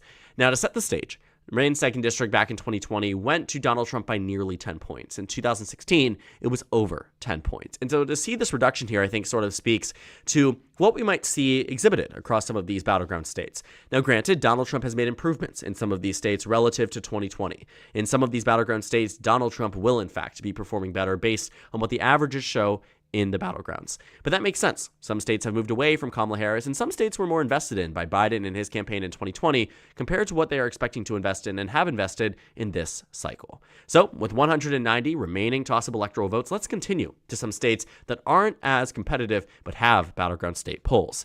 The next state that comes to mind is the state of Ohio. Now, its counterpart, Iowa, which they voted together in 2004, 2008, 2012, and 2016, and 2020, will very well do it again in 2024, with Donald Trump taking an advantage of 9.5%.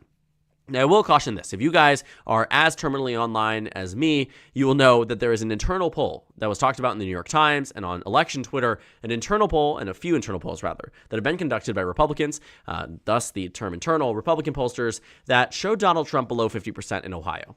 Now, that isn't to say that Kamala Harris... That's wild. ...in Ohio, and all the public-facing polls show him ahead by 9.5% on average, but I think it might show us that if any of these numbers leak or any of the public polls find similar results over the next coming weeks, that Ohio might be more competitive than we think. But somebody asked me about this on Twitter, and I was like, don't count on Ohio. They were like, what about Ohio? Ohio could swing.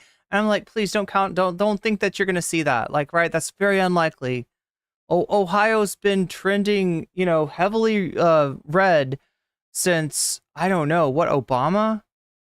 I don't know. It's either Obama or since, I'm trying to remember the last time that Ohio went blue. I don't think it's a worthwhile investment for the Kamala Harris campaign. Just something to think about when we're looking at that state. So it brings Donald Trump to a 9.5% in Ohio, brings him up to 149 electoral votes. Let's continue across the map here. Texas might surprise some of you in that it has Donald Trump ahead on average by 7 points against Kamala Harris. That's a pretty strong result for the former president, given that he won the state by 5.6%. But back in 2020, with the excess of money that Democrats had, they actually seemed to make a play in theory for Texas, not to win it tremendously, but they certainly did spend some money on advertisements and focused on the state in a way that was quite surprising. They didn't go all in, and many Democrats had hoped they would, given that the Rust Belt seemed to have been locking up, but the Biden campaign had stayed the course. They knew it would be smart to focus on Wisconsin, Michigan, Pennsylvania. They even invested in Ohio. They invested in Iowa. But now that the campaign is more focused and narrow-lensed into 7 battleground states rather than 13, Texas has made the axe. Are we back? We're back. A slight improvement of his 2020 margin. We're back. That can be for a lack of trying from the Democratic side. Another state, though, that shares a similar margin is the state of Minnesota, that shows Kamala Harris with an average 7-point advantage.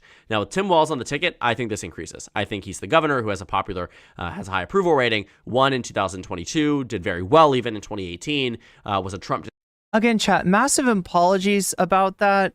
We had a little outage in terms of the full screen chat in YouTube.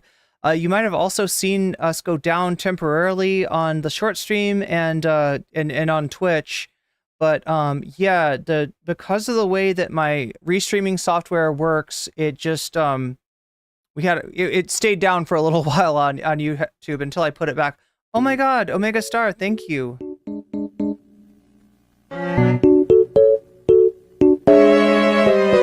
We were all in the same boat for there. Yeah. Thank you for the 100 bits. And yeah, like I was saying, that puts us up to 46 on the dono goal. I do want to finish watching this video with you since I started it. We'll get to the Joe Rogan content after that. I'm going to have to change the... Anyway, chat, I'll figure it out. It's all for me to worry about. But again, we're 46% of the way to the dono goal. If we hit 100%, you'll unlock extra content. Now, you were voting on the other stream, and let me see. Hopefully that's still up. It is indeed. No, that's the wrong stream. This one. That one? No. This one? No, it's this one. Oh my God, chat. I'm clicking around here. Let's see. Hopefully it's still telling me... it's not doing it, chat. It's not doing it. Anyway, Bosch Road Rage on bikers was winning. I can't tell you by how much. I hate that the fucking stream went down and it caused us to lose that poll. Should I put up a new poll? Yeah, probably so. Let's run this again. I'll put up a new poll. District congressman, Republican district congressman. And so Tim Walz added to Minnesota, I think really will help the Kamala Harris ticket, bringing her to well above 7% in Minnesota, but that runs roughly even with where Biden was back in 2020, which is a good sign for this election, I should say. Now, that brings Kamala Harris and Tim Walz to 217 electoral votes. Now let's move over to another big state, the state of Florida. From Texas to Florida, they share a characterization, and that is a likely red victory, with Donald Trump narrowly ahead by 5.1, 5.2% on average. A pretty strong showing for Donald Trump, but not as strong as it was in 2022 by a long shot. In 2022, Republicans won here by 20 points statewide. Donald Trump being ahead by 5 is an indicator that Florida is improving for Republicans and that it's becoming more of a Republican safe haven, Republican advantage state, potentially Izzy equivalent to the Sanchi Democratic Party's super California, chatted but again, $5. California Finally can give a dono. Thank you, Izzy Sanchez. Or Izzy Sanchi as the Because it was so peaceful. as the voice is calling you. Communist invading radicals.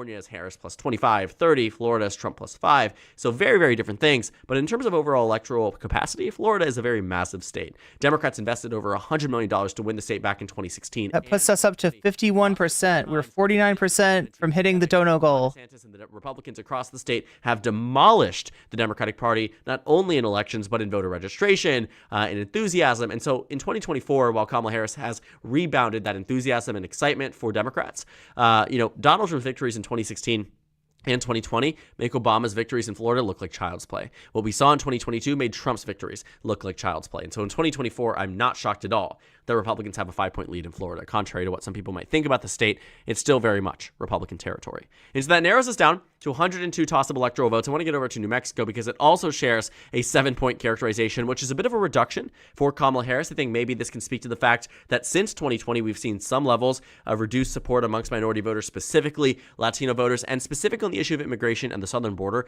That is where the Biden-Harris administration polls the weakest. Biden polled the weakest. Harris polls the weakest. That issue is really kryptonite for the Democratic Party. Where would it matter the most? In battleground border states. New Mexico included. A narrowing up to 7 points means that maybe Democrats need to consider some level of, entrance, or maybe holding a rally or two in the state, or doing some level of advertisement spending. But right now, New Mexico is still a likely blue state, so it's a 3-point reduction. But on the overall net, Kamala Harris does come out ahead in some of these other battleground states. So very contrasting opinions here. And again, polls are just snapshots in time. They're not always going to Izzy Sanchez says he's wrong because I live in New Mexico. Indicators of what might happen in November, but it's interesting to watch nonetheless. So narrowing down to our 97 electoral votes, let's get New Hampshire out of the way. Then we're actually down to our 7 core battleground states. Izzy says immigration is not even discussed here. New Hampshire is Kamala Harris. Not even a discussion. Biden won this state by 7, a 1-point difference here, but largely running even in some of these states like Minnesota, with Joe Biden's margin of victory. So New Hampshire, likely blue, brings her to 226. Donald Trump still at 219. So here we are. 93 remaining toss-up electoral votes. And again, we have heard constantly that Kamala Harris has done quite well in many of these battleground polls, and that is the reality we are in right now.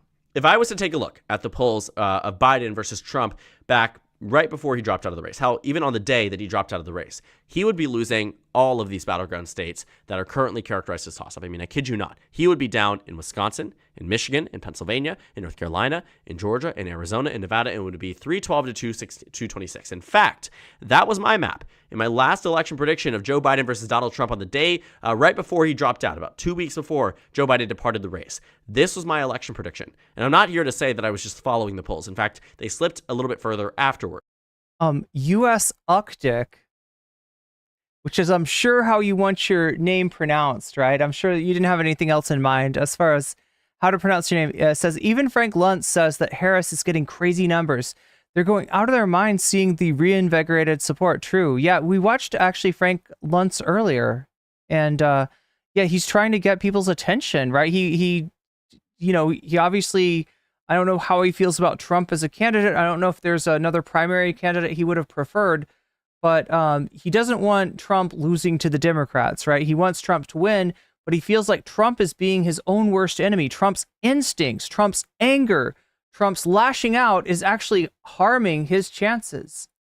But I do think they were indicative of a national trend and an overall shift in sentiment that was not good for the president. And because Democrats and Republicans are really capped in terms of their ability to win. Shadow government for the dub, I guess. Did they take my stream down, Jake Weil? Is that what you're saying? Lose largely, whatever it might be. 312 was really the peak for Donald Trump. It really is the peak for Donald Trump at this election. And so across these battleground states here, the polls really showed that Joe Biden was not doing well. But let me be the first to tell you, and I'm sure I'm not, but let me tell you, Kamala Harris has made massive, massive gains in these battleground states. And we're going to start off with some of the larger leads and work our way down into some of the more competitive ones. And I think you will find this very, very interesting as we track across our electoral map. And so here we are. The first state that has the largest advantage, you might find this surprising, for either of the two candidates is the state of Wisconsin, which currently has Kamala Harris ahead by 3.5% in this. Squall Leonard asked the question of, I don't know, a century maybe? How would Bernie have done over Hillary against Trump if he hadn't been screwed over? Yeah, great question. All we know is that Bernie was averaging ahead of Trump and Hillary, while Hillary was averaging behind. Now, those numbers changed for Hillary, and she did get... She was averaging over Trump by the time of November. And indeed, in terms of the overall popular vote, she did win by 2 million votes. Unfortunately, that is not enough to 100% secure a electoral map victory. And while she got many more votes than Trump did, he won the Electoral College. So, yeah, would Bernie have beaten Trump by enough to secure that victory?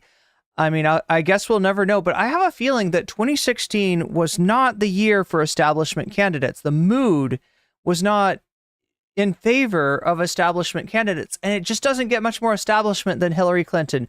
The Republican Party were able to shake off their establishment candidate. Who did people predict was going to win the Republican primary before it went off? Jeb Bush, whose name is now a punchline, Jeb ! Right? Jeb Bush is an absolute clown, is an absolute joke, right? It's a historical joke. And but that's who people thought were going to win. That was the establishment Republican candidate, right?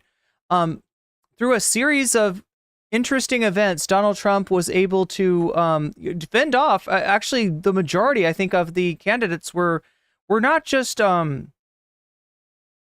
opposed to him, but felt like he was taking their party away, and he did. But because the Democratic establishment apparatus, including the superdelegates. Now, did the superdelegates hand it to Hillary? No, not in the end, but they definitely provided a psychological barrier to people who would have otherwise voted for Bernie. And we're convinced that, no, it's time to get behind Hillary instead, right? Voting for Bernie, that's actually going to make her weaker in the long run. Hillary's inevitable. Hillary's going to win.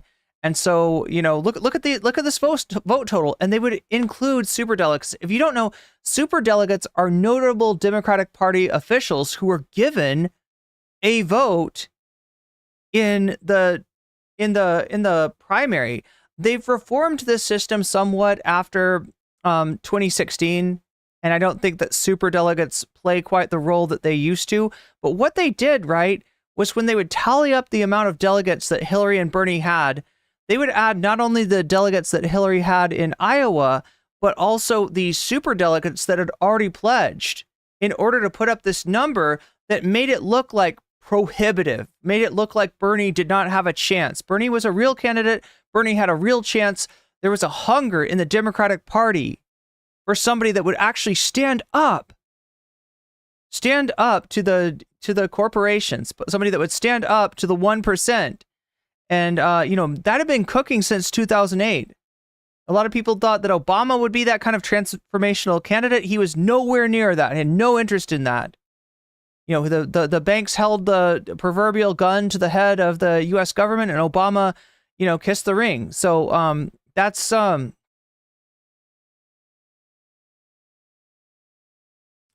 2016, people were ready for something different. So running Hillary Clinton in 2016 was an enormous mistake. Is it, we can't tell for sure that Bernie would have won in 2016. I just suspect that they would have had a better chance of winning. And again, she didn't lose the popular vote. She lost the electoral vote. So even with most people voting against Donald Trump for Hillary, and I say against Donald Trump because nobody was excited about Hillary Clinton. Hillary Clinton was actually a very similar candidate to Joe Biden in terms of, her being the establishment candidate. Nobody's particularly excited for her. And she just becomes, and a lot of her campaign was just kind of negativity. A lot of her. So what Trump does for her, right, is he presents this monster, he presents this villain, and she's able to concentrate her candidacy on all of the, really bad stuff that Trump has done, the really bad stuff that Trump has said, and just say, like, vote for me to, keep this guy at bay. And she didn't get that as much as people felt a lot of negativity for Trump, people also felt a lot of negativity for her. And instead of offering a positive, set of policy,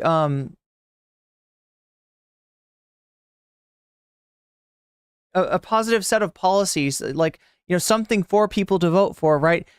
If the Democratic candidate can get away without doing that, they will, especially a Hillary Clinton type candidate. She calls herself a Democrat. She's pretty fucking center of the road. She's actually kind of right wing on a lot of issues, right? And if she can get away without making any campaign promises, well, that's less campaign promises for her to try to break or drag her feet on. Or like I said, the Democrats are generally hired, by the donor class in order to drag their feet on all of the progressive desires of their voter base, right? To get in there, and especially on economic issues, to say, oh, geez, we wanted to do a higher minimum wage, but we couldn't quite get there. Well, Hillary doesn't want any expectations, and she thought that Trump was such a weak candidate that she could get away without offering anybody any fucking hope. Like, if Obama was the candidate of hope, Hillary was the candidate of nope. And in the end, that put her in a place where she could not win the Electoral College. But yeah, good question. Question for the ages. State. Now, you might find this to be the most surprising because Wisconsin, and I don't think it'll be the most surprising as we get through the map here, but it will be certainly very surprising because Wisconsin went to Biden by 0.6%. Now, if Kamala Harris is up by 3.5%, that is a stellar sign for the campaign. And I'm sure you will see throughout the remainder of this video how stellar of a sign this actually is, but it's a 3.5% advantage. 236 electoral votes for Kamala Harris and Tim Walz. Wisconsin goes from being Biden plus 0.6 to Harris plus 3.5. Now, I do think this is a combination of things. I think Tim Walz, being a neighboring state, Midwestern governor that they know and love, his approvals are really strong in Wisconsin and across the nation. It was the right pick for Kamala Harris, and it does numbers in Wisconsin. And I think that's the direct response we're seeing here. It also helps that Kamala Harris combats, again, those age concerns. Wisconsin actually is one of the few states that held out strong for Joe Biden. Even though he was losing the average, he was losing by less than a... To be fair, even Fox hated Trump till he won. They gargled him for like 4 years. Yeah. No, like Fox, I think, still kind of hates Trump. Like when the leaks came out about Fox based on the Dominion case, you saw that even Tucker Carlson, who very much gargles Trump, even Tucker Carlson hated Trump, wanted to get rid of him, wanted him to be over. Wanted for him to like pass out of the Republican body politic like a I don't know, wanted to release the baggage, so to speak, of Donald Trump, and that didn't happen for them. They are stuck with Trump. Their viewers like Trump, even if the Fox News higher ups do not. So when Kamala Harris comes in with this new energy, a new surge, Wisconsin becomes the state that becomes most favored for Kamala Harris. All right, chat, we got to change what we're doing because I can see the numbers, and I think that people might want to see Joe Rogan's new comedy special, Tanks.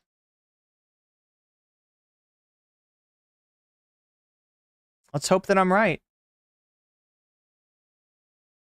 Anyway, we'll cover more polls at a later date. I think people are tired of watching polls for now.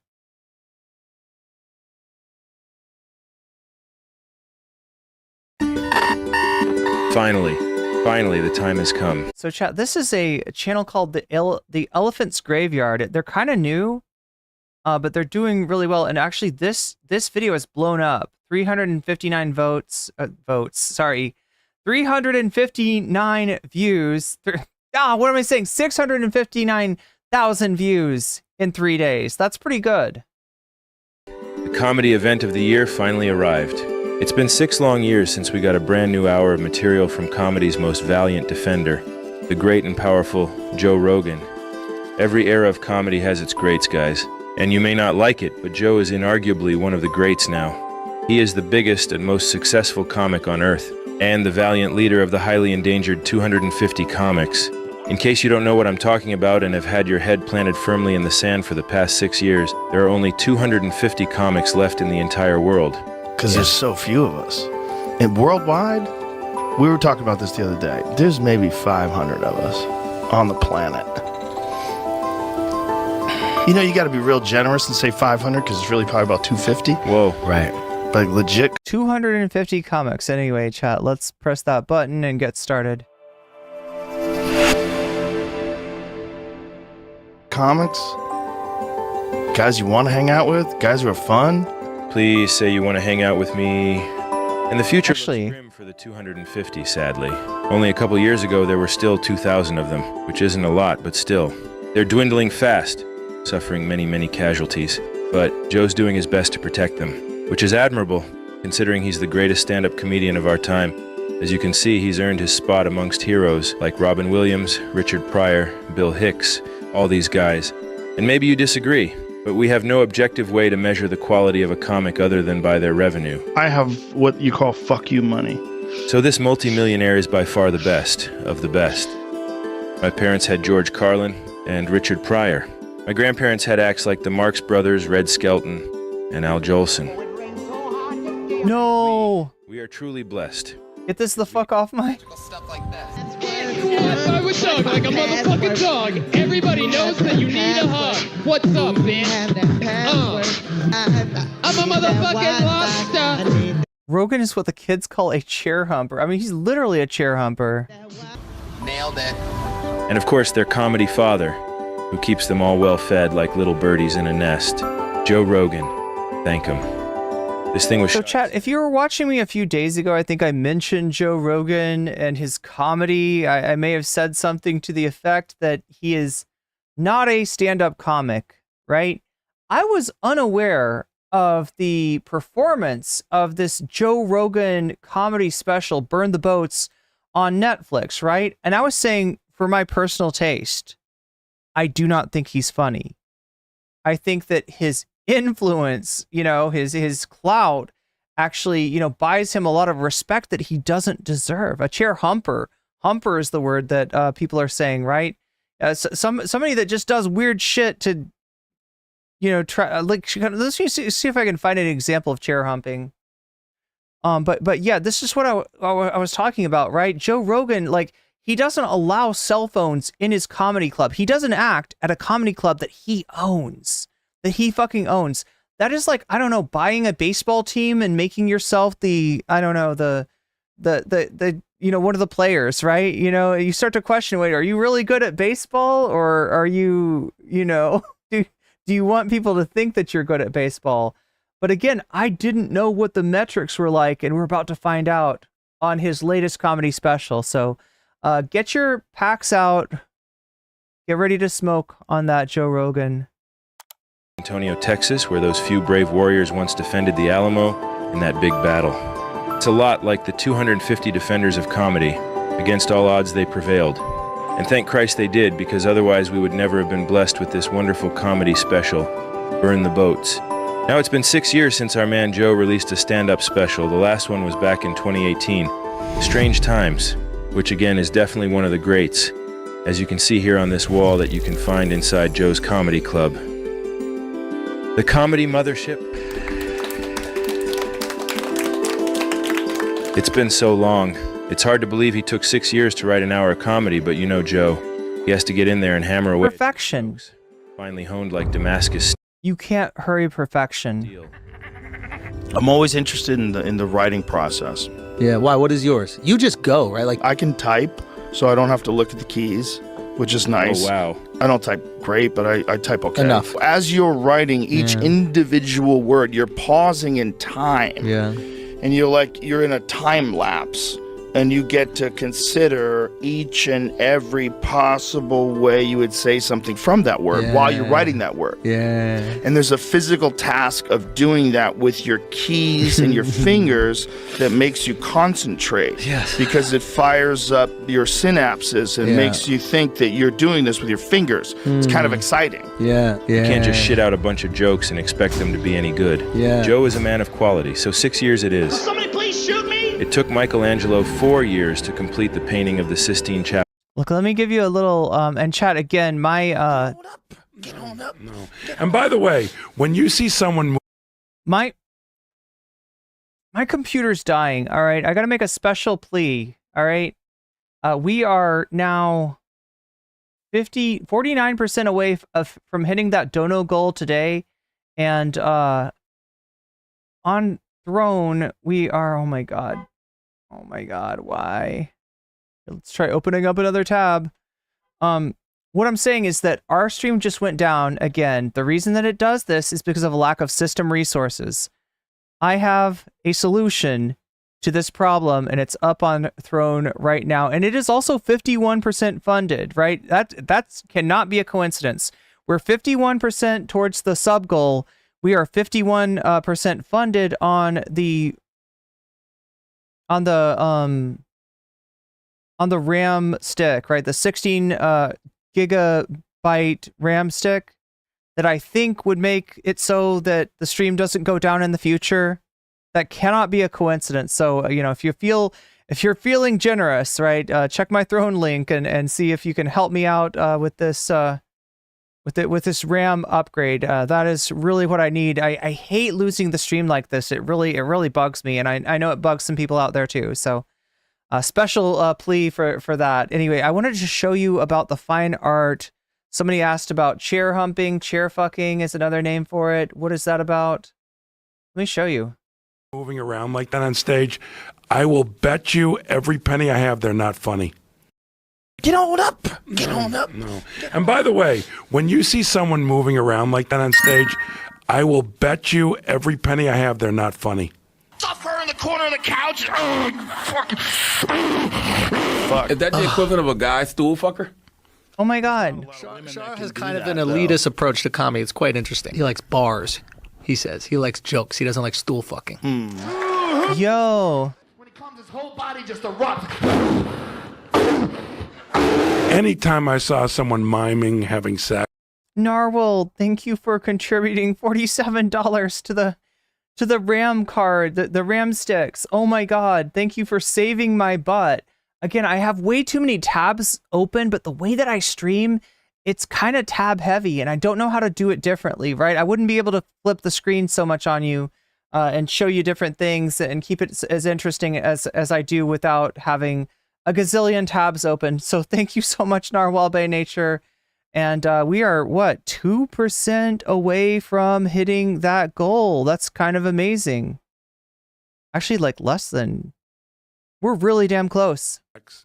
Pumping air. Yeah, I would just go, not funny. No. But now It was just like, it was a sign of like... But what if there's a bit where you have to mime? So you get this? Like, he's got a guest on. They're talking about comedy. So peaceful up here, but now there are freaking Yo, communist invading radicals, welcome.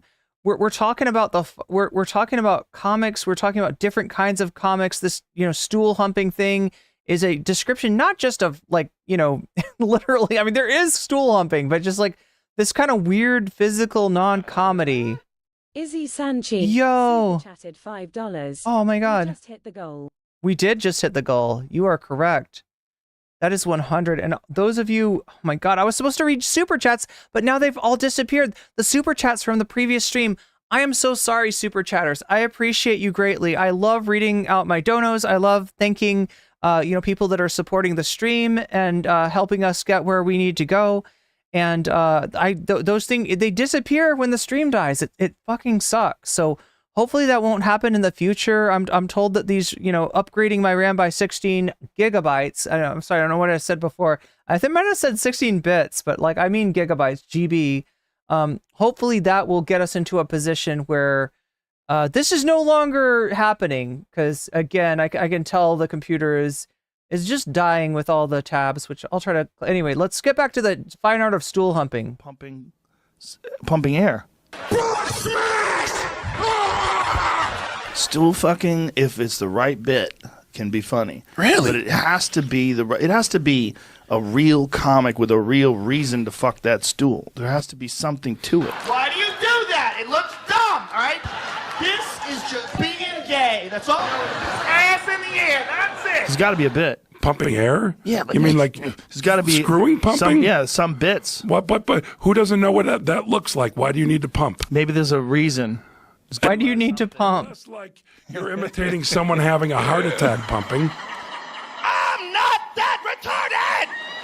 Jeez. Fucking stupid. And most of the move around people are pushing it, just oversell shit by I see what you're saying. physicalizing what should be just funny the way you say it. They get a fucking pencil and write that shit down. Bitch. I'm trying to think if Eddie fucked a stool. I imagine I he remember might Eddie have been. fucking no stool, bro. See, I like Eddie, I like Richard, I like Chris Yeah. Rock, bless you. I like Chappelle, you know what I'm saying? Like I like people that have something to say. All that stool fucking is like, I would never disrespect the craft like that.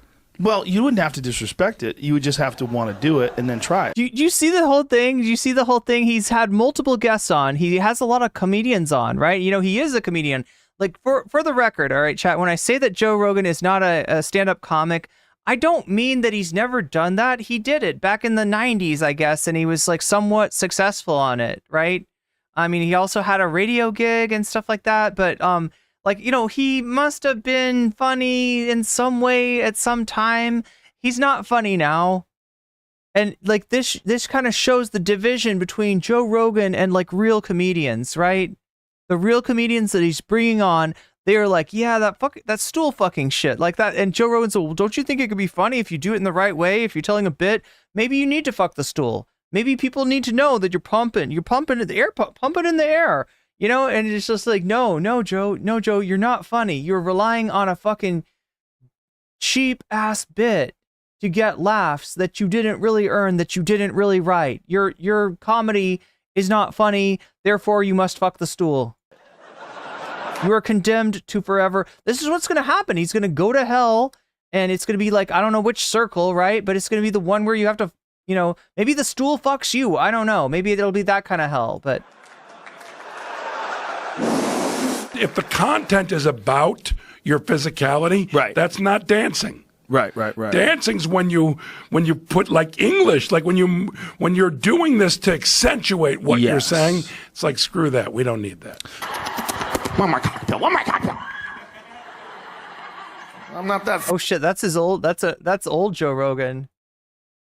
funny, man. I need some help. Man, Thank you. Schaub too, man. Shout out to Brendan Schaub. I really do appreciate what you do for comics, though.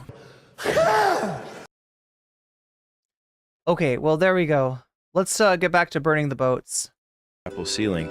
And it's pretty good, I guess, but imagine if he had spent 2 more years on it. Imagine how much better it could be.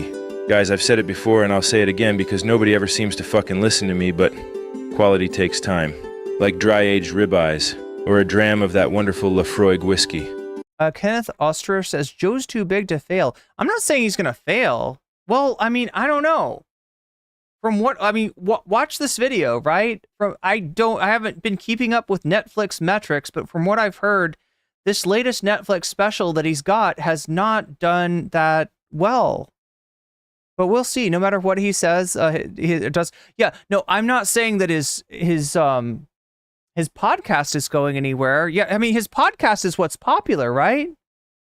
His podcast is really where his fame comes from, right? He's a successful podcaster. He'll continue to be a successful podcaster, whether or not he's funny as a comedian. But this is him also trying to do get back to his comedy career and show that he's got real chops. And from all that I can tell, that is not true. If you have a triple-digit IQ, you'll be able to wait patiently, knowing that despite the difficulty in waiting, The results will be worthwhile in the end. Now, Izzy Sanchez says, if you watch on news radio, he wasn't funny there either. The show was great due to the late great Phil Hartman. No, sorry, the late great Hannibal Lecter. No, the late great Phil Hartman. Sorry, Chad, I'm getting mixed up with the Trump tent here. In the life of Joe Rogan over the past 6 years, it's been arguably the most dramatic 6 years of his life.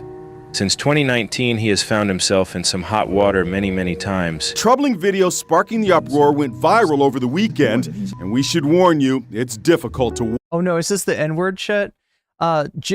Jim Williams says, imagine being out in your place by, put in your place by Charlemagne, who is not even a comic. Oh my gods. Oh my gods, indeed. Watch. And to help cope with the adversity he's had to face, Chat, do I need to get some, do I need to put Lola on my soundboard? Like, I always say, like, oh my god, but maybe I need that, like, on the soundboard. Maybe I need actual Lola saying, oh my god. Redesigned his entire personality, becoming a brand new guy, which is commendable. Twitter, Texas went red, bitch! There you go. See, now that's But with this new... Julian says, Joe's funny like Jim Brewer is funny. Not very. Yeah, that's a great way to put it. Guy that he's become, he's also attracted millions and millions of new fans thanks to his wonderful podcast. Chair humping hack, yes. Despite it being Joe's justification... Joe is 60? A lot of these people aren't even aware that... Wait, Joe Rogan is 60 years old? He actually looks pretty good for that. Joe does stand-up comedy. In the lead-up to this special, Joe shared a few promotional posts advertising the event. And a lot of the commenters, the haters, I should say, well, they had a lot to say about the quality of Joe's comedy act. And many of the rest were just confused why this guy was suddenly doing a stand-up special out of nowhere, which is pretty interesting. You hate to see it, but maybe it's just because he's been away so long. Maybe they just forgot.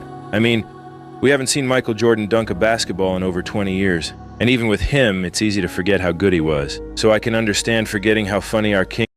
Phil's wife shot him, with some blame Andy Dick for making the wife relapse. Yo, what?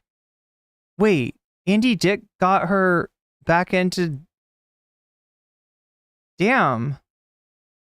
Really is, but that's no excuse to be rude. Maybe. I'm afraid some of this animosity was getting to Joe, who admits he is so fragile that he can't even watch his own specials, which isn't exactly a great way to improve your routine, but what do I know?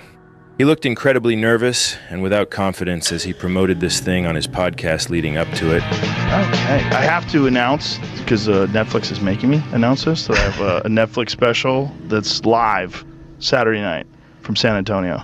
Oh. So it's going to be live all over the world. I've seen your set. It's really funny. It's Yo, Michael Malice, your nose is brown. Your nose is brown, sir. That's a really funny act, Joe. That's a really funny act. Let me tell. It's good.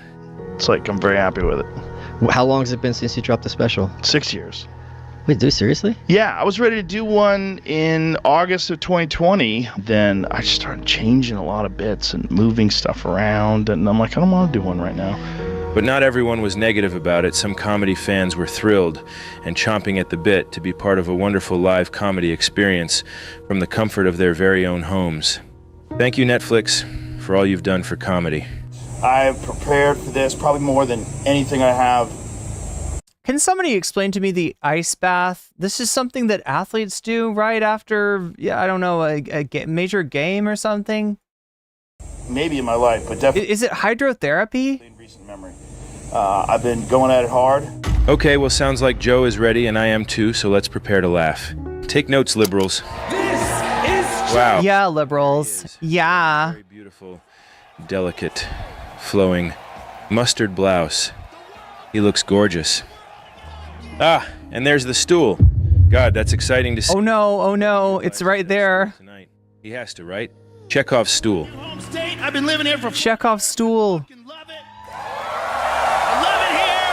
Okay, well, right off the bat, he does seem a little nervous still, and he's screaming at the top of his lungs. I want to sell kayaks! Now, I'm not sure if he's confused or what, but he's shouting. He sounds like Alex Jones. He does when he's doing commentary for UFC events. The other thing about his comedy is I've heard that a lot of times he's on like psychedelics, right? I've heard stories about him being on mushrooms for some of this stuff. He looks like a Lego. Wait, what? His head? Like a Lego person? He's dressed like a minion. Yeah, and the other thing too is he looks really weird with the untucked shirt. It makes it look like his legs are tiny. When he's surrounded by an arena full of thousands of screaming fans. Maybe he's been doing too much UFC, not enough stand-up. Okay, chat. His wires got all bungled up there and he forgot which gig he was at. We're going to take a moment right here and we are going to consolidate the chat. So if you're watching me on Shorts, it is time for me to end the short stream. But you can follow this link. You can follow this link over to the full-scale stream. Again, if you're on your phone, you can still watch it. Just like turn your phone like this. It'll be okay, I promise you. And join us over there. If you want to watch the rest of this Joe Rogan thing, we're going to do it over there. So I'm going to give you a little bit longer. If we can hit the like button a few more times, hit the like button on your way out. But yeah, we're gonna consolidate streams over to the full screen stream on YouTube. If you're watching on Twitch, don't worry, stay where you are. You're fine. I'm never gonna be telling Twitch users to change platforms because I'm contractually obliged not to do so. But yeah, watch it on whatever platform you like to watch it on. Right? That's my I like my ad-free. Wait, is it really ad-free? I thought there was more ads on Shorts. But yeah, we're gonna switch over. We're gonna switch over really soon. So I'll give you like a minute or so, and then I'm gonna end the short stream. And if you're too late, don't worry. You'll be shown the link again. I think it should give you the link again. If not, just like pull you into the new stream. So, but yeah, click the link if you want to switch over now. Switch over to the fun half. Here we go. The only adjustment I've ever Oh wait, had to okay, there he goes. is Texas weed. Suddenly it all clicked and he remembered this is a comedy show. The audience is quiet and so much hate in the stream. That's a bot. That's not a real person. No need to shout the whole time. Great. Texas weed is that's not somebody that's watching. different. Yeah, that's better. Good job, Joe. You can do it. You got this. Texas weed is grown on Texas soil. Now, almost right off the bat, Joe what? tackling the topic of weed. Now, weed, if you don't know, oh shit, it's gonna get me in trouble. Texas, the land of the free. If you get caught with that stuff, they literally lock you up in a prison with scary criminal murder guys, mutilators, violators, all those types. But lucky for Joe, he got around this issue by simply becoming friends with their wheelchair governor guy called Greg. What a lucky guy.